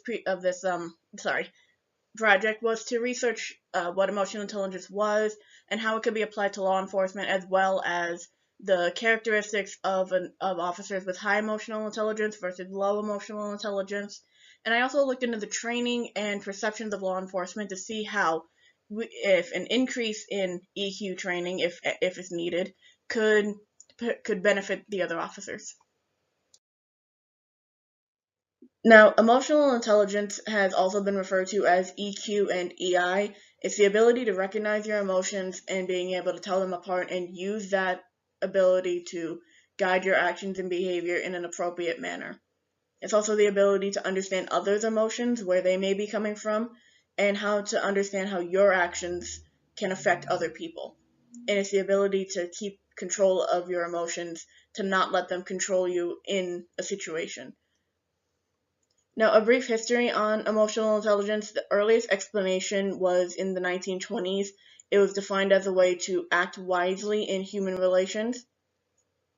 And in 1948, it was thought to be emotional thought, the concept emotional thought. And it was kind of an addition to logical thought, where people would add that to your cognitive intelligence and how you were able to function as a person, basically. The official term, however, wasn't created until 1990 by John Mayer and Peter Salovey in an academic article with the same title, Emotional Intelligence. And they were two psychologists and researchers who looked into the foundation of human intelligence, I believe. But the term wasn't popularized until 1995 by Daniel Goleman in his book with the same title. And the book would later become a highly influential piece of identifying human intelligence as a whole. Now, this slide is to kind of, some people believe that these are interconnected. You can tell one from the other. You can tell how smart someone is based on their personality. You might be able to tell how they can react to a situation based on their personality or their level of IQ, when that's really there's not a link, at least one that's found and academically or scientifically proven between any of these. EQ is something that's you can develop over time, even if you're not born or in a situation where you have a high emotional intelligence. You might be on the lower spectrum. As you grow and you learn, you can practice those skills and abilities to grow into a highly emotional, intelligent person later on in your life. And it's not, some people believe it's the pushover, the person who's very emotional, they're very nice, they let people push them around. That's not it at all. It's the ability to use those emotions and not create a scene, kind of way. It's one thing where you can be angry, but you can show that calm anger and not escalate a situation even more unless someone else escalates it. Now, IQ, your cognitive intelligence, it was a long time assumed to be the only way to measure human intelligence, and around the 90s, when people were discovering what emotional intelligence was, it was discovered that's not the case. And it's your ability to learn information. It doesn't change from the moment you're born to the moment that you're an adult. It's the same about this. You can learn more. You can obviously, you can go and you can learn more and you become a smart and a more intelligent person or a better person because of it. But your ability to learn, the pace at which you learn, that doesn't change at all. And your personality is just learned behavior and sometimes instilled preferences that you pick up as you grow up. Like, you learn your mannerisms from your family, or one of the examples I found was being able to be an introvert or an extrovert. Someone can be extremely introverted and people believe that they might not be the best at emotions, when in reality they understand better than most people. And on the other end of the spectrum, someone who appears very, very smart is more emotionally intelligent because they have a way with people. But in terms of academics, they might not be the smartest one. They might not be the best, and that's okay. And it's not like any of this is not okay. It's just there's a big difference between them, and I thought that would be good to include. Also, personality is consistent in the manner that it varies by person by person. Now, this is the characteristics and the dimensions that make up emotional intelligence. It's your self-awareness, your ability to identify emotions and your mood and how it can affect other people, your self-regulation, self-management, the ability to control your impulses and express emotion in a way that's not bad. Sorry, lack of better wording.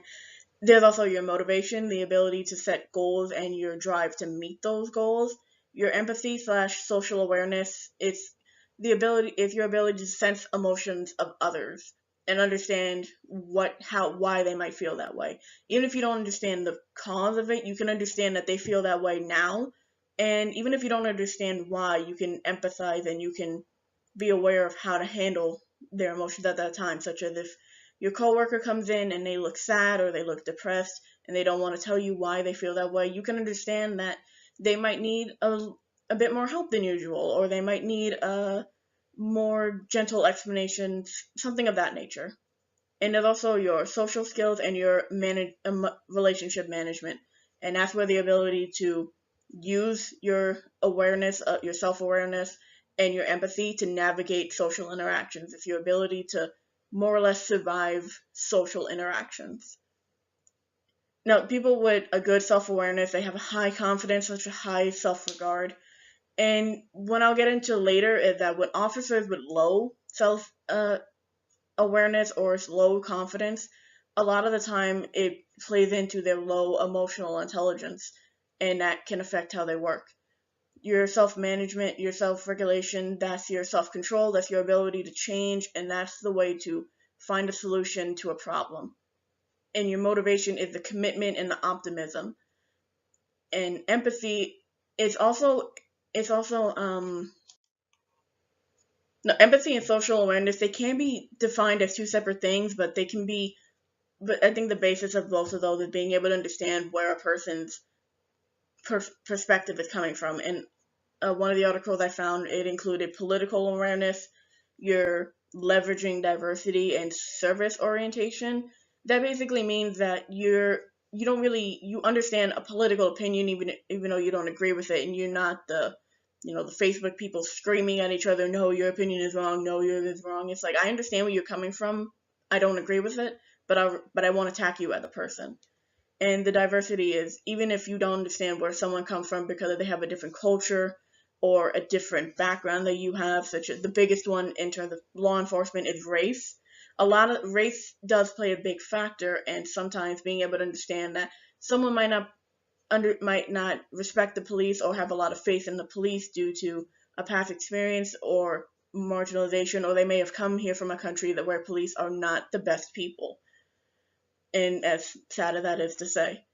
And service orientation is, I think it's more or less related to the thing I said earlier where you're in a service, like let's say a McDonald's worker or a JCPenney worker, is your ability to more or less keep your anger in check with the difficult customers and being able to say, I'm sorry with a smile, even if they're cursing you out.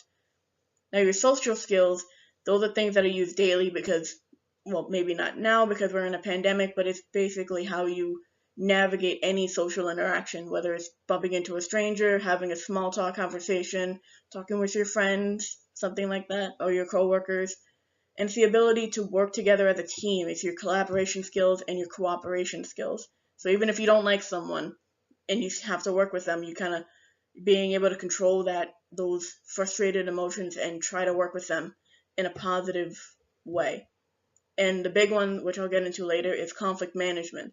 Because during conflicts, I know personally my emotions tend to run high, and when my anger gets out of control, or I let it get out of control because my emotional intelligence I'm still working on, it's logic goes out the window. And in terms of law enforcement, that can't really happen because we've all seen the situations of police firing because they were scared, or they were a little too rough with someone because they were angry, or at least from what the perspective is, because that is what causes the most damage. And ultimately what I found this presentation to be most effective for.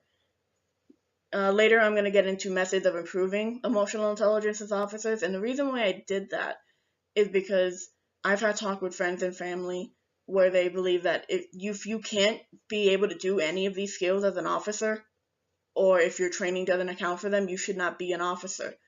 And I agree with that statement because I know that I'm not the best at some of these, but I've been working to improve them. Whereas some officers, they go straight out of high school and they don't learn much in terms of emotional intelligence and how to build those skills. And we see those interactions, the negative interactions. And now this project is not to vilify anyone. The police are just as human as we are. I know that once I put on my badge, if I'm lucky enough to get a badge in this environment, that I would want to be the best that I can be and to work on these skills to not end up on TMZ. Sorry. And to not end up on a news network being the cop that punched someone because they were resisting and I lost my temper. And this is basically what all of these are to be, and I'll get into how they're going to apply to law enforcement in a little bit. This is what I was getting into more on the other slide. I kind of went off on my own little tangent here. The importance of emotional intelligence is, as I said, it's the ability to keep your emotions in check under pressure or a stressful situation, because when they run high, logic is out of the building. It is gone. It is you're doing what is instinct, and what is instinct may not be the best in that situation. And if it's an instinct that is instilled in you as a child, and that instinct is to lash out and be aggressive, that might not be the best if you're a retail worker or a law enforcement officer dealing with another person. That's not going to be the best. You're going to end up on Instagram or TikTok as a viral video, and people are going to be in the comments arguing whether or not what you did was right or not. That's a whole different thing. And it's also the ability to meet tight deadlines. I know in law enforcement, sometimes they get tighter deadlines than they would like, especially in high-profile cases. And it's kind of the ability to not let the stress go to your head, which is hard. A lot of this is what I'm saying. It's hard to do. But the point of it is, the more you practice at it, the better you get. And sometimes when you can't, if you have a friend who's emotionally intelligent or someone else who can kind of help you with that, and which it goes back to the collaborative thing, because a lot of this is what I found is that it's a good mechanism to use when you go through a traumatic experience or your mental health is not the best.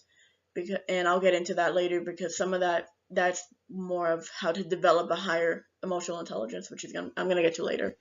And it's also how you deal with challenges, whether in your social life, your work life, or the situation.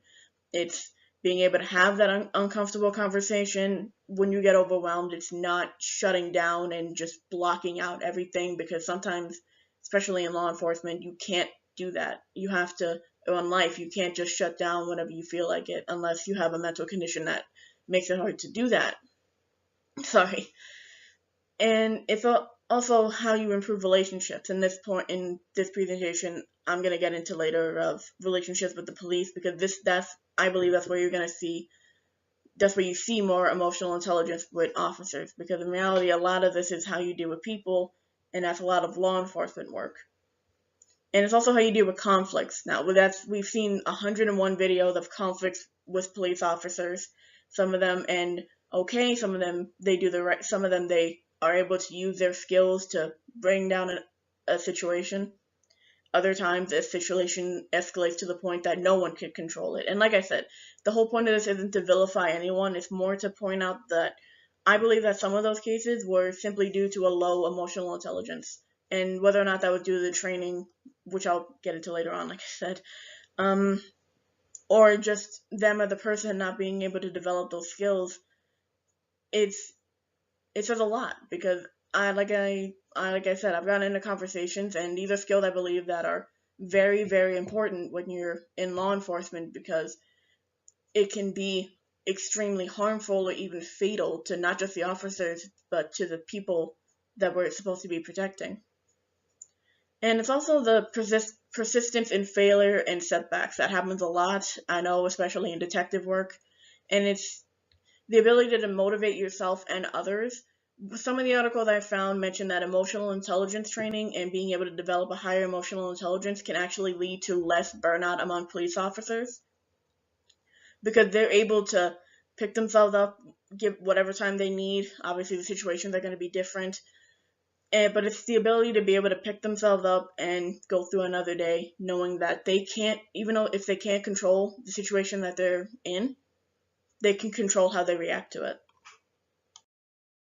Now, emotional intelligence in terms of law enforcement is usually the officer's ability to manage their emotions in a way that has a positive outcome or is in a constructive way, and it's the ability for them to manage a healthy relationship within the department, among their fellow officers and people who work there, along with the other agencies in the system.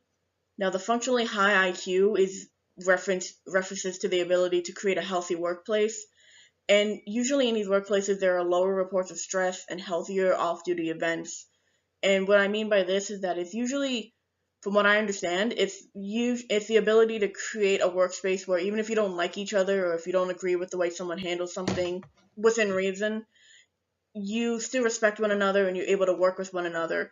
And it's just all around better for everyone because you're not stressing, oh, is this person going to do this to get back at me? And this happens in law enforcement. When I get into later, I'm going to reference officers who they broke the blue code in a way. They reported officers for unethical conduct or something like that. And it had very harmful consequences for the officer and sometimes for the civilians that got caught up in it. And this is going to tie into why the whole purpose behind some of this, at least from what I understand.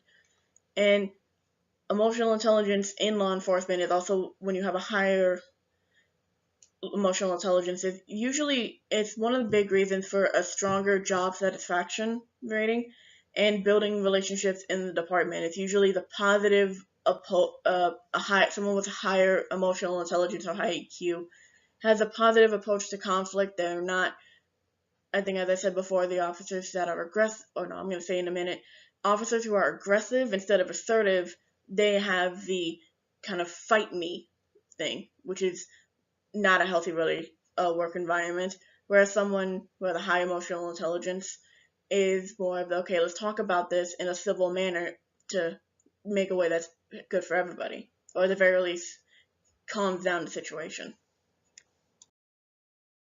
Now, these are the characteristics that you're going to see in an officer with high EQ versus one with low EQ. Someone with high EQ, they're assertive, they're ambitious, they're decisive, they're sociable or they're friendly, they have a friendly demeanor, they're influential with the people around them, they're patient, and they're a good listener. Now, someone with low EQ is going to be aggressive, they're going to be demanding, confrontational, impulsive, they're going to resist any change that you're going to make, or any changes made and go with what they know, which might not be the best. And they're more temperamental or moody. They're the more cynical, not in a good way officers. And what I mean by that is a lot of people in law enforcement, sometimes they have a darker sense of humor because that's kind of how you survive the job. But they're the ones that kind of stew in those emotions and they don't know how to handle those emotions. Now, the difference between assertive and aggressive is the obvious one, where it's usually, from what I understand, is that someone who might be assertive can be perceived as aggressive and vice versa with the other one. And that's what can be hard to measure. But as you can see with the high emotional intelligence in officers, it's the ones that you want someone who's going to be able to listen, they're going to be patient and try to understand the situation as best as they can. Obviously, in high stress situations, you have to make decisions quick. But the thing is that when you're impulsive, and such as the one in a low EQ and you're confrontational, those high stress situations can become even worse. And later on, I'm going to get into perceptions of law enforcement and how these are going to tie in. So when I was looking into the training, I was already familiar with the paramilitary type style that was used in police departments. It's the one that's referenced a lot when people think of police training in America. And most of the time, this is, as it sounds, the military-esque type style, where people go in, they expect to be yelled at, they expect to have a lot of physical activity and be yelled at, or even screamed in their face. And the point of most of these tactics is to kind of build that mental endurance, but it also can teach the wrong message and can attract the wrong kind of officers. And what I mean by this, it's usually the people who see the recruitment videos. One of the articles I found mentioned a recruitment video for SWAT, and it was criticized for its use of heavy metal music in the background. It opened with the code of SWAT is take down the enemy at any means necessary. And what this does is that it's training. This type of training trains officers to have a warrior mindset, an us versus them mindset. And this can be problematic when they believe that the people that they're supposed to be protecting, even from themselves, are a threat.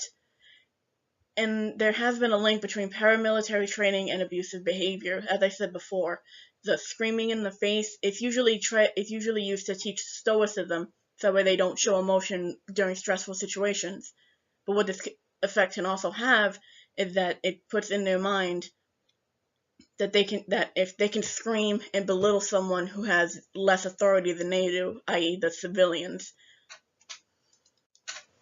The warrior cup mentality has also been heavily criticized for the use of more or less endorsing the blue line, the us versus them mentality, and that itself can be harmful to the police because there is a process or a time where their mindset stops going from protect and serve to make it home alive, even if it is in the most action-based place that they live in.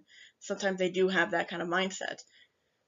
And because there is no standard of training, it's much shorter compared to other countries, and even shorter than other departments within the U.S. Some of them are as short as 10 weeks, others as much as 36 weeks. I know in the FBI for Quantico, it's an intense 20 weeks living there, but even then, that might not be enough to get everything ready. And in terms of education, the basis for most police departments is having a high school diploma. High schoolers nowadays, I know that when I left high school and if I joined straight out of high school, I would not be okay. I mean this in the sense that when you're 18, you don't know anything. You're learning how to be an adult, and if you're in this type of and you gain that type of mentality, it's going to be the officer that's viral for using excessive force, or at the very least what seems like excessive force. And there is no standard in terms of hours, too. It can be anywhere from 360 hours to 900 hours, depending on the state. And the minimum, most places do go over the minimum, and they do have a time where the recruits have to be, or the rookies have to be, with a senior officer, a training officer, for about 6 months to a year before they're considered full-time police officers, in the sense that they know what they're doing. But this can also be harmful when the training officer is not teaching them the right things. I'm going to be getting into some bad situations and bad conflicts with the people have had with the police over the years. And the most recent one has been George Floyd. It was actually the training officer who was the one who was leaning on George Floyd's neck with his knee. And it was the rookies that were standing there not knowing what to do because they had only been on the force for a short time, or two of them at the very least. And what this does is that when the training, and the whole point of what I'm trying to make here, that when the training officer is teaching has low emotional intelligence himself, because that's what that was. That was, I don't know what that guy was thinking when he was doing that. And that's where where the question came from, is how much do they teach people what not to do? Because it should be basic knowledge. Do not lean on someone's neck for 9 minutes. But that's not what happened, and obviously not every officer is like that, but that's what I mean by attracting the wrong kind of officers, because if you have an us versus them mentality and you go and the training does not meet up with the standard that most people have, it's going to be very bad. And because of the short amount of time that officers have to train and to learn everything, it has been heavily criticized when I compared it to the Norwegian police and the Finland police, who have a 2 to 3 year training requirement.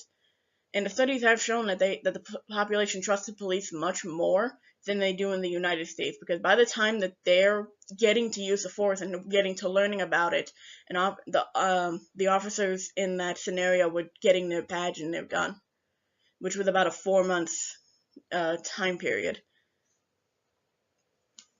And the whole point of this spiel, I guess what it is that the skills of emotional intelligence are not as emphasized as they should be. Most of the time, it's them learning how to use their weapon, learning the law, other things like that, and then kind of just it's more or less than when they get to it, it doesn't always stick in their heads, and they don't practice it as much as they should be, because this is not something you can learn in a few weeks. This is something that takes months to years of practice to get these skills. And that's why when I get to the improvement section, I'll divulge into more as to what I mean by that. Training in mind, I looked into other quote-unquote damaging interactions with police, because these are where I believe you see the officers of showing a low emotional intelligence most of the time. Because as I said before, they're more confrontational, they're a lot more aggressive. They tend to be, I should say.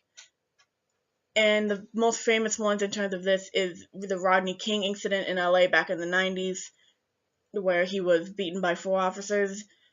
When I looked into these, I went in with the mindset, is this police brutality, or is this someone having a low EQ who could potentially be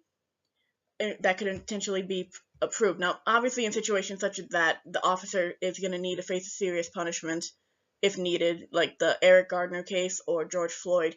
Those were not though they may have been emotionally intelligent on a lower spectrum, but in those interactions where someone is seriously harmed or died, those situations should be held more accountable for those actions.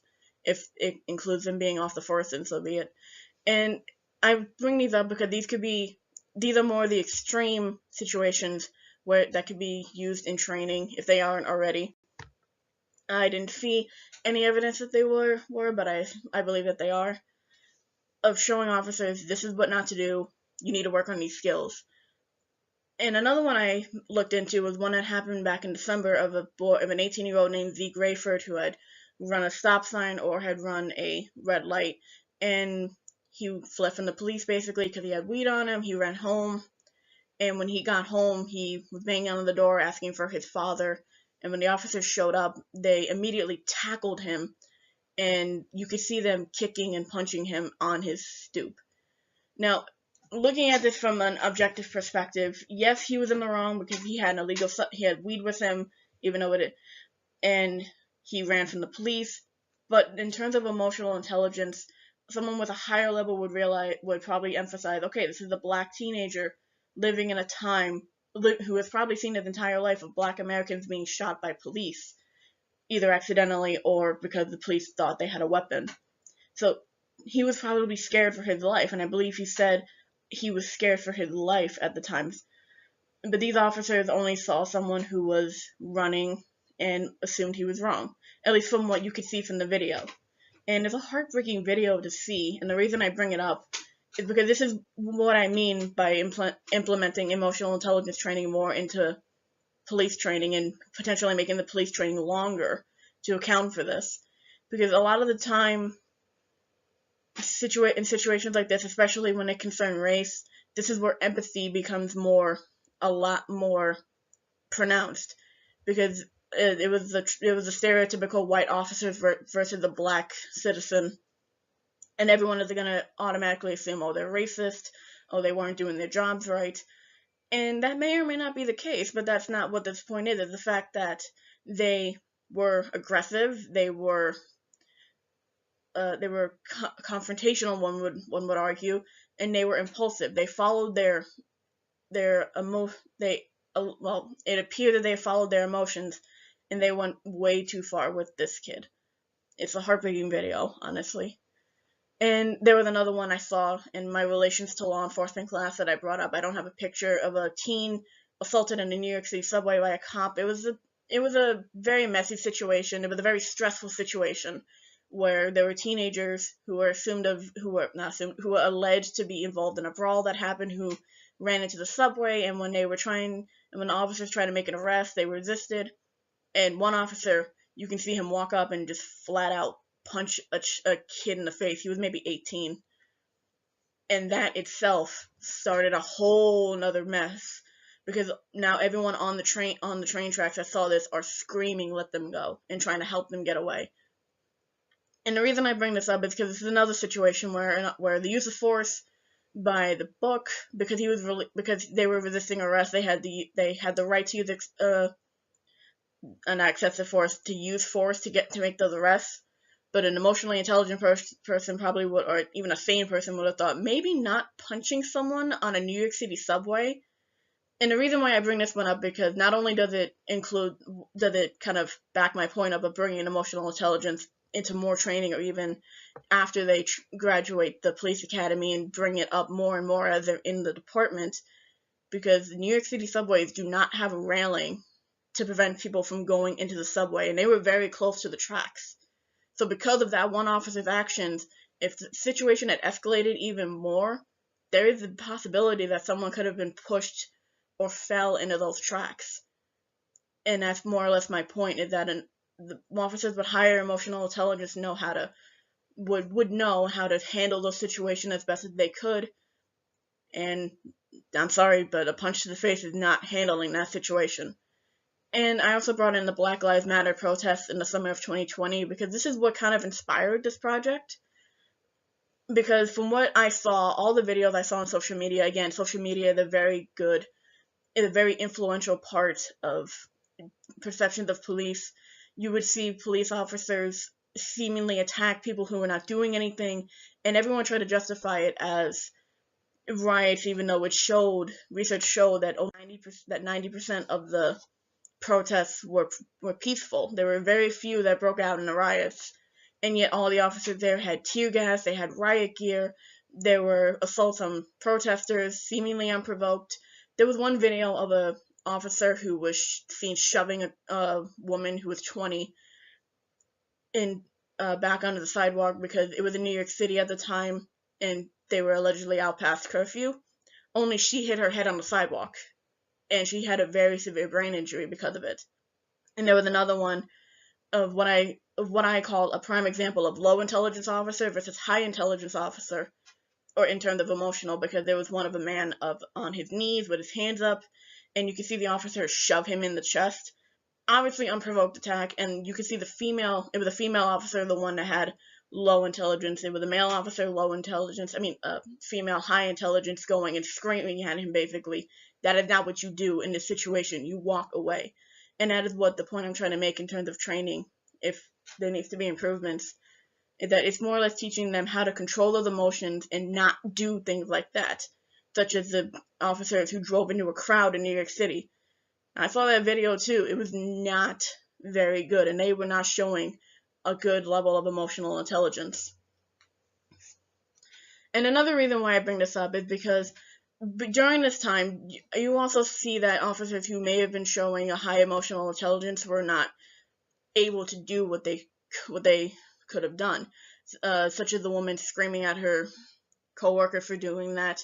She was praised by social media, but there was another one of an older man in Buffalo, or Rochester, I'm sorry, I can't remember the city, being shoved by an officer, and he fell and hit his head, and then you could see another one going to try and help him, only to be shoved away from him, and someone called for assistance. And the reason I bring this one up, because this is another one of them trying to help someone, and possibly showing a higher level of emotional intelligence, only to be punished.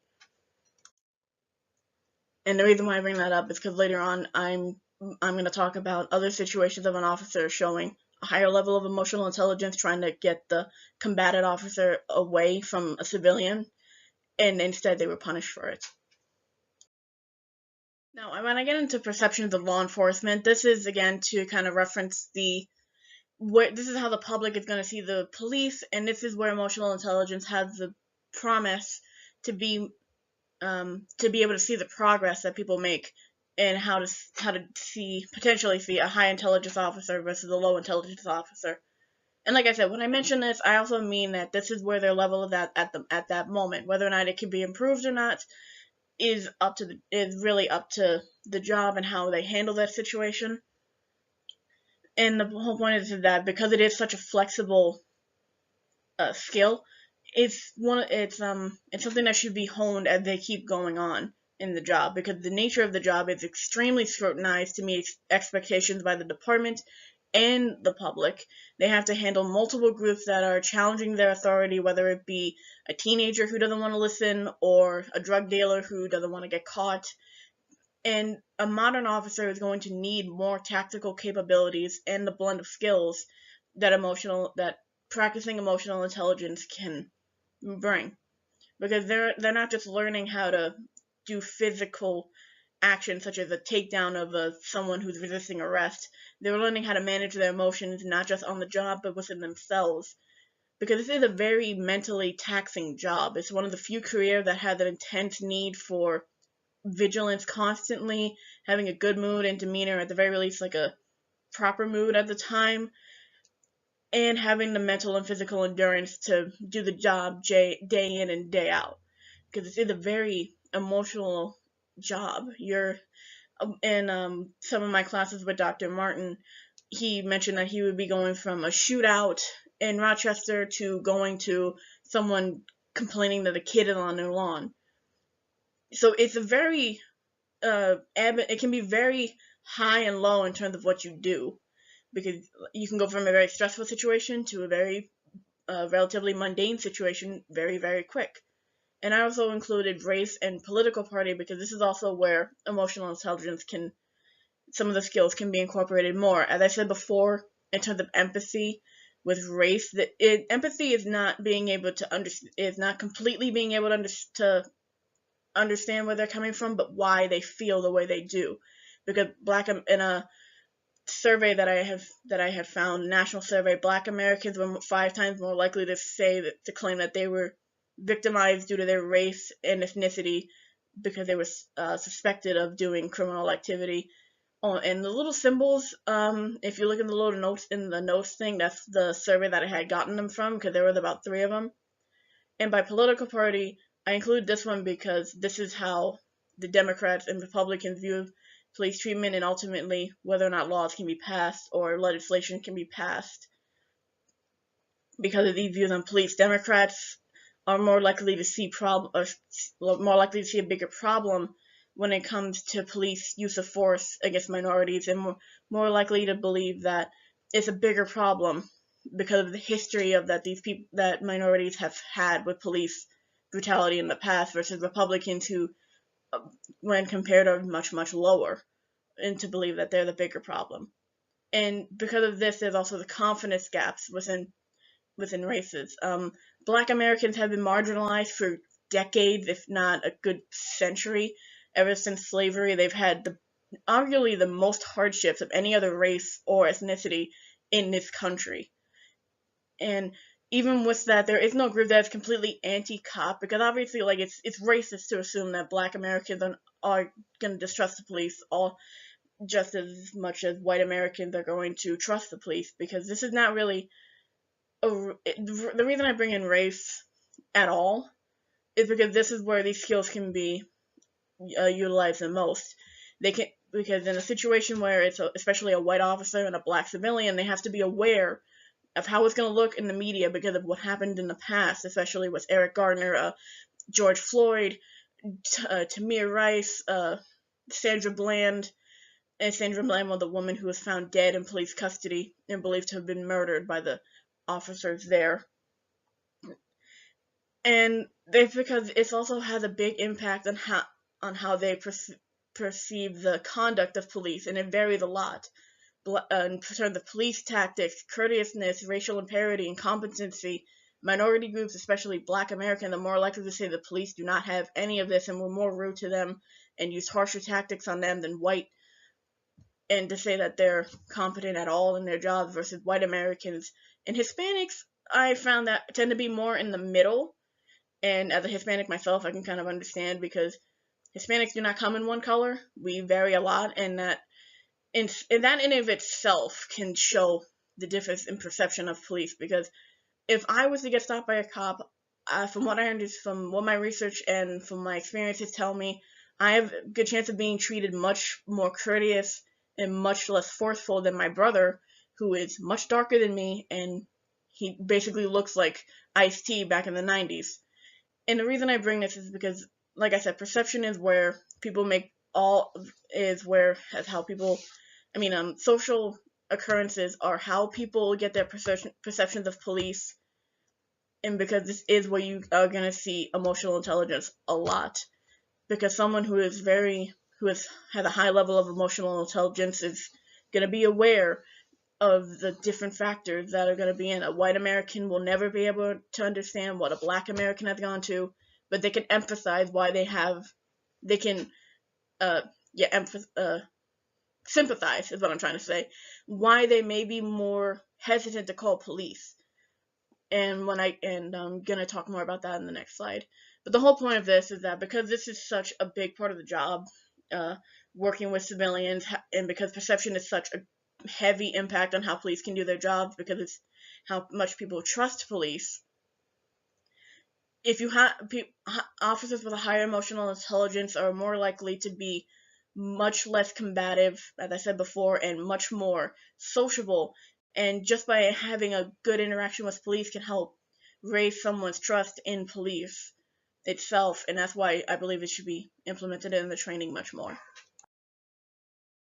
Now, I've mentioned little things of ways to improve over the course of this presentation, and this is kind of to go in depth of what I meant by some of these.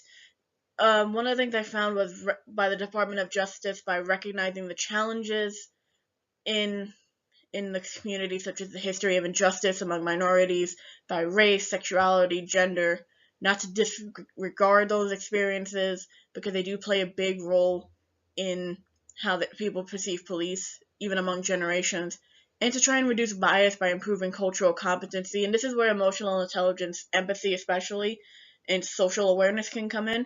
Because even if you don't fully understand someone's cultural competency, you can understand why it makes them act the way they act, especially in terms of the injustice among minorities. Because if someone knows someone especially who had a very bad experience with police, they are more likely not to trust police because of that experience. And this is where you're going to see emotional intelligence, the benefits of it, because this is the job, basically.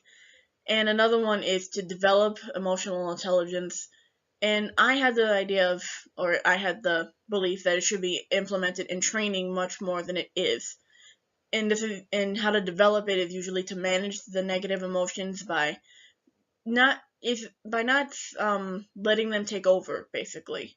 By not letting the fear take over in a situation, or your anger, because there is a time and a place to do that. And especially in law enforcement, it can be, as we've seen, it can be very harmful or very deadly.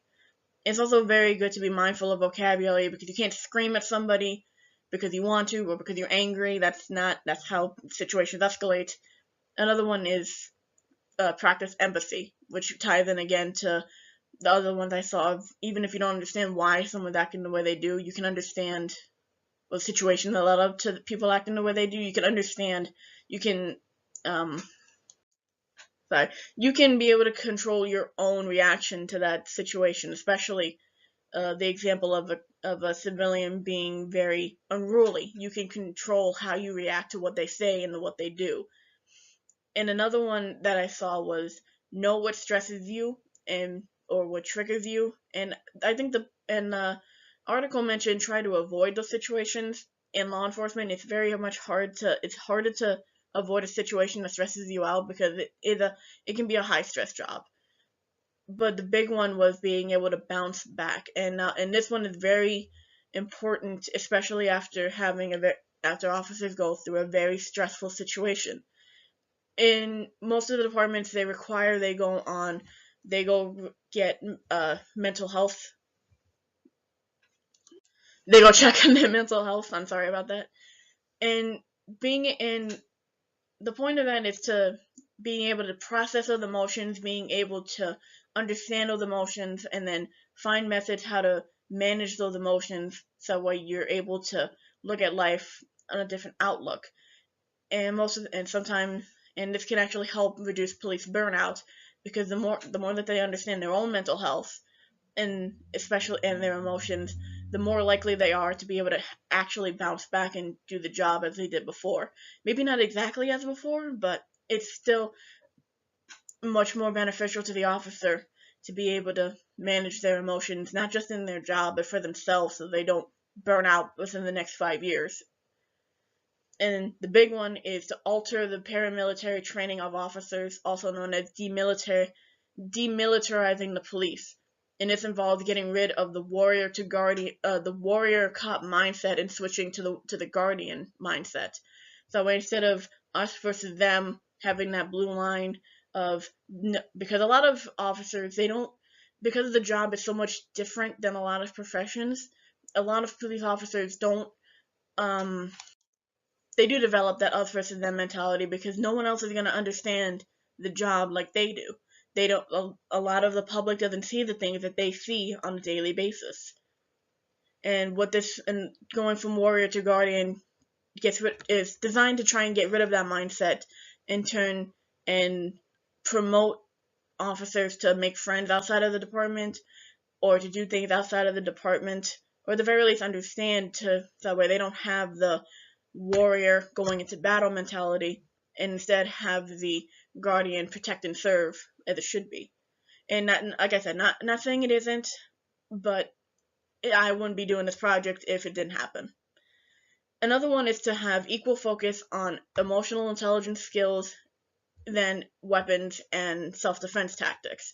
Now, obviously, all of these are important, but there should not be more emphasis on one than the other because they all coincide with each other. You can learn how to use a weapon and you can learn how to defend yourself, but if you let your emotions get the better of you, it can cause a situation to go from bad to worse, such as an officer going on a routine stop and being so scared of what he's going to see that he has his hand on his gun, or she or they, and instead reaching the moment that they get scared.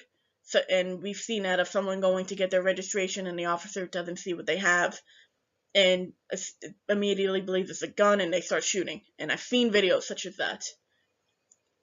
And while there are instances where a routine stop can turn deadly, the whole point of this is not to develop for the worst, it's how to manage the situation that you're in now. Another one is to require longer training and higher expectations in education. This is a big one. I'm a big believer in this because there should be longer training for officers. It's very, even with the 6 months training officer, that all depends if that training officer has a high emotional intelligence themselves. Like going back to George Floyd, the training officer was the one who had the low emotional intelligence and had his knee on his neck. And the two rookies were just kind of caught in the middle. Now, that whole situation, that's something completely different. But the point of this there needs to be much more training available to hopefully reduce these kind of interactions. And this kind of ties into another problem of Americans not being able to afford college or going to debt because college is so expensive in America. And they could always use the money that goes into police work and put more of that into the training itself, instead of having high grade weapons, military grade weapons, and riot gear. I mean, they're gonna need riot gear at some point, but they should not. Like I said, the whole point of this is not to villainize anybody. It's more or less how to handle these situations better for the future. And lastly, there was one of implement a duty to intervene, and I put in quotations Carryall's law. It was a law passed in Buffalo after a woman named Carryall, I hope I'm saying that name right, was fired because she got into an altercation with a fellow officer who had his arm around a man's neck while he was handcuffed. And she believed that he was doing more harm than good at the time, so when she went to pull him off, he struck her in the face, she lost a few teeth, and she got fired. And the news article that came out shortly after that said that she was making a dangerous situation worse. And I also saw this during the Black Lives Matter protests of the man when he was shoved and hit his head against the concrete in Buffalo. One officer went to go step in, only to be pulled away. And this is what I mean by duty of intervention, because if an officer believes that another officer is doing far more harm than good, they should have the ability to step in without fearing retribution, also known as the blue line, because it is well known in the cop world it is well known that people who go against what people believe to be acceptable in the department are ostracized, and sometimes they and sometimes other officers don't respond to backup calls, or they don't rush to help if they're in danger, and this can be dangerous to the officer who intervened in the beginning. And the whole point I'm trying to make is that the emotional intelligence training, if it's implemented more, especially during the department, these situations might decrease, and the duty to intervene is not going to be as ostracized in police departments, because the whole point of it would be they would not intervene in the first place if they believed the other officer was doing the right thing or doing more harm than good. At the very least, I hope so. And these are hopefully the benefits that you're going to see with higher emotional intelligence training, or better emotional intelligence training in the police department. And this is usually better behavior among the officers. They improve their self-confidence and job performance. They focus on the issues, not department politics. Again, officers not focusing on the issue itself versus the blue line, oh, you have to protect me because I'm another cop kind of mentality, which still exists. Some people will deny it, but it does exist. And it also has better performance in a team/group setting, because even if you don't like another officer, you still know how to work with them. And you can also understand other viewpoints much more easily, or you should be able to, as well as have a positive influence on others, stay optimistic, as well as staying calm and have effective problem solving, especially in a very high stress situation. And I also included how to reduce stress/increase these benefits. This is more or less how to also develop your emotional intelligence as it is. Don't be a perfectionist. Lead by example. Stop negative thinking. Control what's possible and set attainable goals. And I added keep the dreams. And by this I mean, most of the time when recruits come in, they have these big dreams, and they have that is sometimes crushed by the reality of the job. And what they can do is set a goal that is attainable at the time and work towards making that dream a reality, such as working to get the promotion, working to resolve a conflict, working to have a healthier environment and healthier relationship with your fellow officers, as well as staying optimistic during the job as much as they can, because like I said, it is a very high stakes, very emotional, taxing job. So if you need time to get better mentally, then the department should be able to do that. And also lead by example, to be the officer with the high emotional intelligence and to show the recruits and the trainees what an officer should look like. And don't be a perfectionist, and control what's possible is mostly because there are uncontrollable situations where you cannot control the outcome, or you can't foresee an outcome. And the whole point of it is to not be the ideal, not be this guardian angel, even though you are supposed to have a guardian mentality. You still are only human. There's only so much that anyone can do in a situation. And the whole point of this is to learn how to control what you can control. You can control how you react, you can control what you say, you can control what you do. And that's the whole point of including emotional intelligence in law enforcement, to teach officers much more control, and hopefully these outcomes won't happen as much as they have. And that concludes my presentation. The next few slides are just resources. I did try to cut this down as much as I could. I didn't realize it would be this long, but I hope you enjoyed it.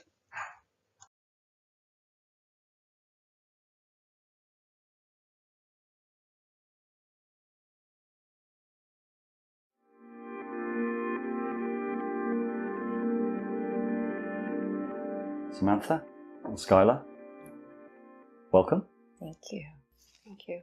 So this conversation, we're going to talk about feminine wisdom. And in particular, I'm really interested in this conversation because over the time Rebel Wisdom's been going, a lot of people have made the comment, very, very true, that the people that we've tended to interview have skewed heavily male. And there's a lot of truth in that. When people make that observation, I usually say, well, please suggest some women voices, and love to kind of make it more balanced. And often the same voices come up. There's a very small number of women in this space at the moment. There's something that I feel about the way that the kind of galaxy brain tendency tends to skew male, particularly this kind of very systematizing intelligence, which we can talk about a little bit, which seems to map onto kind of theories of the extreme male brain. And it makes me wonder what the conversation is missing.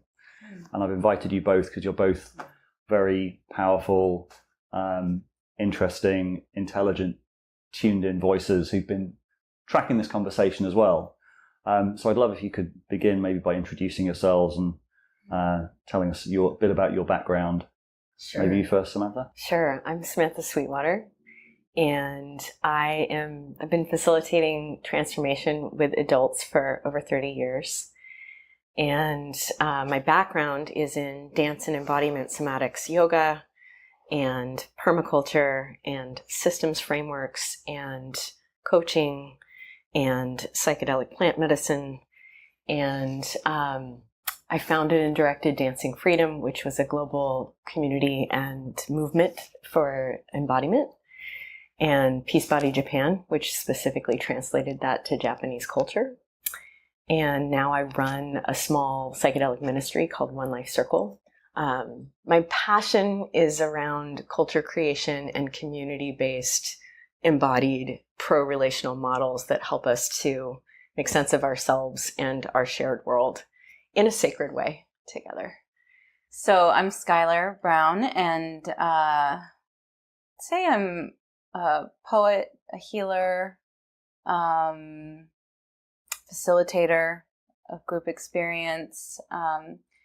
I had a career in advertising, and so communication is a big piece of my training, my background. It is a passion of mine, and also cultural, just like cultural embodiment, cultural awareness. I was a futurist and trend spotter, so my job for 15 years was to take in and translate the culture, but for commercial purposes, like, to sell more merchandise, to build brands. I had a spiritual crisis and jumped out of that world, and the last 15 years have been a healing journey for myself that has included a lot of trauma work. I've studied with Thomas Hübl for years, and I work with people individually and with groups on trauma healing, so personal and collective trauma healing, and then also embodiment, and they kind of go hand in hand. So I'm always curious about what it is that's in the way of us being in our bodies and in right relationship with each other, with the earth, with what's happening. I have a tantric Buddhist orientation, and so I'm also, really in every moment, whether I'm at a conference, in a meeting, facilitating a session, teaching a class, or even just with friends. I'm very interested in what is actually happening, and being in as intimate a relationship with reality as it's happening as is possible. And then, as I said, what's interesting to me is what stands in the way of that. I have a company called Art of Emergence, and so when I founded that a couple years ago, it was to bring the feminine into the corporate world. And I was working with a lot of corporate leaders. At a certain point, I realized that it was a losing proposition. I think we have a different view on this. Maybe we could talk about it. I began to feel that it was incompatible, the corporate world and the economic system that we're in, capitalism. And it actively resists feminine principles. And so I stopped banging my head against the wall on that one, and let my client base sort of filter out. And my last corporate client, we finished our work about 6 months ago, and now I find I'm working with a lot of young people who are ready to jump out of the system and not sure what the landing space is. I mean, maybe they're in a spiritual awakening process. They're definitely feeling the systems change and the shifts. They're wanting to be living differently and working differently. And so helping them navigate some of that is where the work seems to be in this moment. And I guess I could mention the cultural embodiment piece. Yeah. Yeah, there's a project that's coming through right now. And sometimes I feel as an artist, like the way work comes through me is that it's like projects, like something will arise and I like pour myself completely into that. And cultural embodiment is that piece right now. And it's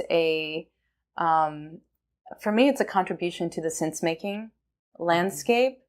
And the format is basically that we take a piece of the culture, so something that's trending, something that seems to be contributing to the culture wars or just seems hot that week or in that moment. And as a group, tune in, so find a state of presence, become embodied, take in the media, and then collectively digest and process and share about our embodied and our felt sense and the emotional experience that's evoked by the piece without going into judgment, beliefs, opinions of the mind. And so it's more of a healing process than I understood when I began it.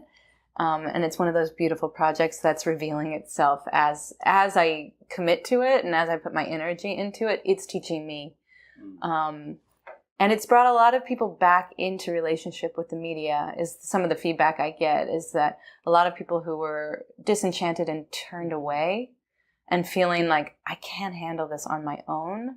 It's very hard to process the world's pain on your own. To do it in a group setting and where there's a understanding and an unconditional space of just acceptance of whatever it is you're feeling, we can explore the complexity and the strangeness of what the media evokes in us. And it's really healing and enlightening. Yeah, I was going to mention that, the cultural embodiment piece that you're doing at the Stoa, which I think is a really good practical example of what I would consider like a feminine principle. So it's about sense making, but it's bringing in the felt sense. It's bringing in the kind of visceral response. And it's something, the word sense making is interesting because I think some people use it from a purely like propositional level. And that to me feels very sort of disembodied and quite male, if I'm honest. Whereas this, for me, and I think for us at Rebel Wisdom, it's always been, can you bring in the other felt centers? Can you bring in the embodiment piece? Because if you're not, you're missing out on a whole. It's there anyway. Yeah. I mean, that was the thing. That it was like, we often create what we need. I was needing this because that's the way that information lands in me. It's a very embodied experience. It's a very sensual experience, a very emotional experience. And so, I mean, having friends in the sense-making space, I was feeling very frustrated. I was watching, and I put it that way because that was the experience. It was like standing on the outside of what was happening and watching the sense being made in this conceptual, kind of abstracted conceptual space. But I was hurting, or I was scared, or I was confused. Like all of these factors, like all of these experiences, these internal experiences are, that was a huge part of my sense making. It is my sense making of the world. And so when it occurred to me that there might be others, I was like, what if I invited other people to do this with me? And it was just really, it's been very beautiful.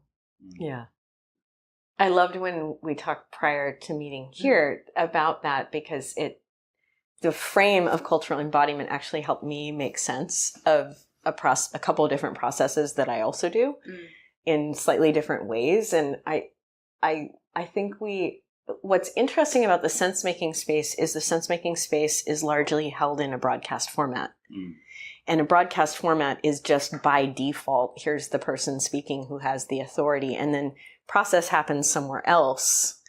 And to hold spaces that are a space of cultural embodiment, in my ceremonies, I sometimes do a council round where often we put something that's collectively relevant. It might be collectively personally relevant, like someone died who we all really love, or someone is dying, or there's a family that needs support.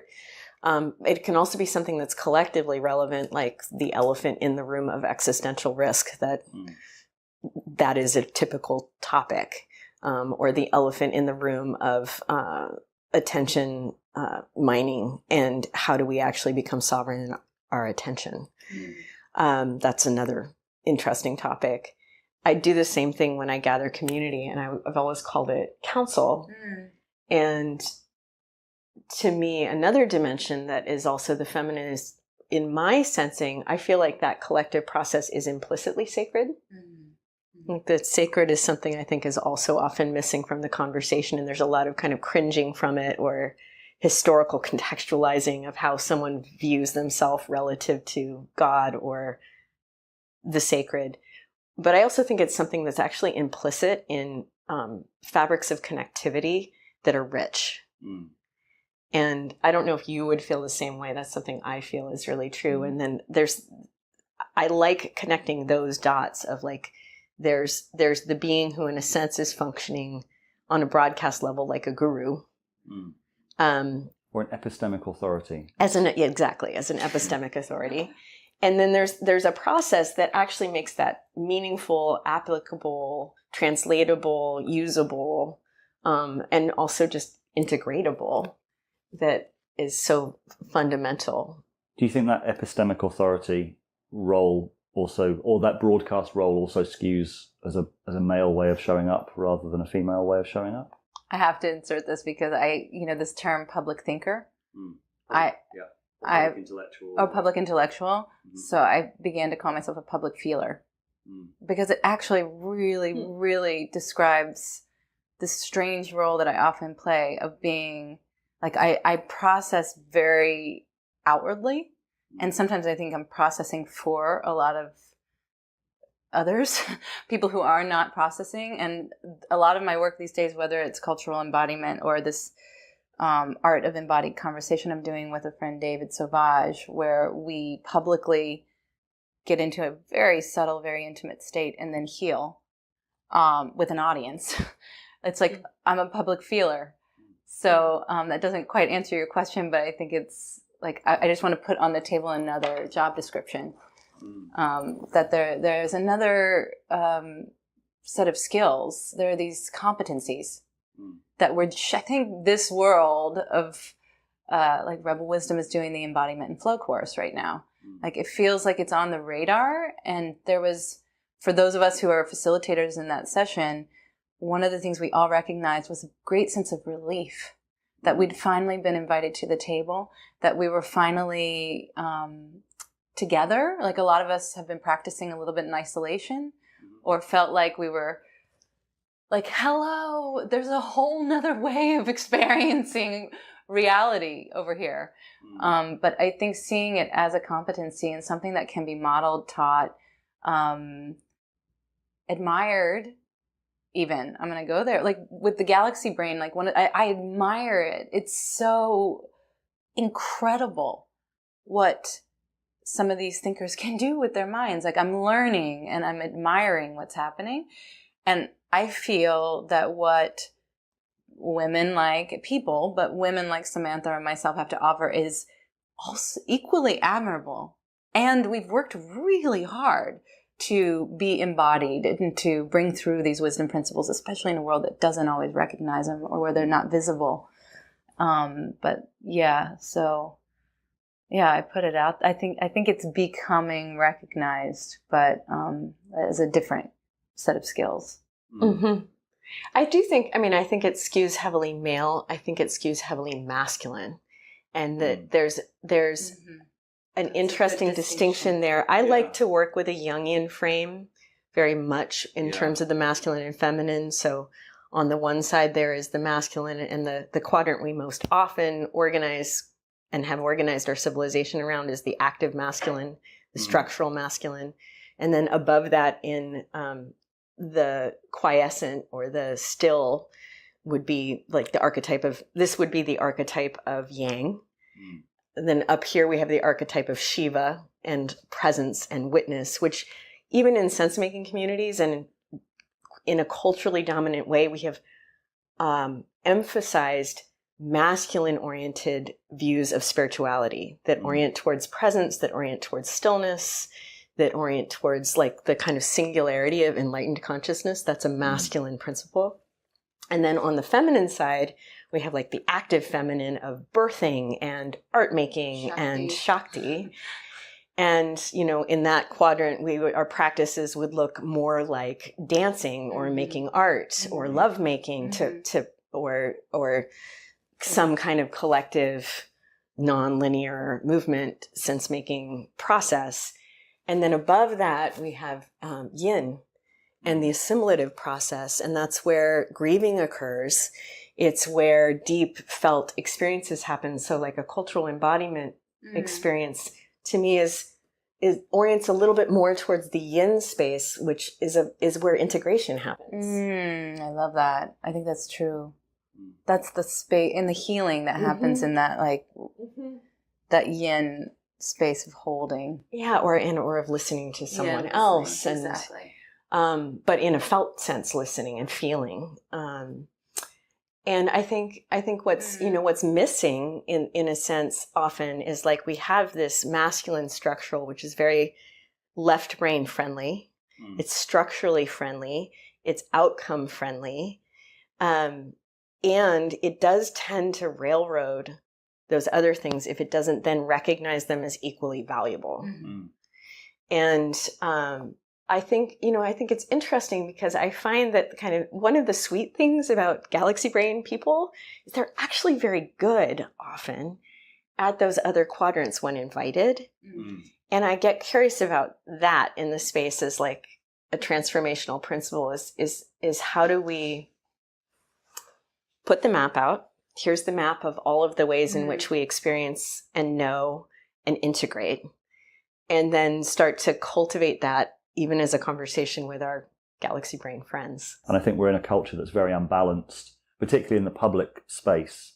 I'd love to ask you a little bit about that because I've always been really interested in men's work and the positive, the healthy masculine, which it doesn't feel there's much of a place for in the culture at the moment. Like masculine, and the shift that I would love to see is, because it feels in the media at the moment that the perspective is masculinity is toxic, we need less of it. Whereas my sense is immature masculinity is toxic and we need more mature masculinity, and immature femininity is toxic and we need more mature femininity. And that would be a hell of a development of the conversation. I feel like those of us who are in the kind of the world of personal growth and are looking at ourselves, kind of this seems pretty obvious to us because we're aware of our own shadows, we're aware of the shadows in the culture. But that feels to me like a really important conversation that I feel is starting to shift. My spidey sense as a journalist is we're far enough after Me Too now that I think we're able to move forward on that conversation. Me Too was a necessary step, and the feeling after Me Too was men, now is your time to listen, women, now is your time to speak. It's like that made sense, but by definition, that's not a healthy relationship going forward. Like both have to be able to speak, both have to be able to have, it's by definition not a relationship. I'd love, your thoughts on that from the cultural level. What does a healthier conversation look like? I mean, one of the things it's when you said the immature versus the mature, I also see it as the distorted. It's like the wounds. I mean, it's not only just a matter of maturing, though maybe they're the same process, the healing. And what happens for me when I look deeply at the relationality between men and women and the masculine and the feminine is that we are hurting each other all the time, just all the time. Like, it's very humbling to actually open that dialogue and to own and take responsibility for the pain that our wounds are causing each other.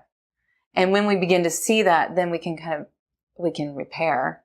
We can begin the repair process, and we can really have compassion for where we're at. Like where we're at. It's almost like I have actually taken this perspective. I'd be curious if you've gotten this vision. I've had this vision of being like airlifted off of Earth and then looking back towards her.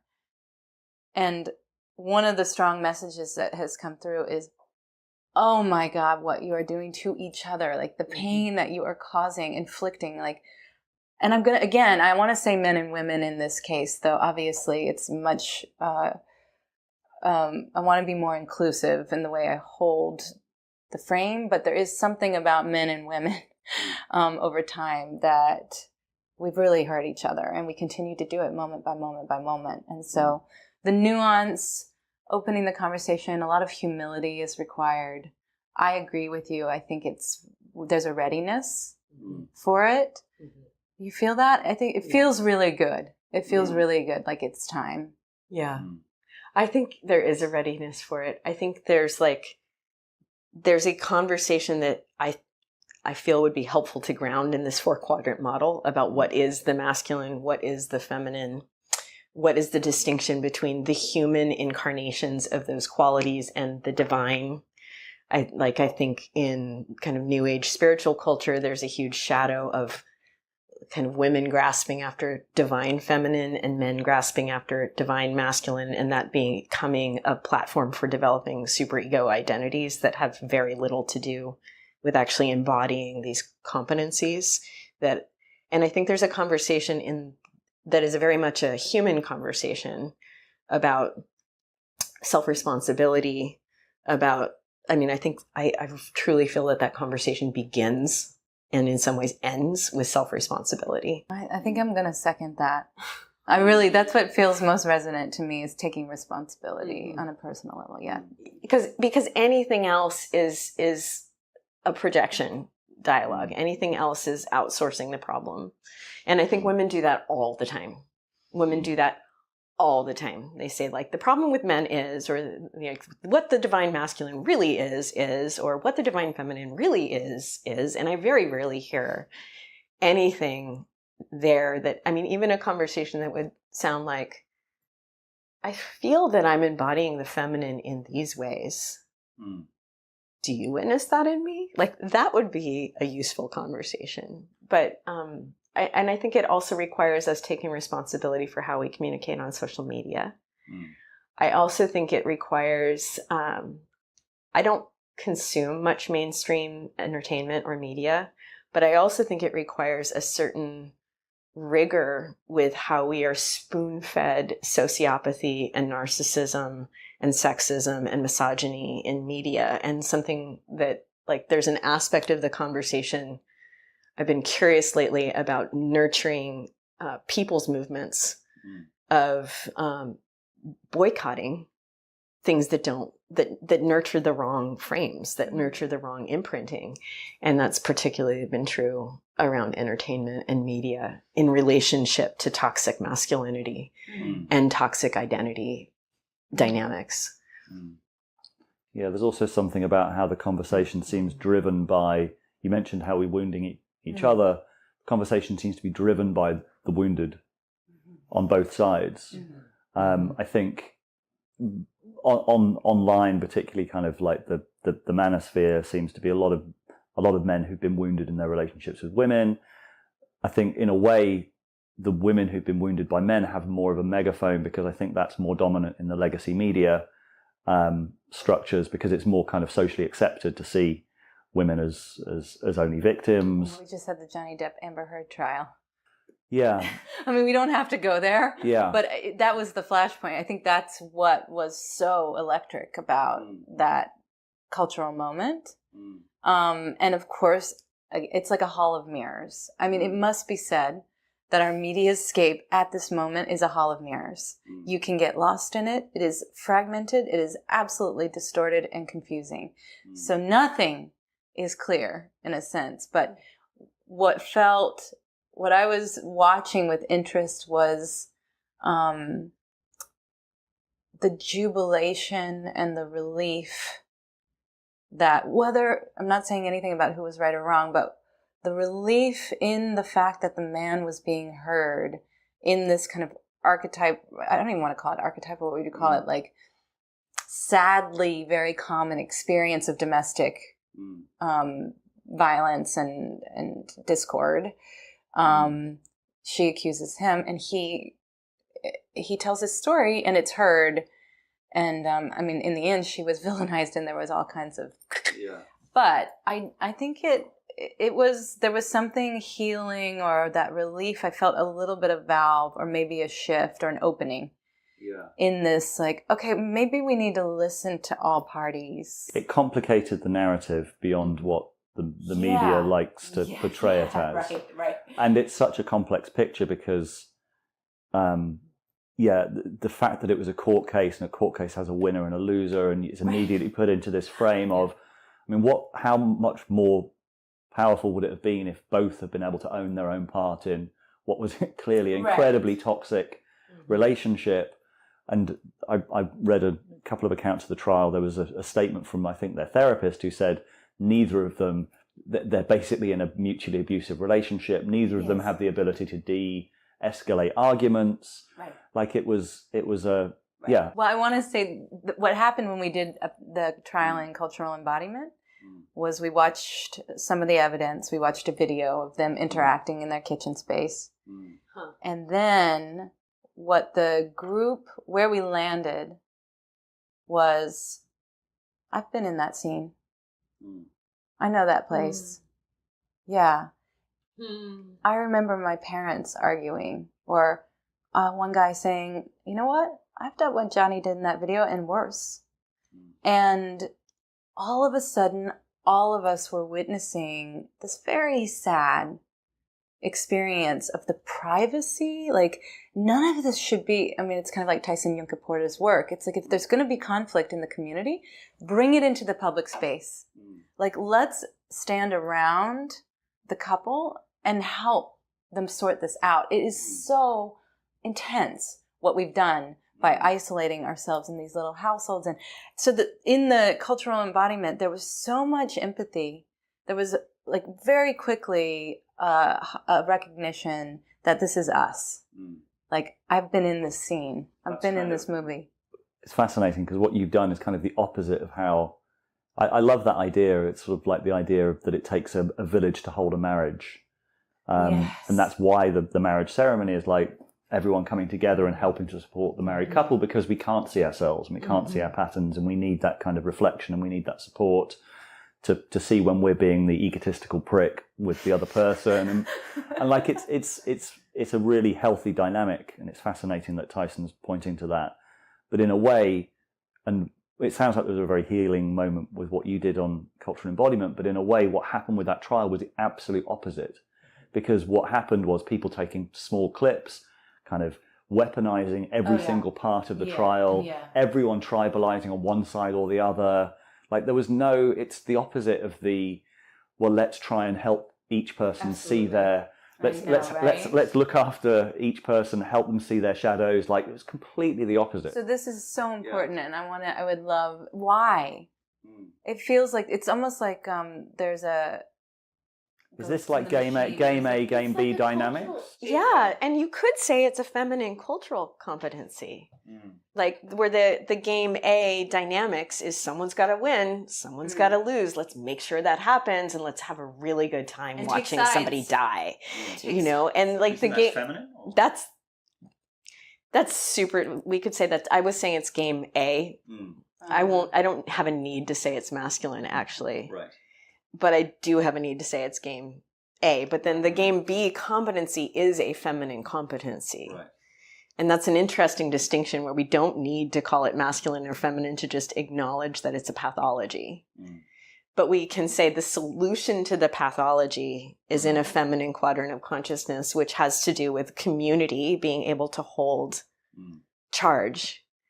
And that, I mean, it's funny, the distinction of feminine is breaking down a little bit for me there, but it's an embodied competency that's the incompetence, that's the competency of presence, like a whole bunch of sane It's almost people like it's kind of co-regulating with other people. I'm seeing like the integration. It's like the sacred marriage in a sense, in that way. Like maybe the game B is more like, because when you say presence, I suddenly see Shiva Shakti. I see the both and all the quadrants. Yeah, and I feel the body of community, like a body that's bigger than an individual. That does the way that to understand that would be in the quadrant of embodiment. But the way it functions is through many brains and bodies co-regulating with each other in a way that is compassionate and nurturing. And But this is like I hate that this is coming up, but maybe it needs to be said, and I'm curious your experience of this, because I feel like we're in such a process of detoxification right now. Just like that is one of the characteristics or the qualities of what we're going through in this transitional like time between worlds. Like I want to purge, even as I say it, and even in ceremony, there's a lot of purging happening at the moment, and I think we are detoxifying. And one of the things that is hard for me sometimes about the feminine, like when you said that this is a feminine, the community, and this is a feminine modality. Yes. And I find that women still need to work through the game A dynamics, the competitiveness, the vying for position and place. That often happens subterraneously. Yes, I was going to say it's very subtle. And I think that's part of our work in this time as women, is to purify or detoxify our natural knowing and inclination towards relationship and community and holding space and holding each other. That has been by the, like in the patriarchy, you're not safe if you're not well positioned. And well positioned could be very beautiful, cozied up to masculine power, like whatever it is. Like I've done a lot of work purging this from my system, and in the work saw how the tentacles of my upbringing in like swimming in the waters of patriarchy, I was just like taught that I needed to do certain things, behave certain ways, look certain ways to be safe. And so I just want to name it because I think women doing the work of purging and detoxifying that aspect, that game A competitiveness, as you see it with, back to Amber Heard, it's like, we want to throw stones at her, it's sometimes, and young women will say this to me sometimes, it's like, it's other women who are the harshest to me. And like that to me is just a symptom of the dysfunctional, what you used a great word just then about game A, but we're detoxifying, like a little compassion for ourselves, but there is work to be done around, coming back into a healing place and holding community and holding those values, real, like for real. Yeah. Do you find that? Definitely. I think what's lit up for me in what you said is like that the act of detoxification implies a vision of health. And I think something that is needed, I think game B is a version of a vision for a future, but it's a very masculine vision for a vision of a future. Something I do think is needed is a fleshed out conversation that's embodied and plural, that involves like, well, if this isn't healthy, what is healthy? And what I found is that there's a need for people to self-author that vision. Like there's the more beautiful world our hearts know is possible. Sometimes I call it, to me, it's the ancient future. Game B is another framework. I like surfing amongst a lot of different kind of narratives about it, but most people don't. And so I find, and what's interesting is I think we get stuck in game A dynamics about what is that vision for health. And I've watched that happen. Like, just choose one. It's good enough. Like, aim keep going. So I think there's a need for a space that supports women to do women's work and men to figure out their conversation, and for like a larger process of where are we going, and that would feel good, like that actually has a feeling tone in people's bodies. I feel like there's a real need for that. That was what lit up for me, because I realized that sometimes I'm not sure we're purging, because I'm not sure that there's an end game. Like I think we're getting crazier as collective sense breaks down, as collective systems break down, as we go through these waves of a sense of betrayal on behalf of our governments and our systems. Like, my concern is that I suppose I could say I've had to really examine my own belief structures that we're going somewhere, and actually sit with, what if we're not going anywhere? What if we're just getting crazier in the context of systems collapse? But that's going somewhere, isn't it? Getting crazier?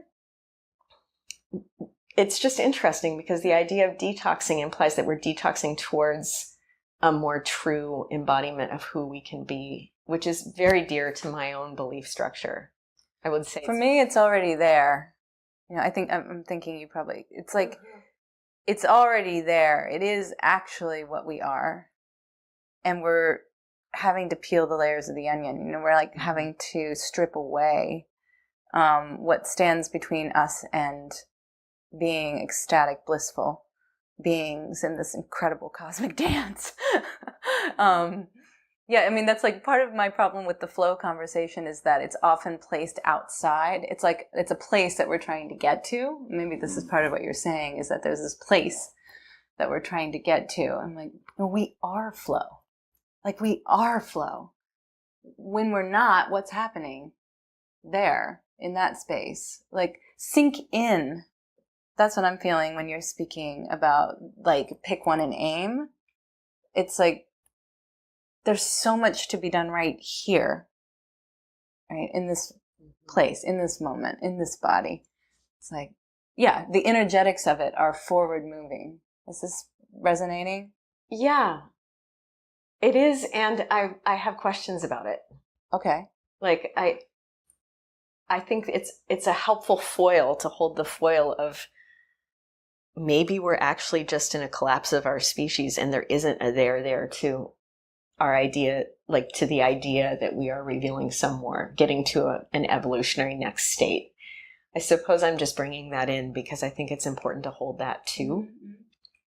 That in the systems dynamics at play, like on the one level, we're trying to engineer a way to get us to the next stage of civilization. And from an internal perspective, one way to say that is we're working to reveal a deeper truth about our radiance, our flow nature. I think it's simultaneously important to hold that we might not make it through that gateway, and to get curious about how, for example, the detox process could just continue to spiral into deeper pathologies. Oh, I think that's certainly happening. I agree. It's like, for me, it's like, yeah. No, I hear you. I think what you're saying is I just want to hold also the possibility that there's not somewhere to get to. Is that right? I hear that. Okay. I very much hear that. Yeah. And I like feeling that.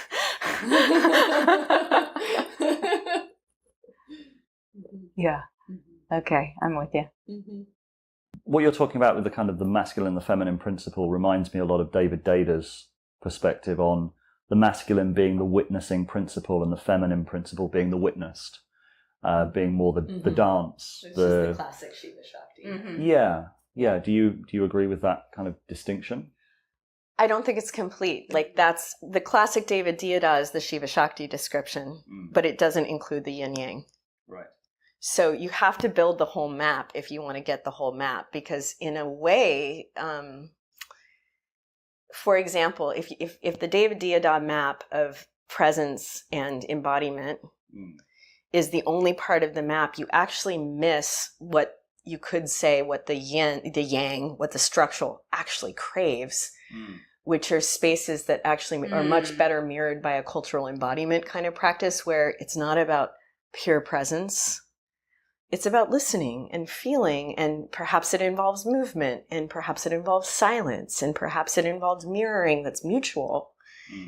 And that's actually a better map for the textures of consciousness and the textures of integration that emerge in that kind of a space. So, yeah, I just think it's an incomplete map. I think it's useful. I think it's a useful map, particularly for men who are trying to It's like understand. a gateway drug, I feel like. David Data is a little bit of a gateway drug. It was the first, I remember being in like 1990 in a bookstore in Key West, Florida, and I was just like really just beginning my path. Except that life is the path. But at that point, I began to study. And I walked into this spiritual bookstore and I just said, I'm going to pick whatever book speaks to me. And I chose Intimate Communion by David Data. Of all the books, I had no idea. And that book rocked my world. And I mean, I still have my copy and it's underlined like so much you can barely, it's more underlined than not. It was really helpful to me to find, because the Shakti, the active feminine, is so important. And I think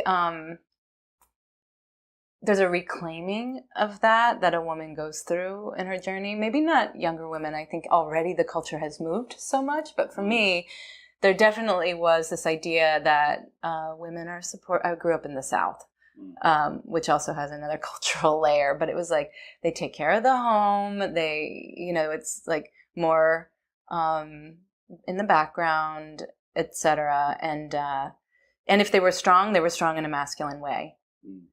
Maybe you were like kicking ass at work, or you had like this incredible career, you were a doctor or something like that. And so when I understood that there was this active feminine, this Eros, this Shakti, this like wild woman archetype, it explained so much. Really explained what had been suppressed in me, and the reclaiming of that was such a beautiful journey, and the data work helped me with that. Yeah, I think the shadow of that frame that I see is really rife in our culture in general, is that the shadow is dissociation. So you can cultivate... Wait, can I take that in for a second? I love what you're saying. So the shadow of the data stuff is dissociation. Yeah, and of quiescent masculine spiritual frameworks generally. The shadow. Oh, yes. The shadow is, yes. I will transcend, I will pull myself into stillness, I will pull myself into non-reactivity and dispassion. And then we get like very detailed, deeply practiced people who have no capacity for healthy attachment or for an aesthetically rich conversation about beauty. And there's a very strong argument that we can't actually create ethical frameworks to collaborate with the active masculine without a profound sense of beauty. And that is the call and response that could support on the active quadrant, where there's this call and response of, yes, is it effective? And is it beautiful? And if those two things meet, that there's juice there. And where with the quiescent masculine, the shadow is, I'll meditate myself out of this grief. I'll meditate myself into being unbothered by my deepest feelings about these existential issues, which then doesn't give us a capacity. In the quiescent feminine is where archetypes evolve. You could think of that as, it's like in the Japanese psyche, an example that's actually a really interesting one is the process by which the Japanese people integrated Hiroshima was this and Japanese culture is this profoundly absorptive Buto dance. Buto dance, and like how the next wave of what became Japan was founded on this like very absorptive process of total annihilation that could only happen over time and quietude and like rich felt aesthetic processes. And I see that, as a healer, I see that in people's processes with the death of parents, or people's processes with major shifts in family constellations or in work, or in it's like there's an absorptiveness to it that when someone names that and says that's valuable, it gives permission to like a chrysalis in that person's consciousness, or in a group's consciousness, or in a culture's consciousness that can't actually have its intelligence without a little bit of naming and holding. And then with that can eventually emerge. I mean, I'm thinking of planting a seed, like the underground stage. I mean, that's what that just felt like to me. Yeah, and I think we're in a time of new gods, like that we can't birth if we're only in the masculine structural space. It's like that is the galaxy brain is a god on some level, but it's only one kind of god. Well, it's kind of like a theological. Are you familiar with Richard Tarnas? Richard Tarnas's work? Astrologer? Yeah, he wrote a book called Passion of the Western Mind, which talked about the shift, basically the idea that we're in a theological shift. And I feel like that's very true, that we are actually in. There is a there is a kind of a very profound shift going on towards his basic framing was that the masculine, discerning, analytical, rationalist intellect had created a prison for itself, ultimately kind of created a prison for itself that you see reflected in the world, and that the way out was a return to the intuitive, a return to more of the feminine principle. And I remember reading that 20 or 30 years ago and being hugely struck by it, and ever since it sort of just seems more and more true, even though I think we do need we need both. We do need a return of kind of the masculine principle as well. I guess something was coming up when you were talking before about the kind of the hidden feminine, because we've talked about the positives, and I'd love to come back to that, what the feminine has to add to this conversation. But there's also the flip side as well. If you look at, we've talked about social media, like one of the perspectives on social media is that it has multiplied what have traditionally been more sort of feminine violent strategies or emotional violent strategies, so reputation destruction, emotional violence. Jonathan Haidt looked at it, particularly the effect on young women has been incredibly marked. And so one of the perspectives that has been put forward is that we're going through, particularly with social media and the growth of these technologies, a kind of what's the word? It's like a multiplication or a intensification of these particular strategies, which are sometimes identified with the feminine. Do you think that's fair, or is that sexist? What do you think? Feels like we're already working with symptoms and trying to solve it at the level of symptoms.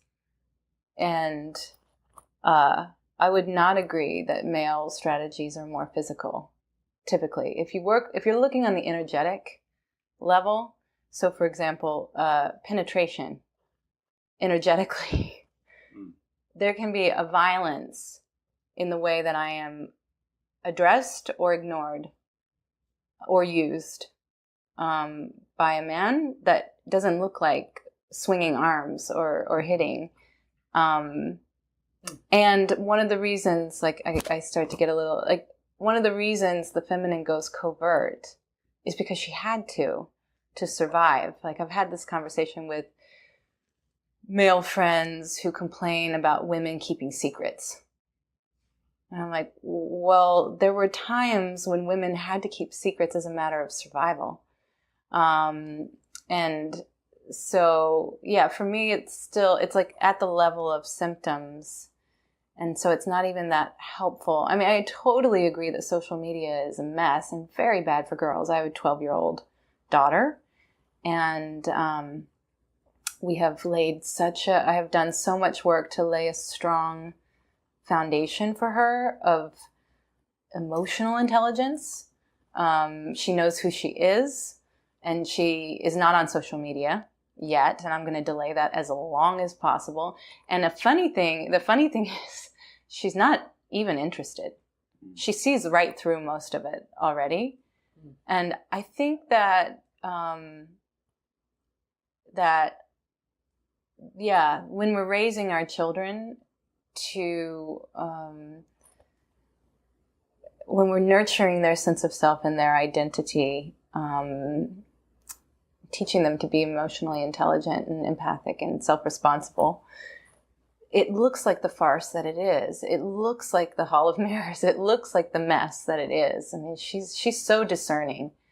I will try to show her things in the media, and she'll just immediately say, "Mom, this is inappropriate," or "Mom, this is like why are they talking like that to each other? It's just cruel. I'm not interested." Like just like that. So yeah. I guess that's all I wanted to say, is that I think there are reasons. I wouldn't say that the masculine is physical and the feminine is covert always. And I would say that that's a symptom of the distortion that we've been living in. Mm-hmm. Yeah, it's interesting. I think it does, the dynamics of social media do particularly tend to co-opt the female mind, because it's about a certain kind of signifying that dovetails with shadow feminine dynamics. But I tend to agree that it's more of a symptom than a cause. It's interesting how the medium is the message in a sense, but yeah, and it's not to say that women are doing it more than men. I think it calls out those behaviors from both. Uh-huh. And actually, ironically, I think a lot of the worst, I mean, the Jungian idea of the kind of anima animus, when a man is anima possessed, he becomes bitchy, reactive, and so much of the worst behavior I see on social media, I would say, is kind of anima possessed men, because they're still quite aggressive because they've got kind of that testosterone edge, but they're kind of in a real sort of bitchy, reactive kind of energy. So I'm not saying that it's kind of divided by sex in that way. I'm pretty sure if you looked at the stats, it wouldn't be. Yeah. And yeah, I find that kind of the Jungian frame really useful, because then you can understand when a woman is possessed by her animus, and I think this culture forces women into the animus so often to compete in a kind of men's world, in the corporate world. Sort of ball buster, ball breaker, castrating woman is what we're sort of pushing women into. When a man is in his anima, kind of moody, reactive, bitchy, like that's so many of, I find it a really helpful frame. I think also you're probably asking two people who don't tweet.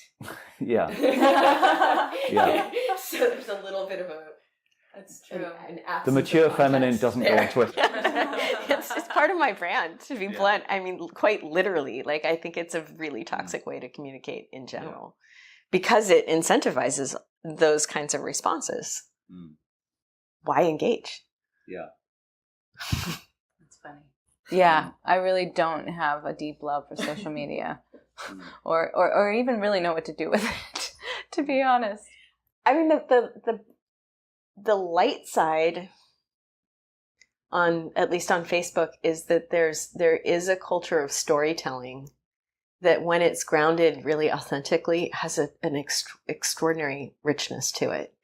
And that's something I've been really examining. I've been in a deep examination of my relationship with specifically long form social media. And I think there's something there that I want to see continue to evolve about the value of our stories when shared in an arena that is greater than just what we can do at a table. And then where that gets, of course, instantly toxic is if we're sharing stories in order to manipulate attention, manipulate someone else's experience. And again, that's kind of a felt sense often, like that sort of cringe. It's part of the kind of cultural embodiment piece that we see when someone, and it's a very subtle thing, because we've created an environment where even a kind of honest sharing, we're self-aware enough to know, even if it is a genuine, honest sharing coming from a kind of vulnerable place, we're self-aware enough to be like, well, this is a good piece of my personal brand if I share this in this particular way. Like, it's kind of unavoidable in a way, but you can also feel like the difference on a very subtle level between, I find that just so tragic in a way, where people have become kind of influencers, and then every single piece of their lives suddenly has an agenda behind it of, oh, is this going to go viral? Is this going to be part of my kind of like brand? And there's so much of it in the kind of healer, new age kind of space. And the younger people are, the more likely it is that that's a distinct sub-self. Yeah. It's kind of shocking to me. The younger people are, the more they have a sub universe that's the universe of the authentic self that gets shared in public. Do you think they have a healthier relationship to it, or a more unhealthy relationship?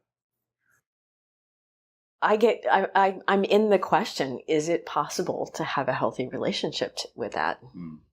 I don't know. I think we're in a very large collective experiment about that. This is actually the exact topic of a course that I'm working on at the moment with Peter Lindbergh about the second self. How can you have a mindful relationship to that second self that you put out there in a way that is oriented towards growth, and that you're aware of all the different dynamics, like capture, audience capture, internalized capitalism, where you're kind of like thinking about the metrics all the time. Is there a way of having a mindful relationship to that entity that doesn't feel like it's driving you or getting away from you, or we don't know. We're not sure. We'll find out. I love that course. I want to take that. That's the right reaction. Yeah. No, it seems really, really useful. I mean, it brings up for me the concept of alchemical art or life art, like Jonathan Harris, who was on the Stoa recently, who's a friend. He is doing such beautiful personal narrative healing work. I think there's a very legitimate role for the making of art and storytelling in this time of transition, as we are growing and changing, like the sharing from that place. And I really put up Jonathan as an example, a beautiful example of this. His recent project, In Fragments, is exemplar. And it's inspiring. Ironically or not, he got very little response from this project. So he had a big career and a big profile as a digital artist in the early 2000s. Spiritual journey, kind of retreated, went on this did a lot of inner work, and this is his first coming out with his art, this project In Fragments. And some part of him thought it would be like really received, because he took 6 years to make it. He put everything he had into it, and then crickets on social media. He's like, not only am I getting fewer likes than I've ever gotten, but people are unsubscribing at a rapid rate. And then he had to really work through what that meant for him and the value of the work that he had made. So yeah, I think this, how we use the medium, basically. And how much of ourselves we show, and in what way. Yeah. Which is a big, it's a big discussion that I'm kind of in at the moment. Personally, yeah. Yeah, because I feel like certainly with Rebel Wisdom, there's been a sort of journalistic persona that I think is a benefit, and also sort of I feel like I want to kind of move beyond in some way as well. So we're going to open up the conversation here, because obviously looking at we started this conversation talking about the gender balance on Rebel Wisdom, and as the person who's basically deciding who to interview, I'm obviously always in reflection of well, why am I making these decisions? Is there something about my personality or the way that I look at the world that's leading me to value these perspectives over these perspectives? And there's definitely something in that. And also there's another dynamic. When I was working at Channel 4 News 15 years ago or so, they went through a process of wanting to get a 50-50 gender balance in terms of the people they were interviewing. And so looking at who are the male academics that we're inviting on, can we find any alternatives, and putting a lot of pressure on to do that. And what was very interesting, we had the playwright Lucy Prebble, who's now kind of one of the showrunners for Succession, came in and said, and she had a very nuanced view on it. She said whenever she was called up to come on TV to talk about something, she'd always say, "Oh well, I think there's someone better qualified than me," and she'd point them in the direction of someone else. And that was often what we found when we were phoning up kind of female academics, is when you phone up a male academic, they'd be like, "Yep, what time do you need me there?" And often when you speak to a female academic, they'd say, "Well, I'm not really the expert in this, and you probably need to speak to this person or that person." And so there's kind of maybe internalized dynamics as well that are much more deeper than just who's being invited or there seem to be like cultural roles, social roles, and probably innate evolved dynamics that are coming into play in this as well. There's massive statistics about all of that, of women being more deferential, women having a much harder time asking for promotions or being assertive about their worth in the marketplace. I've definitely experienced those dynamics massively. So I think whether you know it or not, those dynamics certainly have played out in the Rebel Wisdom community. I would say additionally, I would say there's the galaxy brain phenomena, which is we are talking about systems. But I think there's a piece that is not just a masculine bias, but it's a bias around the what we are talking about. And there might be an expansion of the definition of the what that matters. Like if we're talking about intimacy, we would want to interview Brene Brown, Esther Perel. Like I can think of many other people. If we're talking about story, both of those, by the way. And perhaps your brand hasn't really spoken to them about what they want to be talking about. So, or like the kind of generalized context, which seems very in this masculine structural quadrant, but to actually make a proposition that we're working on marrying like the structural with the noetic, the structural with the poetic, the structural with the embodied, the structural with the emotional.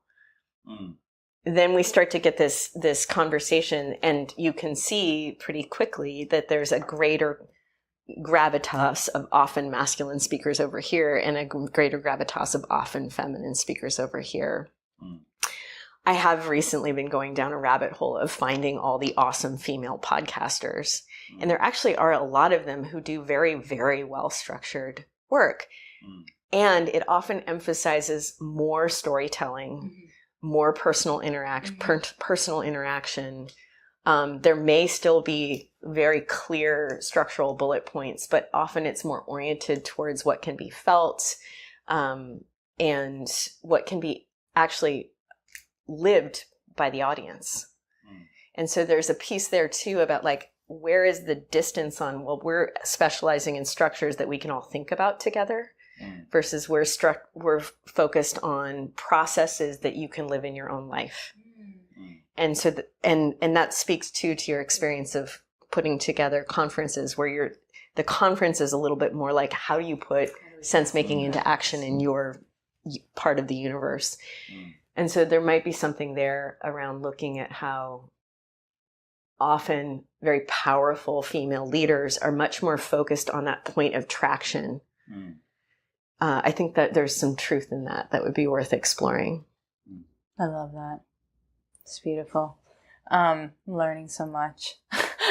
And also, it just hit me, like, why would we want to do this? Like, why?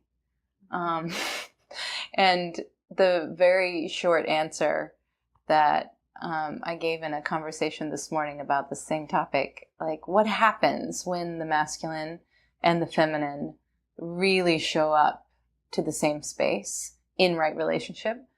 And the answer was fun. Like, it could be so fun. There's so much fun to be had. Like, there's a playfulness, actually, that's missing when the feminine is missing. And in some of these, like, these, like, I'm going to tear it all apart. Look, like, there's a, like, that it feels, I mean, I can feel how it feels satisfying in a sense, but there's a playfulness that's available and a fun that's available when we're all dancing together, that an aliveness vitality and aliveness. Like these are the pieces that, for me, that would be the why. Like, let's just have more fun. Do you think you find that? Like, I forget sometimes. I'm so busy trying to solve the problem, fix it, and like get the women and the men, it's like, oh yeah, wait, why are we doing this? Because it's gonna be amazing when we actually figure it out. So this conversation has been all about what's missing from the conversation. Before we close, is there anything missing that we haven't said yet? The thing that I'm present to is that we spoke about earlier is that I feel like I want to see more conversations about immanence, about the fabric of the relationships we're stewarding through these frameworks. The relationships between people? The relationships between people, the relationships between people and ecosystems, the relationships between peoples and peoples, between cultures, the relationships that flow between any actors in a living system. Like my sense of the next stage of civilization is my sense is that we have mastered objectivity. I understand this thing out there, and we've mastered subjectivity to a certain degree. And a lot of this conversation has been about subjectivity and intersubjectivity. But the next stage of civilization is going to be about mastering intersubjectivity 100%. And interobjectivity. It's going to be about, can we manage the flows of information, energy, and atoms between things in a way that is masterful and harmonious. And that's a conversation essentially about immanence, about the flows of relationships and interactions and values between things. And that's a conversation I'd like to see much more prominent as opposed to we understand, which is omniscience, or we're heading towards transcendence. We're trying to get beyond this. I would say where we're really heading is towards integration and a certain mastery of in the worldness.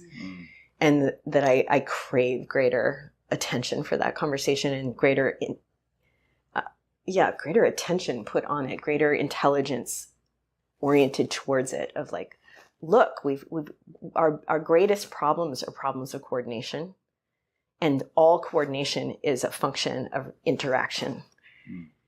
And to me, that's the most important conversation we could possibly be having. And like a question I've been asking is like, could we actually transition to this next stage of civilization without putting the sacred in the center of it? And if we do, if we put the sacred at the center of the process, or the soul at the center of the process, then the whole process becomes a ceremony. Amen, sister. I'm in. I want life as a ceremony. That's what I want. Conversation is ceremony. Life is ceremony. Yeah. That's right. That's right. Amen. And a little woman. Clarissa Pinkola Estes always answer pieces like that. Amen. And a little woman. Imo, Edo, Ondo, and Oyo State. So it's a great pleasure. Wishing everyone on this call a very successful engagement. Thank you, Business Day, for also putting this great event together. Thanks. Thank you so much, Ini, for the introduction.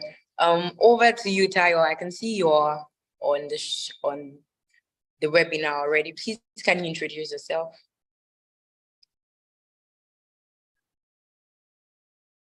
Hi, Tayo. Can you hear me? Hey, Tayo, CEO Yitsiba. Okay, if it's not ready. Mic check. Okay. Yeah, can you hear me? Yes, we can hear you. Awesome. Guys, Tayo is my name. I'm super excited to be here. I'll just quickly do a 30 seconds introduction about myself. I hope that is what I'm supposed to do. Yes. Just so Tayo is my name. I've been in the learning and skill development space for God knows when. The core of the work that I do is to help Africans from wherever they are coming from learn technology skills that helps to translate into jobs. Today, we are the biggest in terms of learning. We've got like students from over 19 countries. We've got over 500 faculties. We've got an alumni network of over 25,000 people. It's quite very exciting to be doing this because this is a topic that I so much care about. Nice to meet everybody, and I will mute myself and don't talk. Yeah, okay. Before you leave, while going through your Instagram, I realized that your Instagram name is Eyeko, and now I realized that you're not in Eko again. So you should change it to Eyi UK or something, because it doesn't fit again. You know, guess So, what? I am in Lagos right now. That's the I am in Lagos. Right but you that part, so you change it to Eyi UK, please. I said I was going to tackle you. All right. I'll take your advice. Okay. So, please, Ijoma and Kiruka, you can just be on the session already. Please just introduce yourself briefly. Oluwatobi is saying it, so please introduce yourself briefly. Either of you. Hello, everybody. Good morning. Joma, good morning. Good morning. Hi, so it's good to be back again. Thank you, Business Day. So my name is Ijoma Nkiruka Onwadi, and I'm the founder of the Career Millennial. And Career Millennial is a career hub for millennials and other cohorts, right? Because when we started, we were more focused on millennials, but now we've expanded to include other cohorts. And we provide learning, advisory, and support to help these millennials and cohorts to build an amazing career. Very recently, we were focused on early school leavers. We are taking it back to as far as when people are in final year, having early engagements on workplace skills that are required for them to thrive, just straight out of university and having work-ready skills for the workplace. Eitai, I see you. Hi, Eitai, it's good to meet you again. And to other members of the panel, hi. Samuel Utiba alumni. So to other members of the panel, it's nice to meet you for the first time. And thank you for everybody who's joined this conversation. We hope to have an amazing time and one that is full of learning and fun. Thank you. Good morning, everyone. Glad to be here. My name is Toby Ashende. I'm the founder and CEO of Digital Marketing Skills Institute. We are an award-winning institute that accelerate the training of digital marketing talents. And one of the things we do is we also work to match them with organizations globally, either as employed or self-employed in the sense of either freelancing or agency. We have two platforms that facilitate that. We have the Accreditor, and we also have the Wistlancer platform that helps us to achieve that. So this topic is something that is really, really of great importance, and I'm happy to be here to be discussing it with a lot of my colleagues on the call. Oh, this is great. Thank you so much, Ijoma. Thank you so much, Toby. Thank you so much for introducing yourself. So for me, this topic is very timely, very, very timely. Earlier this year, I wrote an article on skills that people could learn to make more money in 2023, and some of which were copywriting, content writing, graphic designing. I didn't write the hard ones like software development, front end and back end, but I wrote like skills and acquisition that people could learn fast, not learn fast, but people could learn and use it to get and use it as a side also. So even for me, as a communications person, I'm very, very interested in this particular topic and see in what ways I can develop my skills to get more money and even just have other things doing. So my speakers are going to be introducing the topic for the next 10 minutes. Each of them will just give us their school of thoughts on the topic, what they have to say about the topic. So yes, Ini Ikiri as earlier said, is from Jobberman, Nigeria. And if everyone knows Jobberman, they're always in your mails telling you about job openings and all of that. So he would know very well what skills acquisition and development that are the in-thing that are very important and crucial at the time that both as millennials and Gen Zs we need to learn. So Ini, please can you take us through roughly 10 minutes on your thoughts on skills acquisition that are timely, like with season right now, like skills that are in high demand right now, and that anybody, or even not the ones, even the ones that are not anybody can do, but skills that people can just gain from right now. Ini. All right, thank you very much, Eniola, once again. Yeah, so I just wanted to confirm if I can share my screen, or do I just make it a conversation? Which yes, you can. Yes, you can. Okay, that's great. Because I actually prepared something for our audience today, and yes, I'll be sharing in just a few minutes or seconds. Just please confirm you can see my screen now. Yes, I can see your screen. Okay, great. So what I'm going to do, right, because on this call, like you rightly mentioned, a lot of professionals, right, who are also well versed in the technical side of the skills business, right?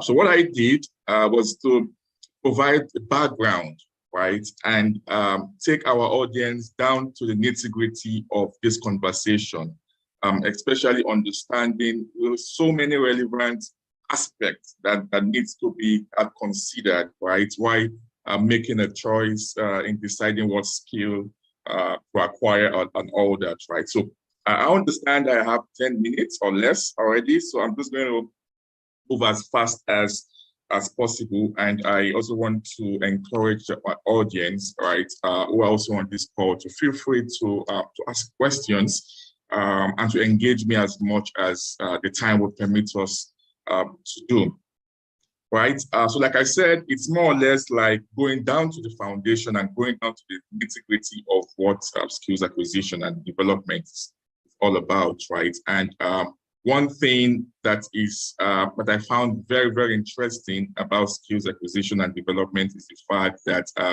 it has to be an intentional process, right? In the present world that we are today, right? Skill acquisition and development has to be an intentional process, right? Learning and enhancing one's ability, knowledge, and experience in a particular field. Okay, and what this means, or what this translates into, is that it is important, right?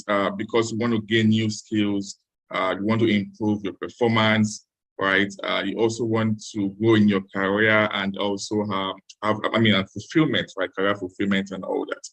So skills acquisition can also take different forms, right? I mean, there's the formal type, and there's also the informal, which I believe everyone here know that, right? And the question basically next we're going to ask is why skill acquisition and development, right?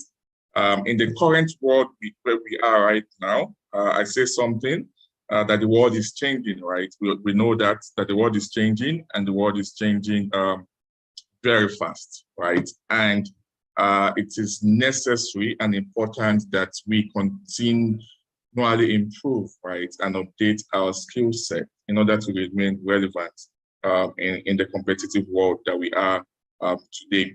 And something very interesting that I know would also resonate in most of our conversation this morning is to also still re-echo the fact that skills that are relevant today might become obsolete sooner than later, right? We all know that, right?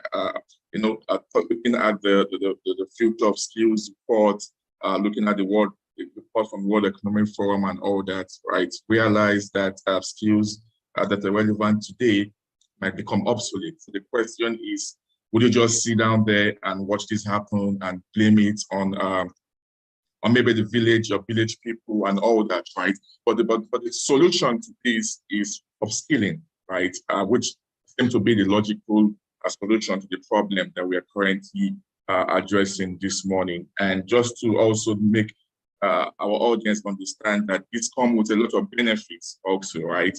Of course, increased job opportunities, which we already know that, of course, we know what the statistics is, right? Especially in our country, Nigeria, seeing that the unemployment rate is so high, there are so many people out of jobs, right? So why those statistics might be very, very scary, it's also important to look at the bright side of life and to also understand that people are with jobs, right?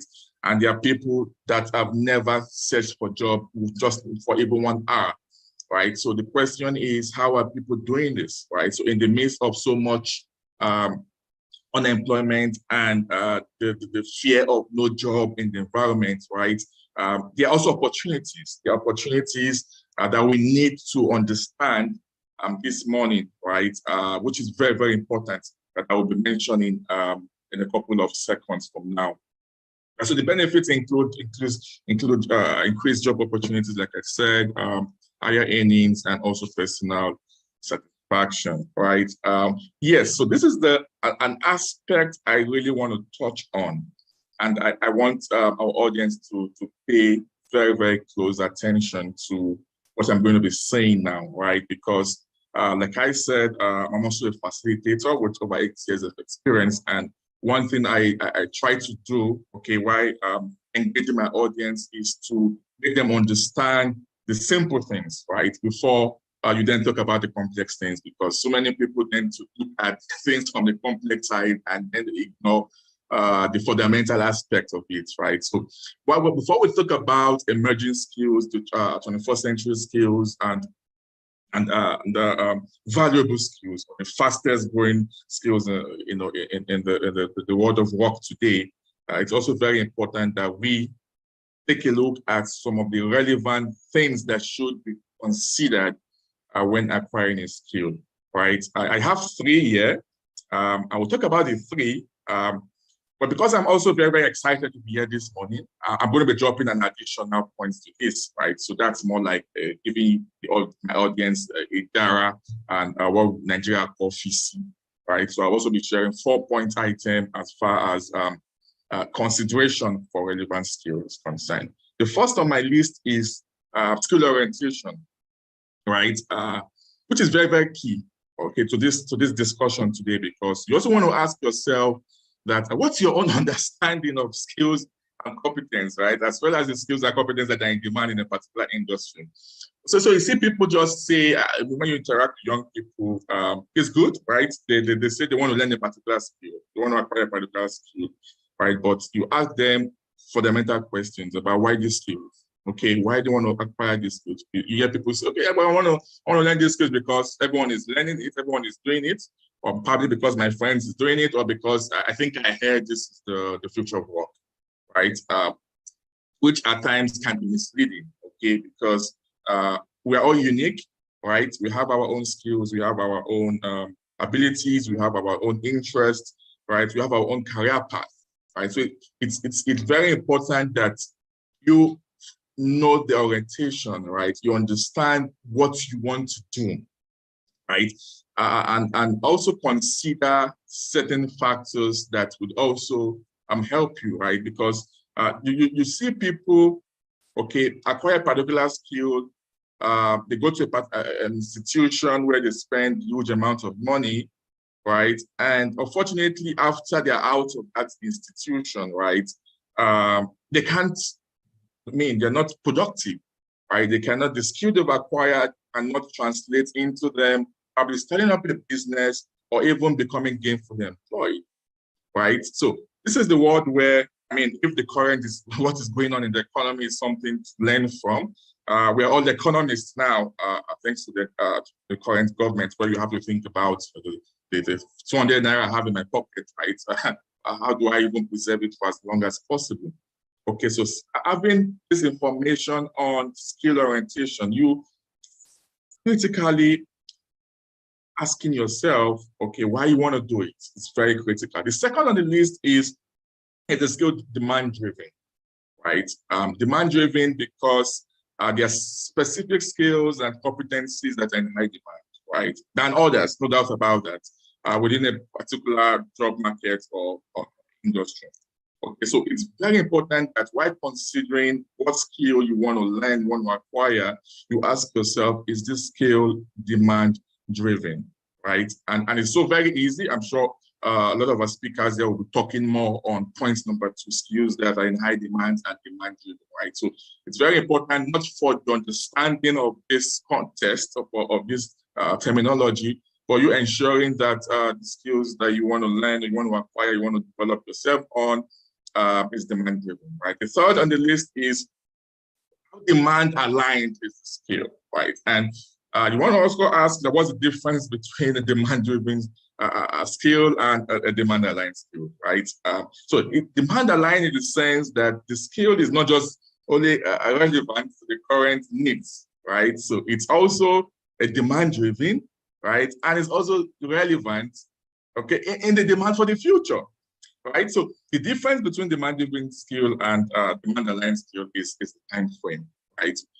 So saying that, okay, it's demand-driven, but also it's also going to be relevant in the future, right? So 3 things that are very important for us to consider while making a choice of what skill we want to acquire and all that. Of course, also to validate the fact that no knowledge is a waste, right? But at the same time, you also want to structure your thinking in this area. Then the fourth point I said I was going to share is also to say what's the value of the skill in the global scene, right? So while you're thinking about the orientation that's gathering as much information as possible as you can on the skill you want to acquire, how demand-driven the skill is, also how demand-aligned it is. You also want to think about what's the value of this skill on the global scene. Okay, so when you're out of the country, for example, probably to any part of the world, you know that your skill would also be productive, right? You would be able to use the skill that you've already acquired or you already have, okay, to work, right? Any part of the country where you find yourself in, right? And this aspect is very, very important for me, right? And that's the reason why I spent quite a few minutes to really touch and to elaborate on this point, right? And this is just also speaking to the decision-making process, right? Asking yourself the why, the what, and the how, right? So why do you want to acquire the skill? What skill do you want to acquire? And how would the skills be acquired, right? So like I said, this is me just going the nitty-gritty, going to the foundation and making sure the foundation of what we are here to talk about this morning is solid, right, for our audience to be properly guided on the subject matter, right? So it's very important that everyone you understand that this decision-making dynamics, okay, are so much important, right? You understanding the why, what you want to do, the what of what you want to do, and the process which you want to do that, right? This is pretty much simple, just what I've talked about earlier, okay, to still consolidating on these 3 points here, the what, the why, and the how, right? Just putting them together in the right context, saying that you have to start by knowing yourself. Like I said, that is the orientation first of the process, okay? What interests you? What value do you place on it? Okay, what value do you want to get from it?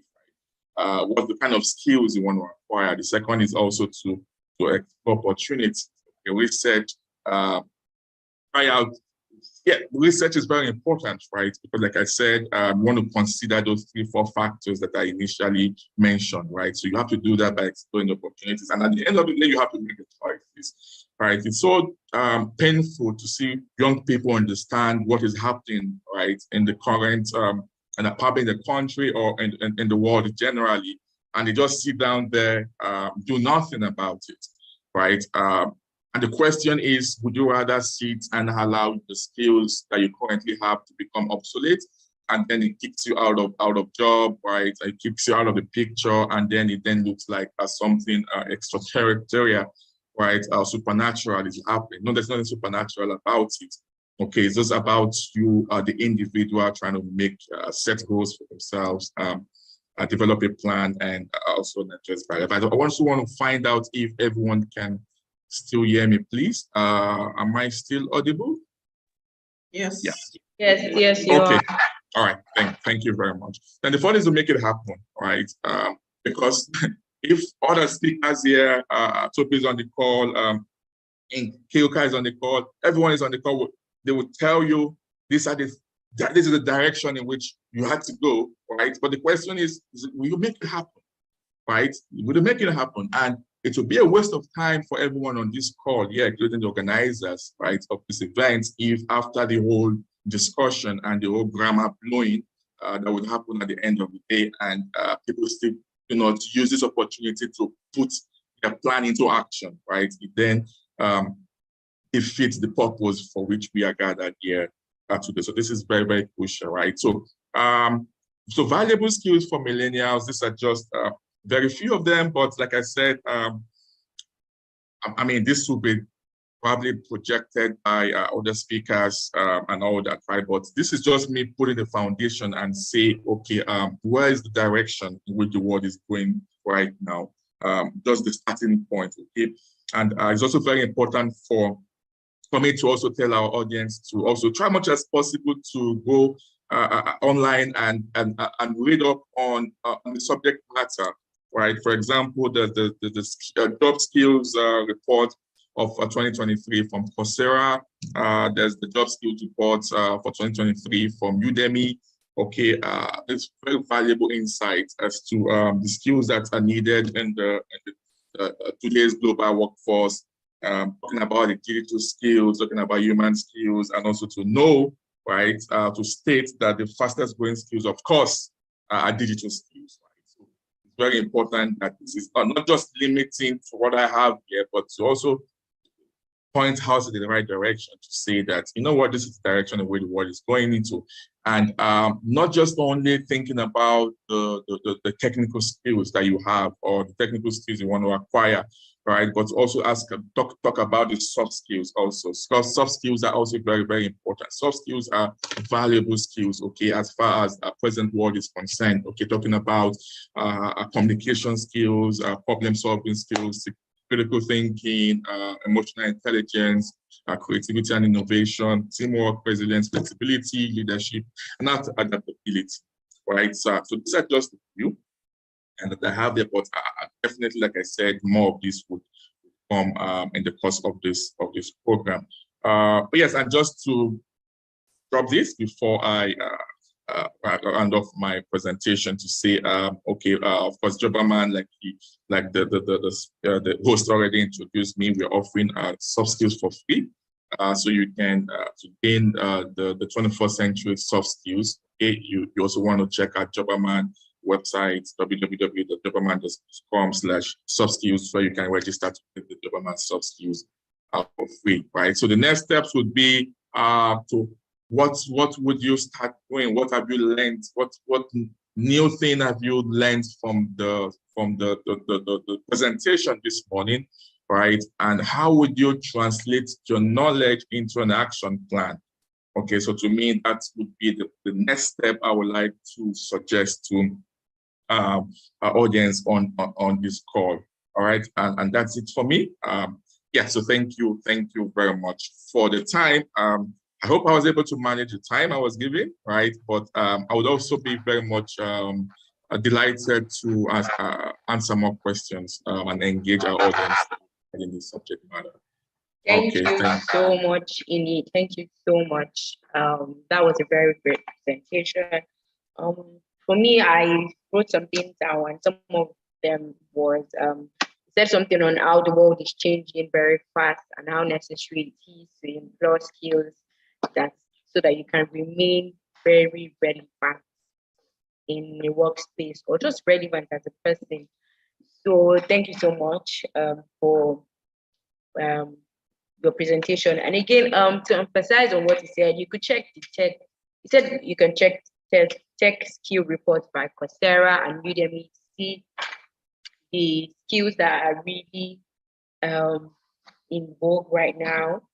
And so from everything that Ini has said, I think the next person that should just come and give us one or two things about the topic at hand is Nkiruka. And Nkiruka is an HR professional.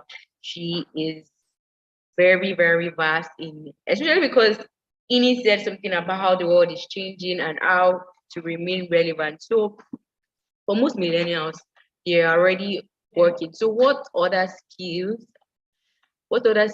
do they have to gain to remain relevant at their workplaces? So that's what I would like. That's it in the direction that I would like Nkiruka to go this morning.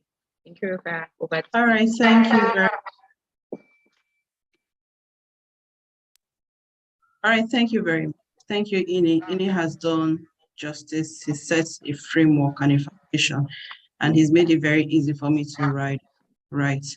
So, piggyback what he just spoke about.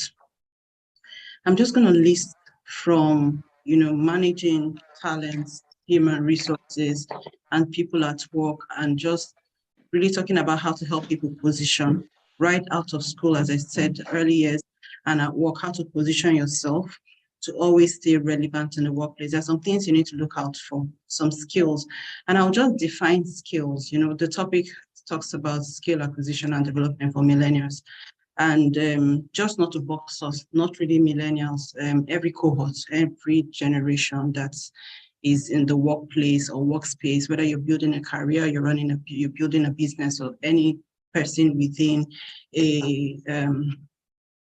within your productive years, let me use that.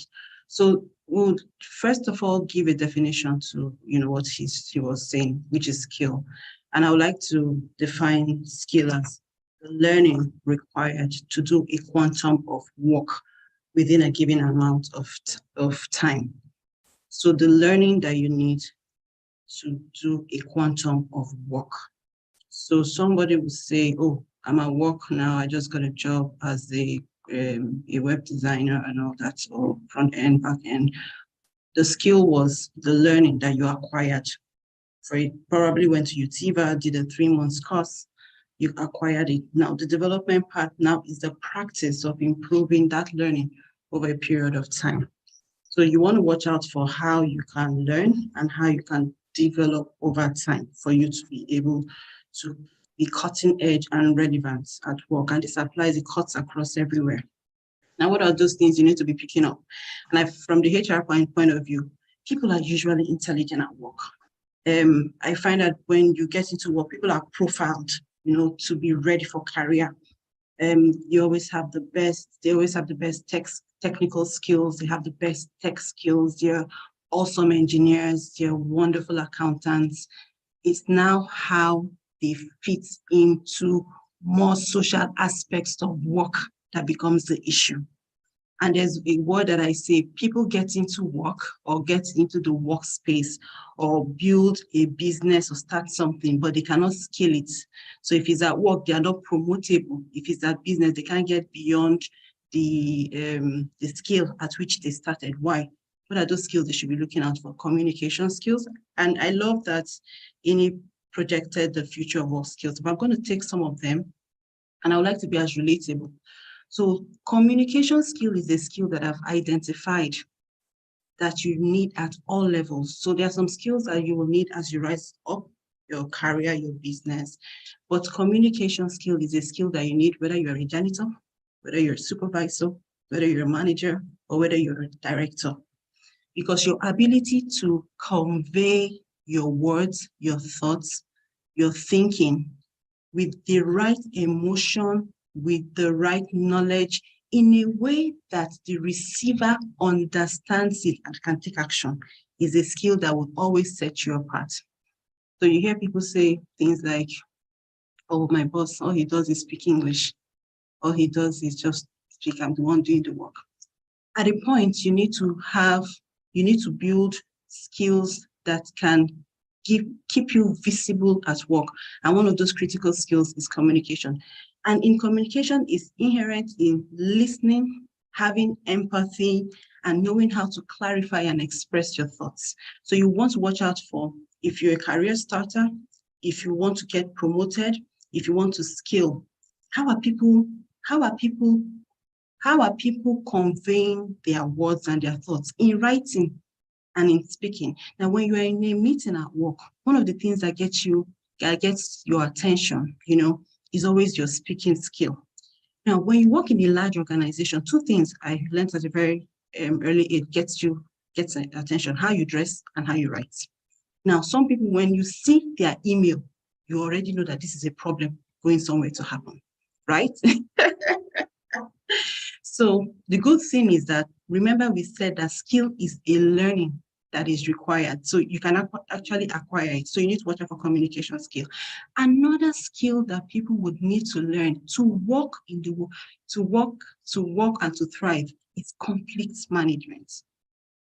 Now, and I find out that in the workspace, and let me just really go back to what Jobberman is doing, because I'm going to be very relatable. So in his previous employer place I worked, right, I found that there was this gap with soft skills. So what we did was to plug into Jobberman's training. Now you will see people work so well in silos. That means that the accounting department is working so well, but they cannot interact with HR. HR cannot interact with the project department. So you see two people working so well, but they're what we call individual contributors, but they cannot collaborate and they cannot work in one cohesion. Now, remember, in an organization, we're a team, we're not a family. That means we are bound by a goal and we're not bound by blood. That means that if at a point you are the weaker link, that means if you're at a point you are the person that cannot manage conflicts, you're the source of conflict in an organization, two things will happen. It's either you are on your way to being exited, or two, if the organization cannot take that action, you are stifling your growth. That means that you will not be a promotable candidate. And how is this important to you if you're building a career? In HR, every time I'm on the conversation table about promotion, it's never really about the technical skill. It's how relatable this person is with other members of the team. It's the conversation about, is this person ready to move on to the next level? Because this person can manage self, peers, and others upward very well. So you want to know how to manage conflict. You want to know how to catch it, diffuse it. And a bit of managing conflict is still layered in your communication skill, right? So you see, how do you work hand in hand? Then critical thinking skill is one skill that is underserved and underlearned. And I think critical thinking skill in an applicable way speaks about how you research, how you reflect, and how you reason. I find out that sometimes when you give a task, and I'm sure that if you manage people, you give a task, people are, maybe because we're in an agile driven world, people are swift to get up and get going. But there has to be a point, as fast as the speed of light, where people are reflecting, they are reasoning, and they are researching. So if I give Esther a task and I say, Esther, what are the top 3 tech skills now, right? Before Esther rolls out, Esther is laughing. Before Esther rolls out an answer for me, I'm looking out for how she's thinking about it critical, because Esther needs to know, why do I want this information? Where can she source this information? And how can she report this information? How can she report this information in a way that I will use it to make a decision? So you need to know how to think critically about the job as it is now, the job as it is in the future, and where it's going to, right? And that is why when you see there is a sort of friction between maybe your manager and you, it's because there is a perception whereby it looks like you're not thinking critically about the task you're being assigned to. Then let's talk about time management. And these are skills that, I think when he started, he talked about in skills. I would like to say that these are skills that are life skills. Remember I said that skill, okay, so Eitayo would tell you that he would confirm that I was in UTV alumni. Because at a point, it was, I really needed to scale up, right? Upskill. And I needed to have some tech in that direction, right? So I went to Eitayo's, data analysis. And I'll tell you one thing that came out of that. It was understanding how to report, Did I become a data analyst? Maybe not in its entirety. But I was able to take the skill and learn how to report my information. So I think I was talking about time management, right? So it's not just, so that was a skill that I learned over time. But the development for me over that period of time was that I have moved from just being, just having one skill. I have improved over time how I think about my work in terms of, as a HR person, what's the data? What is the data in front of me? How am I analyzing, evaluating, using that data to make business decisions and to help my employers make business decisions? So think about that in terms of times. Think about all the things we're talking about in terms of not just in skills, but in terms of life skills that you would always need to be on top of every time. So time management is one of those skills. And, time management is knowing how to deliver tasks within the time, so I'll give you an example. Knowing how to deliver your task within the levels of the quantum of time that is required of you, right? And when you manage your time, you're able to manage not just your time, you're able to manage your life. Then I think another skill that we need to learn, I don't know if it's in the future of what skill, is learning skills. We need to learn how to learn, and I'll wrap up with this. We need to learn how to learn. So today we're talking about different types of tech skills. What about the next 10 years, right? What is the skill that we need to be learning? We need to learn how to learn, and that means that in learning, we are unlearning. Remember, I talked about, we have to unlearn. If tomorrow now we've moved from digital and we've moved to any other thing, you as a person need to know how to unlearn the skills that are no longer necessary and move on to learning the skills that are necessary in the times that. So thank you so much. Thank you. Yes, thank you so much. So I really love this session too, because she went from learning art skills to talking about soft skills such as communication, writing skills, critical thinking skills, time management skills that are really relevant on the job, like skills that will earn you, skills away from your core skills that will earn you promotion. So now I'd like to invite Eitayo, the CEO of UTV, to take us through.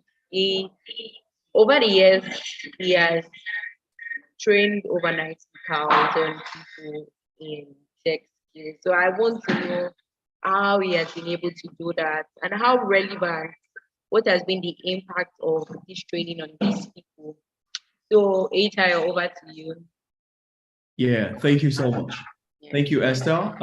Gentlemen. I need to clear this. My name is Eniola. My name is like, I realized a lot of people calling me Esther. My name is Eniola. My system, I think something is off, but my name is Eniola. Yes, Eniola.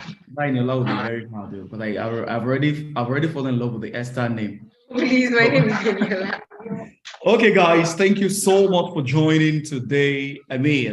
What I find very exciting is the two approaches that the first speaker, Ini, and my friend Nkiruka, one of the very early guys that believed in me, when the industry was doubting, what is UTV building? Nkiru was one of the first people that would come to my DM and say, I think the training, you guys should do it this way. I think you guys should do the training this way. At some point I was like, this madam, man, do you want to be a co-founder or what? Yeah, Nkiru, nice to see you here again. I'm sure Adiola will be excited to see that we're on the same panel. So today, I want to take a different approach because the only language I understand is tech. Forget about the way I'm dressed today. The only language I understand is tech. Tech is what makes me what I am. And I feel that there are bigger opportunities these days. I usually tell the story of my 2012, that young guy that was on the street of Lagos, really confused about life. I wasn't exactly sure what I was going to do with my life. I had graduated from the university with the wrong course. So I was thinking to myself, how would I navigate the challenges of career, of life? It took me 2 years to figure it out. Unemployed for 2 years. It was a very, very big and tough struggle. But I met tech at the time that I least expected. Someone that told me about the technology industry, that it was going to be a very big one. It was going to be a boom, that I should plug myself into tech, that tech was going to be a very big opportunity for me to thrive. Well, I made the decision to come into tech as an IT project manager. I moved from being an IT project manager, moving to being a product manager. And then, I moved into the US. I was working with Creative U, helping to build technology products. I got lucky. I really, really got lucky because I saw a major gap. I saw at that time, 2016, that we did not have, the African continent. We didn't have a lot of talented young people. We had people that were super smart, but talented in the tech space. We didn't have them. And I saw that the opportunity will be massive if we could continue to invest in talent. Hence, I made a decision to start Utiva, and here we are. But I want to narrow down on 4 major things that for me is always the biggest question when people come to me to talk about how do I learn skills and how do I move from learning those skills to moving into jobs, especially international jobs, right? And the reason I'm emphasizing international jobs is this, right? Think about it from this perspective. If you aim for international jobs, right, you are also indirectly preparing for local jobs.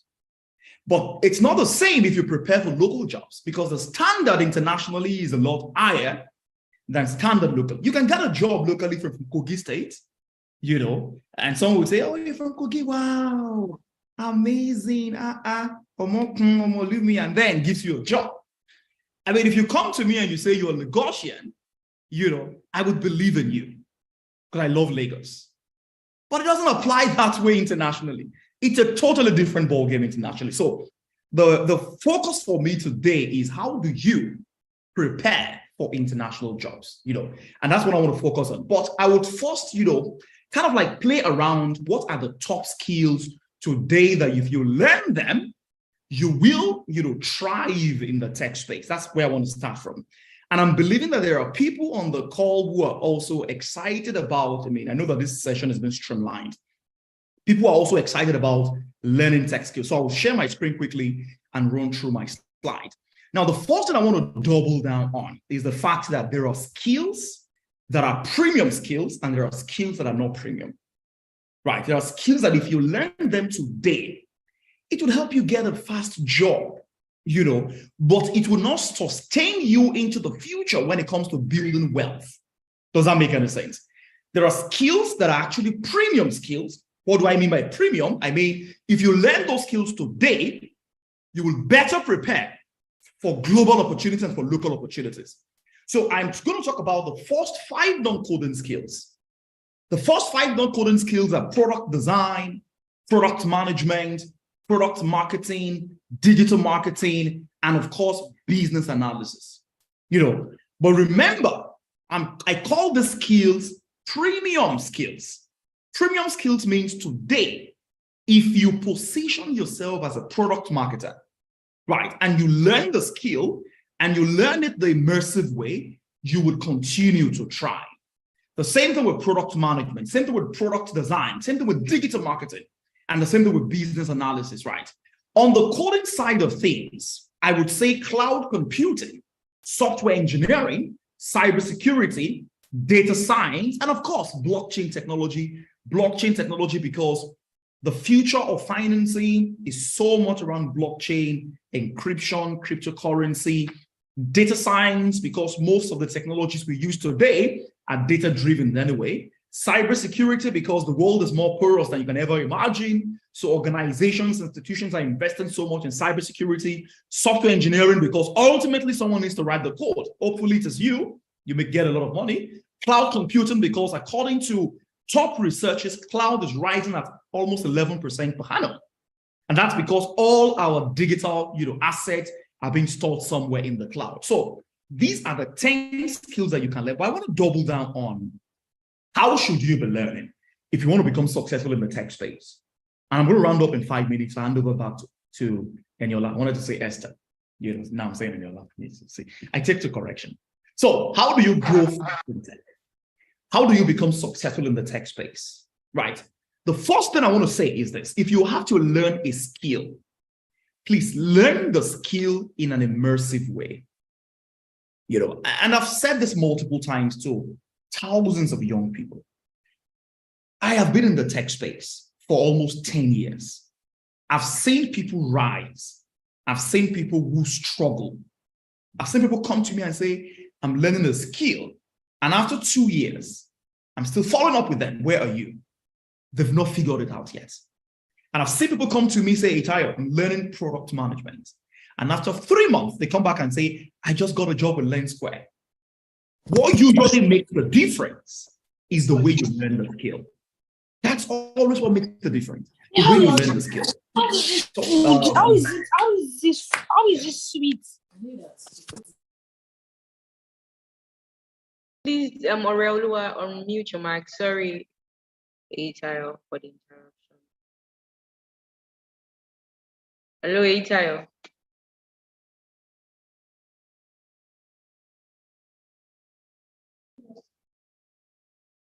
Hello. Please, can anyone hear Itayo? No. Okay. I guess it was interrupted. We'll give him time to. Itayo, are you back? Yeah, can you hear me now? Yes, we can hear you. Okay, good. So the first thing I would suggest is, how should you learn a tech skill? Learn it in such an immersive way. There are 3 things that should be at the back of your mind if you're learning a tech skill. Number 1 is, it's not always easy to learn a tech skill in isolation. Learning on your own. Try and learn with a course, with a group of people, because iron, of course, sharpens iron. It's easy for people to inspire you at the time that you're already feeling, demotivated. It's easy for other people to show you what they are doing right. And you might also leverage that to access a bigger opportunity. So learn with people. Always remember that when you learn with people, you are interestingly increasing your capacity to do well in what you're learning almost 5 times. Because number 1, you're leveraging on the insight of the trainer, right? You're leveraging on the insight of the people that you're learning with. You're using real-time situation, because when you learn with people, people are suggesting different things that have worked for them. And they are giving you that insight. That insight can help you to unravel an opportunity somewhere. So learn with people. The second thing I will touch on is the power. I'm very sorry, Tayo. I'm sorry to cut you short. Or I just wanted to say that if you have questions so far, you can send them to the chat box or raise your hands. And when we're done with all of our speakers, you'll be able to talk. I'm so sorry, Tayo, for interrupting you. Please, you can go back. Not a problem. The second thing I want to say, if you're learning a skill, especially in this generation, is the power of getting your hands dirty very early, working on building your portfolio, working on projects. And see, in tech, for instance, we don't theorize things. So it's always about how much have you done? Can you show me what you have done? Can you prove to me that you've got this capacity from a project side of things? And that's why I always say, when you are learning a skill, the next thing that needs to be on your mind is, how should I build my portfolio? Building your portfolio, working on projects, building your portfolio, working on projects. That's the second thing that should be at the back of your mind. The third thing that should be at the back of your mind is mentoring and coaching. I mean, I know people see mentoring and coaching as something totally different, but the way I see mentoring and coaching is this. I see it from the perspective of leveraging the insight of someone who is a much more industry leader than you are. Does that make sense? You know, you want to leverage the insight, you want to leverage the intelligence, you want to learn from someone that has gone through it, that has done it, right? That can tell you what they did well and what you should be doing well. And that's important. Now, when you're trying to find a mentor, I would say go on LinkedIn, reach out to people. But when you're reaching out to people, also tell them what you have also done. Because these days, people are much more concerned about mentoring people that have got substance. Because people are very busy these days, right? So let people know, hey, my name is Eitayo. I just enrolled in this training program. I'm 6 months into the training. I've built my XYZ project. I've done ABC. And I'm looking for someone who can mentor me and support me to get better. Now, what can you give back to the mentor? I know this sounds, transactional, but hey, it doesn't have to be cash. It doesn't have to be money. You have to also look at yourself and say, hey, I want you to mentor me. I'm happy to be on your team. I'm happy to review some of the codes that you're writing. I'm happy to, someone just reached out to me this morning, okay? I said, Eitayo, I see that you write a lot of articles on LinkedIn. I admire them. I'm looking for a mentor, but I'm a content writer. I've been a content writer for two years. I'm happy to also edit some of your write-ups. Well, is it a transactional relationship? Yes, it is. What can you do about it? That's the question. You can't do anything about it. People want value. Value has to be exchanged.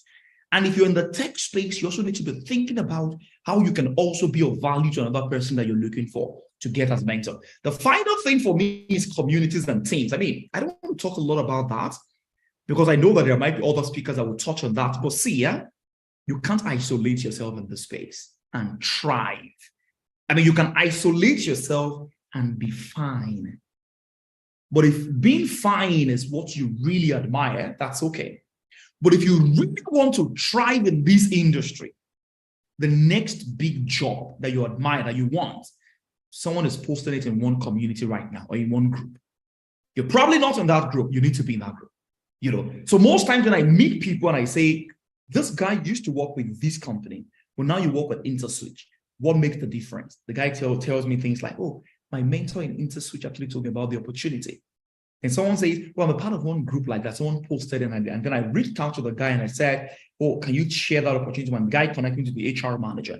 It's always about the communities, right? It's always about the communities. So when we're talking about building capacity, building skills that will transform this, this continent, one thing I need to tell you is that almost $210 million gap right now still exists in the tech industry in Africa. That's some people need to close. You are the one that need to close that. But it starts with learning the skill in such an immersive way, building your portfolio and building your capacity, getting the right mentoring and the right coaching that will help you build your capacity, in a much more better way and expose you to bigger opportunities. And the last one, the community that helps to push you out there, especially for many of us that are introverted. I'm an introvert. I don't do this community thing. Well, you can be introvert with every other thing. But when it comes to putting yourself out there, you cannot do that by being an introvert. You need to put yourself out there. You need to join communities. You need to join different networks, of people, find the right mentor, and then see what happens to your career. I'll be happy to take a few questions, but this is where I'm going to stop. I'm done talking, and you'll have over to you.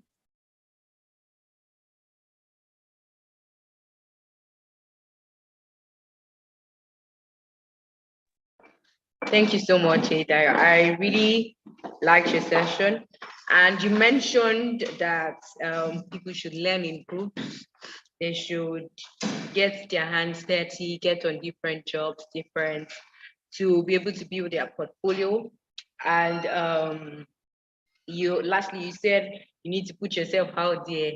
You can't be an introvert. Please, with people that are introverts, what are they going to do? Well, anyways, I really enjoyed your session, and I have questions for you and every other person that's spoken so far. And I hope everyone following has questions. This is time to send everybody from Ini to Nkiruka to Tayo, all of them. It's time to bombard them with your questions. Please send them to the chat box or raise your hands if you are willing to talk. So to our last speaker, Mr. Toby, please just take us through what you have for us for the next 10 minutes, so we could just do questions and answer and be done with this meeting. So Mr. Toby. All right, thank you very much. Eniola. Thank you very much, Eniola. Yeah, so being the last speaker is quite tough, especially when you have really, really good people talk before you. But I mean, one of the things I just want to start with is the fact that for skill acquisition and development, so the goal is to acquire skills and to actually develop those skills. The first point, right, is to always have a goal, right? A lot of people in today's world, in 2023, you are learning skills because of certain aspirations, right? So some people learn skills because they want to get international jobs, they want to get local jobs, better jobs, they want to get promotions. Some in today's world also, people are learning skills, to facilitate relocation, right? To facilitate JAPA and things like that. So the critical stuff is to really understand, okay, so what are the skills that you really need, to help you to achieve those particular goals, right? And when you look at, whether it's to make money, and when you started, you introduced the fact that you looked at, you wrote an article on different ways to make money. You mentioned content writing and the likes of it, which are all on that skills like digital marketing and the likes of it, right? So when you're looking at, okay, so what are the skills? Is my goal to make money? Is my goal to get a job? Is my goal to relocate? Is my goal to, gone were those days where you tell people, why are you learning this skill? And you say, I just want to know, I just want to have this knowledge of this skill. And that more importantly, because the topic we're talking today is not just about acquisition, it's also about development, right? So how do you develop the skill? What's the circle of developing the skill? So I just want to talk about, so the in terms of the developmental circles of a skill, right? You're looking at knowledge, at the point where you kind of say, okay, you know what, I think I want to learn this skill, right? A lot of people, the mistake they make is to say that, and you hear a lot of people talk about, oh, I can learn this on blogs, I can read different articles, I can read different knowledge, but there are different stages of developmental, when it comes to actually learning or being a mastery of a particular skill, right? And the first one is, the knowledge part, the knowledge stage. This is where you go to blogs, you go on YouTube, you get basic knowledge, not directional knowledge. You get directional knowledge, right? But knowledge that is not still clear on how to actually get the results or what you need to do to get the result. Now, what you now also do next is you get to the stage of understanding, right? This is where you start to understand the skill a lot more better, even start to understand how to build or how to get results, and this is where, some of the things that Itayo spoke about learning, the place you learn matters a lot, right? If you're learning somewhere that you can actually get your hands dirty, you can get practical, that starts to give you a better understanding of what is possible, the result that is possible, and what you can actually do, with that result. So that's where you where you learn matters a lot. And then the third stage, of this developmental stage would be the ability stage, right? This stage is where you can now, from the understanding stage where you understand how you can get results, what's possible. The ability stage, you are actually now clearer on what gets the results, right? You're actually implementing it. This is where you need to look at internship, volunteering, or getting a job in the first place to develop that skill and start to implement that skill in an organization, get results, and start to understand how to get the result.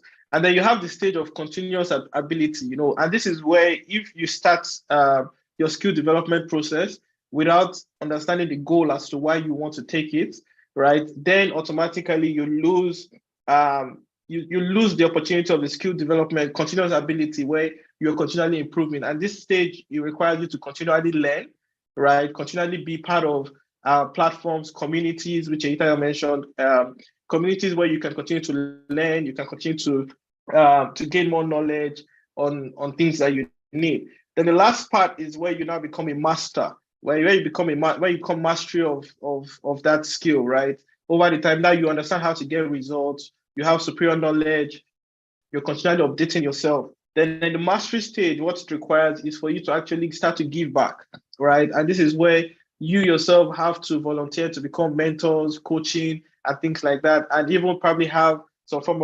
of media site where you build expertise, right? Now, so for me, I think getting that understanding that the first thing you need to do is to really understand, okay, what's my objective, right? And then understanding, okay, if I want to be good at this skill, if I want to actually not just learn the skill and then 2 months time, 3 months time, you don't use that particular skill, right? But you want to actually, you have to go through this developmental, what they call it, stages, right? Now, once you have that skill also, right, there are a couple of things that I would advise anybody in 2023 to do, right? One is you have to be very, very consistent, right? You have to be very, very consistent. Second is you have to be visible, right? You know, an interesting content I came across some days ago was that most of the most wealthy people, right, they are actually what they call that character, where you are not, they are not people that are outspoken. They are what's the lingua? Introvert. Is that what Introvert, yeah, exactly. Thank you. They are actually introverts, but you see, you look at Bill Gates, you look at Warren Buffett, these guys are introverts, right?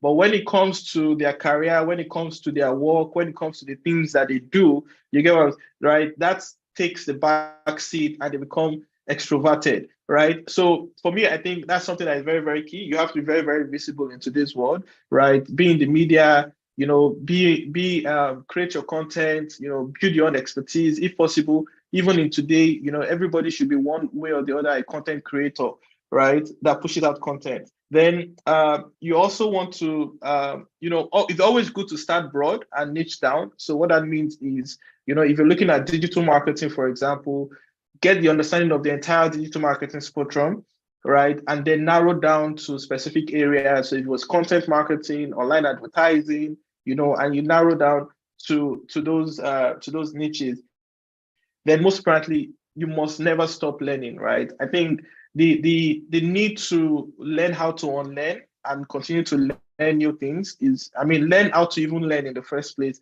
is very, very important. And Nkiru spoke about that. So for me, I think it's very key.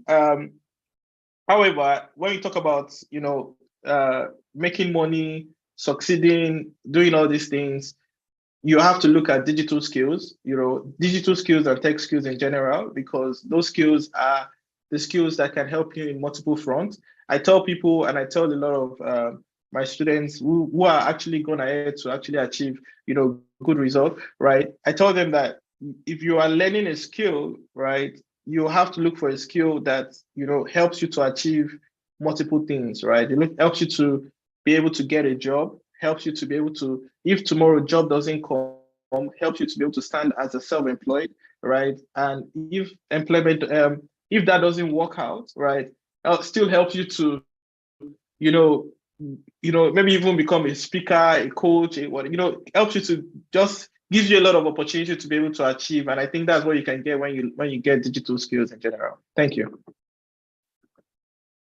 Thank you so much, Toby. Thank you so much. So Toby has said we should be persistent. We should be visible. He closed his own session by saying I should not be introvert. And Toby is saying it again. I, for one, I'm always scared of maybe turning my Instagram because I feel like social media or my social media accounts are like my private things that I would just like to do whatever I like with. So I'm not like very visible with things I do on my social media account. But now that you said it, I'm going to now go and rebrand and everything. And even Nkiruka said it, never stop learning. Never stop learning. I think learning is a continuous call. Like you're just going to keep learning and keep learning to remain relevant. So I've been concerning your questions, but you can raise your hands up if you have questions for any of our speakers so far. Please send it to the chat box, or you can just raise your hand. I can see a particular hand raised from Funke Johnson. Funke, if you're trying to ask a question, you can unmute your mic and ask. But before she does that, I have a couple of questions for both Eitayo and Toby because they just spoke. So Eitayo, you said something about premium skills here. And you mentioned project management. You mentioned product marketing, digital, content creation, or something digital, something. And first of all, I would like to ask you, what is product marketing? And first, I'm a journalist. I also, they say we should put ourselves out there, so I'm going to put myself out there now. I'm a journalist at Business Day. I moderate events. I do Vox Pop. And so one time when I was looking for, I was researching the skill to gain as a journalist since I write. I saw something on technical writing. And I checked through like a lot of schools, a lot of Nigerian tech schools. None of them were offering technical writing. It was only on like Coursera and all these other platforms I was able to see things on them. And I know you said something about premium skill, maybe technical writing or a premium skill. And Toby, that is also to you, because I know you also run a digital marketing institute. So like, why do you, first of all, what is product marketing? And also, why do you not offer like some of these other skills? Thank you. So thank you, Annie. Let me first mention that the concept of premium skill was first postulated, maybe not first, but was popularized by the founder of BrainStation, right, Jason. And one of the things that Jason talked about is the concept of, velocity and sustained return on investment for the person that learns the skill. And what do I mean by that? Learning programming skill, right, will cost you a whole lot of money. I'm getting a feedback somewhere. Learning a programming skill, for example, will cost you a lot of money. But you don't want to learn a skill that employers are not aggressively and massively hiring for, number one. That's velocity. Number two, a skill that puts you in the position for long-term career progression. That it's not easily disrupted. That's the skill. Now, the problem is when we say a skill is premium, people want to learn an element of that premium skill, right? So let me give you an example. Data science is a premium skill, but data entering is not, because database entering is just a small element of data science. Digital marketing.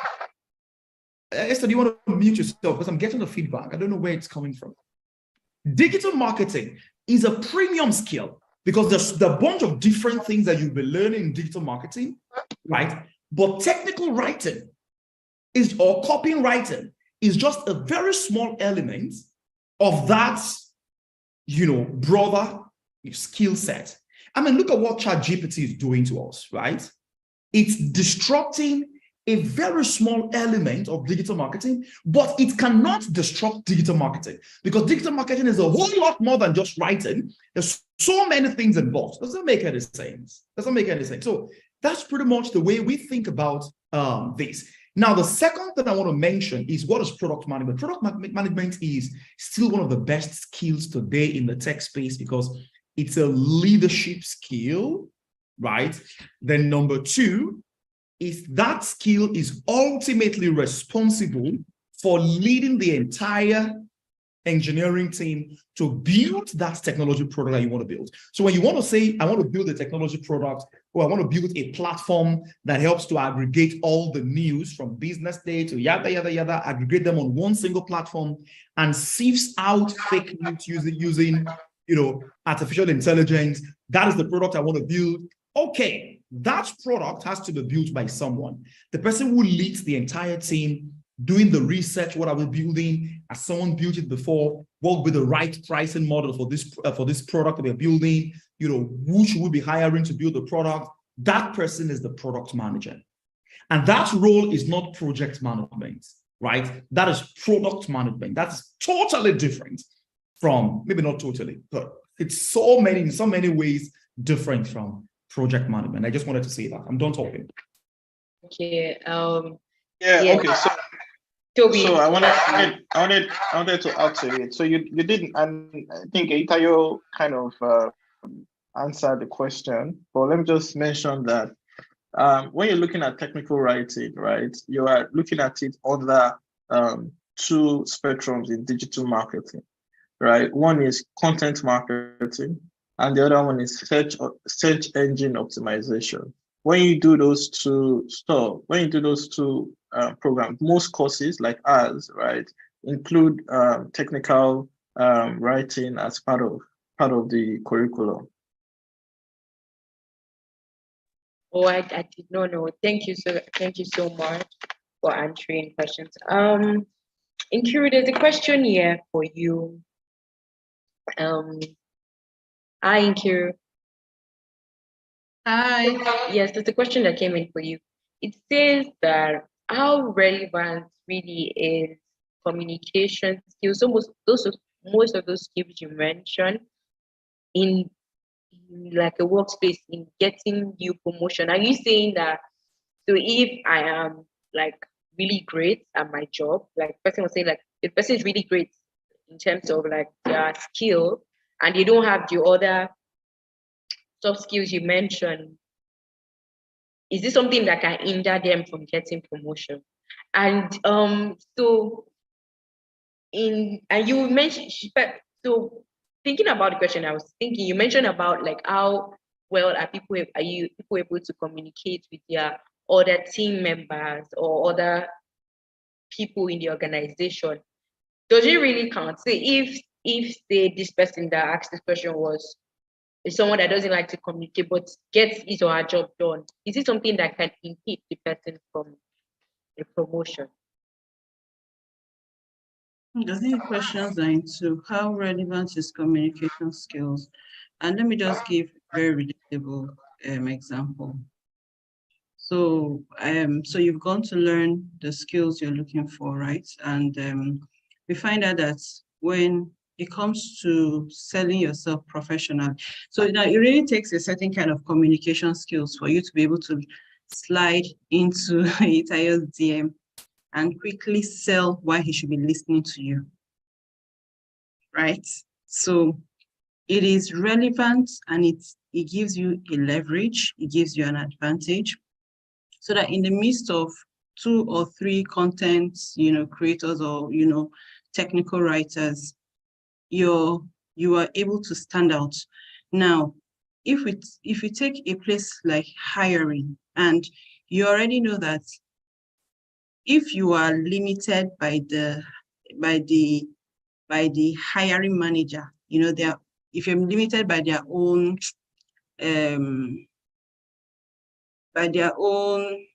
personal limitations. Now, if I'm hiring, I can create an environment where it doesn't matter if you're an introvert, it doesn't matter if you're an extrovert.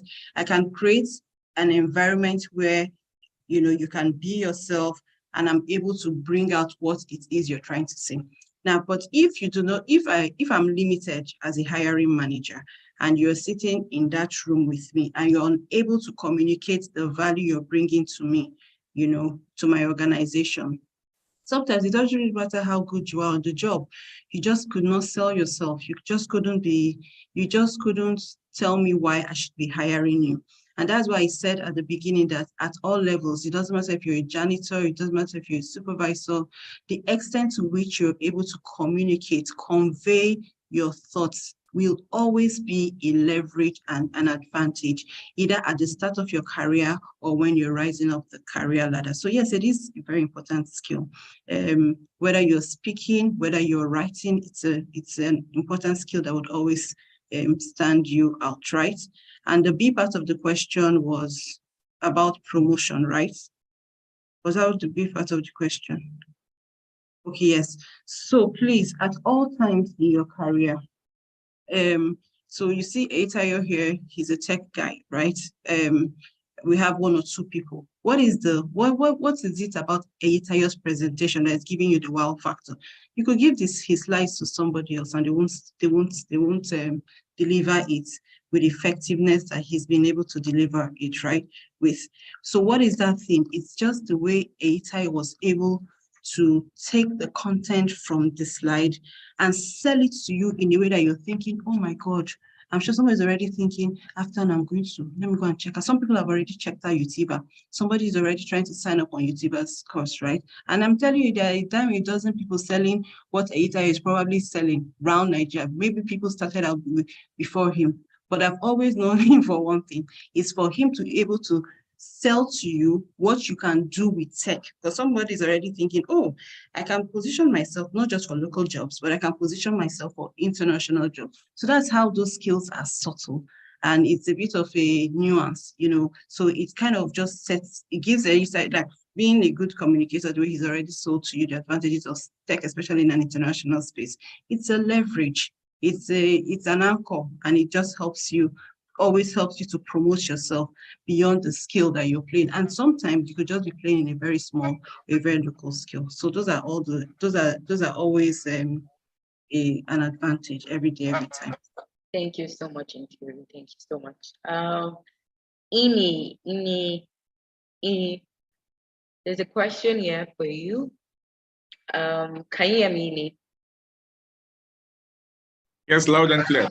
Yes, so the person says that while you were doing your presentation, you mentioned something on why, what, and how, and we'd just like you to quickly explain. I think maybe the person didn't really get it. So like the why, what, and how in trying to pick a digital skill to acquire. Okay. Yeah, thank you very much, Enola, for that question. And also many thanks for the speakers also for doing justice to this topic in question. Yeah, so I spoke around the dynamics, right, of skills acquisition and development, right, things that should be also considered, right, before choosing the choice, for the choice of what skill you want to acquire, right? And I spoke on the three major elements, which is the why, the what, and the how, right? So the why is basically asking you your why, right? Why do you want to acquire a new skill, right? So the speakers, like I said, they've done justice into giving us more pointers, you know, and direction as to what the why can be, right? But it's always very, very important, right, for us to always ask ourselves that question: why do we want to do what we want to do? Right, so we spoke about premium skills. Is it you want to acquire a premium skill? Is it you want to acquire a skill that is acceptable in the global market? Is it a skill you want to acquire because you want to move from one geographical location to other? Is it a skill you want to acquire because you want to enhance your job opportunities or gain promotion at work, right? Or just have the good feel factor and all that. So that is the why, right? Then the next is the what. So what do you want to do, right? So now that you've been able to create a personalized value proposition for yourself, you also want to ask yourself, what did you want to do? Okay, so the what is very important, and also the how. The how, like Toby already mentioned, right? You have to be very, very deliberate, right? You must immerse yourself into what you want to do. So it's not just you going to acquire a skill because you just have the money to do that, or because you just want everyone to understand that you've added that skill to your CV or to your LinkedIn profile and all that, right? But it's also how intentional, right? What time are you going to allocate, right? What resources are you going to put in place in ensuring that this happens, right? So these are the three major, like I said, the dynamics, right? When considering what to do, you must always start from the basis, right? And asking yourself, why do you want to do it? What exactly do you want to do? And how do you want to achieve that also? Yeah. Thank you so much, Ini. Thank you so much. Nkiruka is about to log out. She had a meeting, but there's just one question that came in for you quickly. And so while answering the question, you could say your closing remarks and leave. So the question, the person says that which of the premium skills mentioned by Tayo is very important. Can one combine like, is there any of the premium skill that is really necessary in the workplace right now? Is it project management, or irrespective of what you're doing, is there any of the premium skills that you think is really important that everybody should jump on right now? Wow. Okay, so that's, I think you really need to start from what your own personal career goals are, right? Before you jump on another wagon of skills. It really, and I think the previous speaker alluded to that, it really depends on what your trajectory is. I'm mindful that we are not just jumping on all skills right now. So this is kind, let's jump on it. What is the why? Are you trying to scale up? Are you trying to jackpot? Do you understand? What exactly are you trying to achieve? And that would even, remember what I said about how we learn, that would even define how you immerse yourself into the learning. But I think the first place is you need to be clear about what the goal is for you. And that's why it's going to be very difficult for me to say, oh, go for this, go for that. It depends on what you're trying to achieve on a personal side. So what I would say is that the good thing is that you need to first of all look at, the good thing is that you've already heard about the UTIVA Academy. So maybe you want to just go there and pick each premium skill. And before you jump on, and this is for everybody that wants to upskill, before you jump on learning anything, one of the things you're looking at is the content. What am I going to learn after this, right? And you now need to find out what's your outcome or your takeout for you. So you could now then say, okay, from where I am right now, I probably want to go into product design. Once you understand what product design is about, let me see if it's something that would help me maybe land an international job. But please be careful about just jumping on all the trends. Know why you want to do it. I mean, it's personal, right? And know what the outcome of each learning will bring for you at the end of the day. So I would just say, just be mindful. I can't give a diagnostic. I can't do a diagnosis for you. It really has to do with what you are trying to achieve in all of this. Except if Aitayo has a very direct answer for the person, I think that would just be my answer. Thank you so much, Nkiru. Thank you. Thank you so much. You can just say a closing remark. Thank you, everybody. Thank you so much. Bye. Bye. So we are very close to the end of the program. I would just like for each speaker to just give your closing remarks.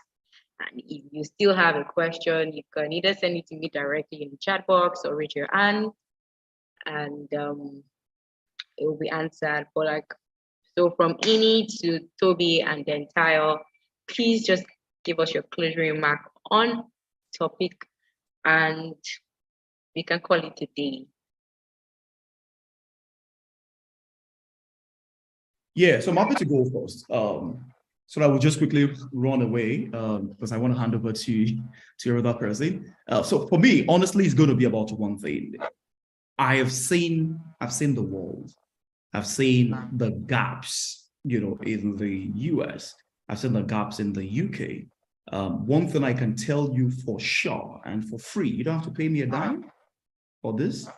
One thing I will tell you is the opportunities globally when it comes to learning a skill and accessing these global opportunities. These opportunities are hugely available, but you cannot access the opportunity, when you don't raise the bar, when you don't do the hard work. So learn the skill, go all in, be ready to take on the world, and the world will be yours to take. Thank you so much for having me, guys. I hope I'm able to. So, Eitara, please remember to change your names to the Global. So, I am Ini and Toby. Yeah. Hello, can you hear me? Yes, Ini, we can hear you. Okay, great. Yeah, for me, I would just say once again that the world is changing, right? And the world is changing very fast. The world is moving at very, very fast pace. faster than what we all imagine. And also to mention that the demands of the workplace keep changing and keep rising, right? Skills that were some of the skills that were relevant before for now, right? A lot of them are obsolete, and so many of the skills and jobs that are available now in the nearest future will become obsolete, right? The question is, would you fold your hands, sit down and watch this happen, right? So everything you've heard today from the different speakers that have spoken are not myths, right? These are facts, they are litany, okay? That everyone here must not go and sleep on it, right? Do not allow the situation and the economy, okay, to make you forget all what our amazing speakers have said today, right? You all have to be intentional about the direction in which you want to go, right? How you want to position yourself, okay, for this future of work skills that we've been talking about, which is already happening now, okay? So we can always remain relevant, right? You can always remain relevant, you can always be productive, okay? You can always be a rising star, a shining star, right? And all that. So this is me just once again encouraging everyone here to make sure they accelerate the process of upskilling, accelerate the process of you increasing your skill, right? And acquiring your skill and developing yourself, right? Putting into consideration what everyone, all the amazing speakers have said, and wishing everyone a very, very successful exploration, right? And in while doing this. Thank you very much. Thank you so much, Ini. Be over to you. All right, thank you very much. It's been great this morning talking to everybody and every other speaker, sharing their knowledge. I'm just going to keep it very, very short. This is the advice I give to our students at Digital Marketing Skills Institute, is that, you know, when you're developing a new skill, right, just remember that it takes time and it takes a lot of effort. And those that put in the effort are those that win at the end of the day. And most apparently, it's that, you know, this skill that you're developing could be very, very, very valuable to you and potentially lucrative in the long run. So very, very important that you don't just, you know, pay for training, but you pay for training and put in the work towards learning and practicing what you're being taught, so you can actually develop that skill and achieve mastery. Thank you. Thank you so much to my wonderful speakers. So we are at the end of this month's Millennial Hangout. So we do this every month, every third Wednesday of the month, and watch out for our page on Instagram, Business Day NG. We'll be posting what we're talking about next month, and we'll bring another set of very amazing people to give us insight on what the topic is going to be. I want to say thank you to my boss Linda for the opportunity, and to Oaritu, she's my team member, and I remain Eniola Olatunji. See you next month. Bye. Thank you so much. All right, bye everyone. Bye everyone.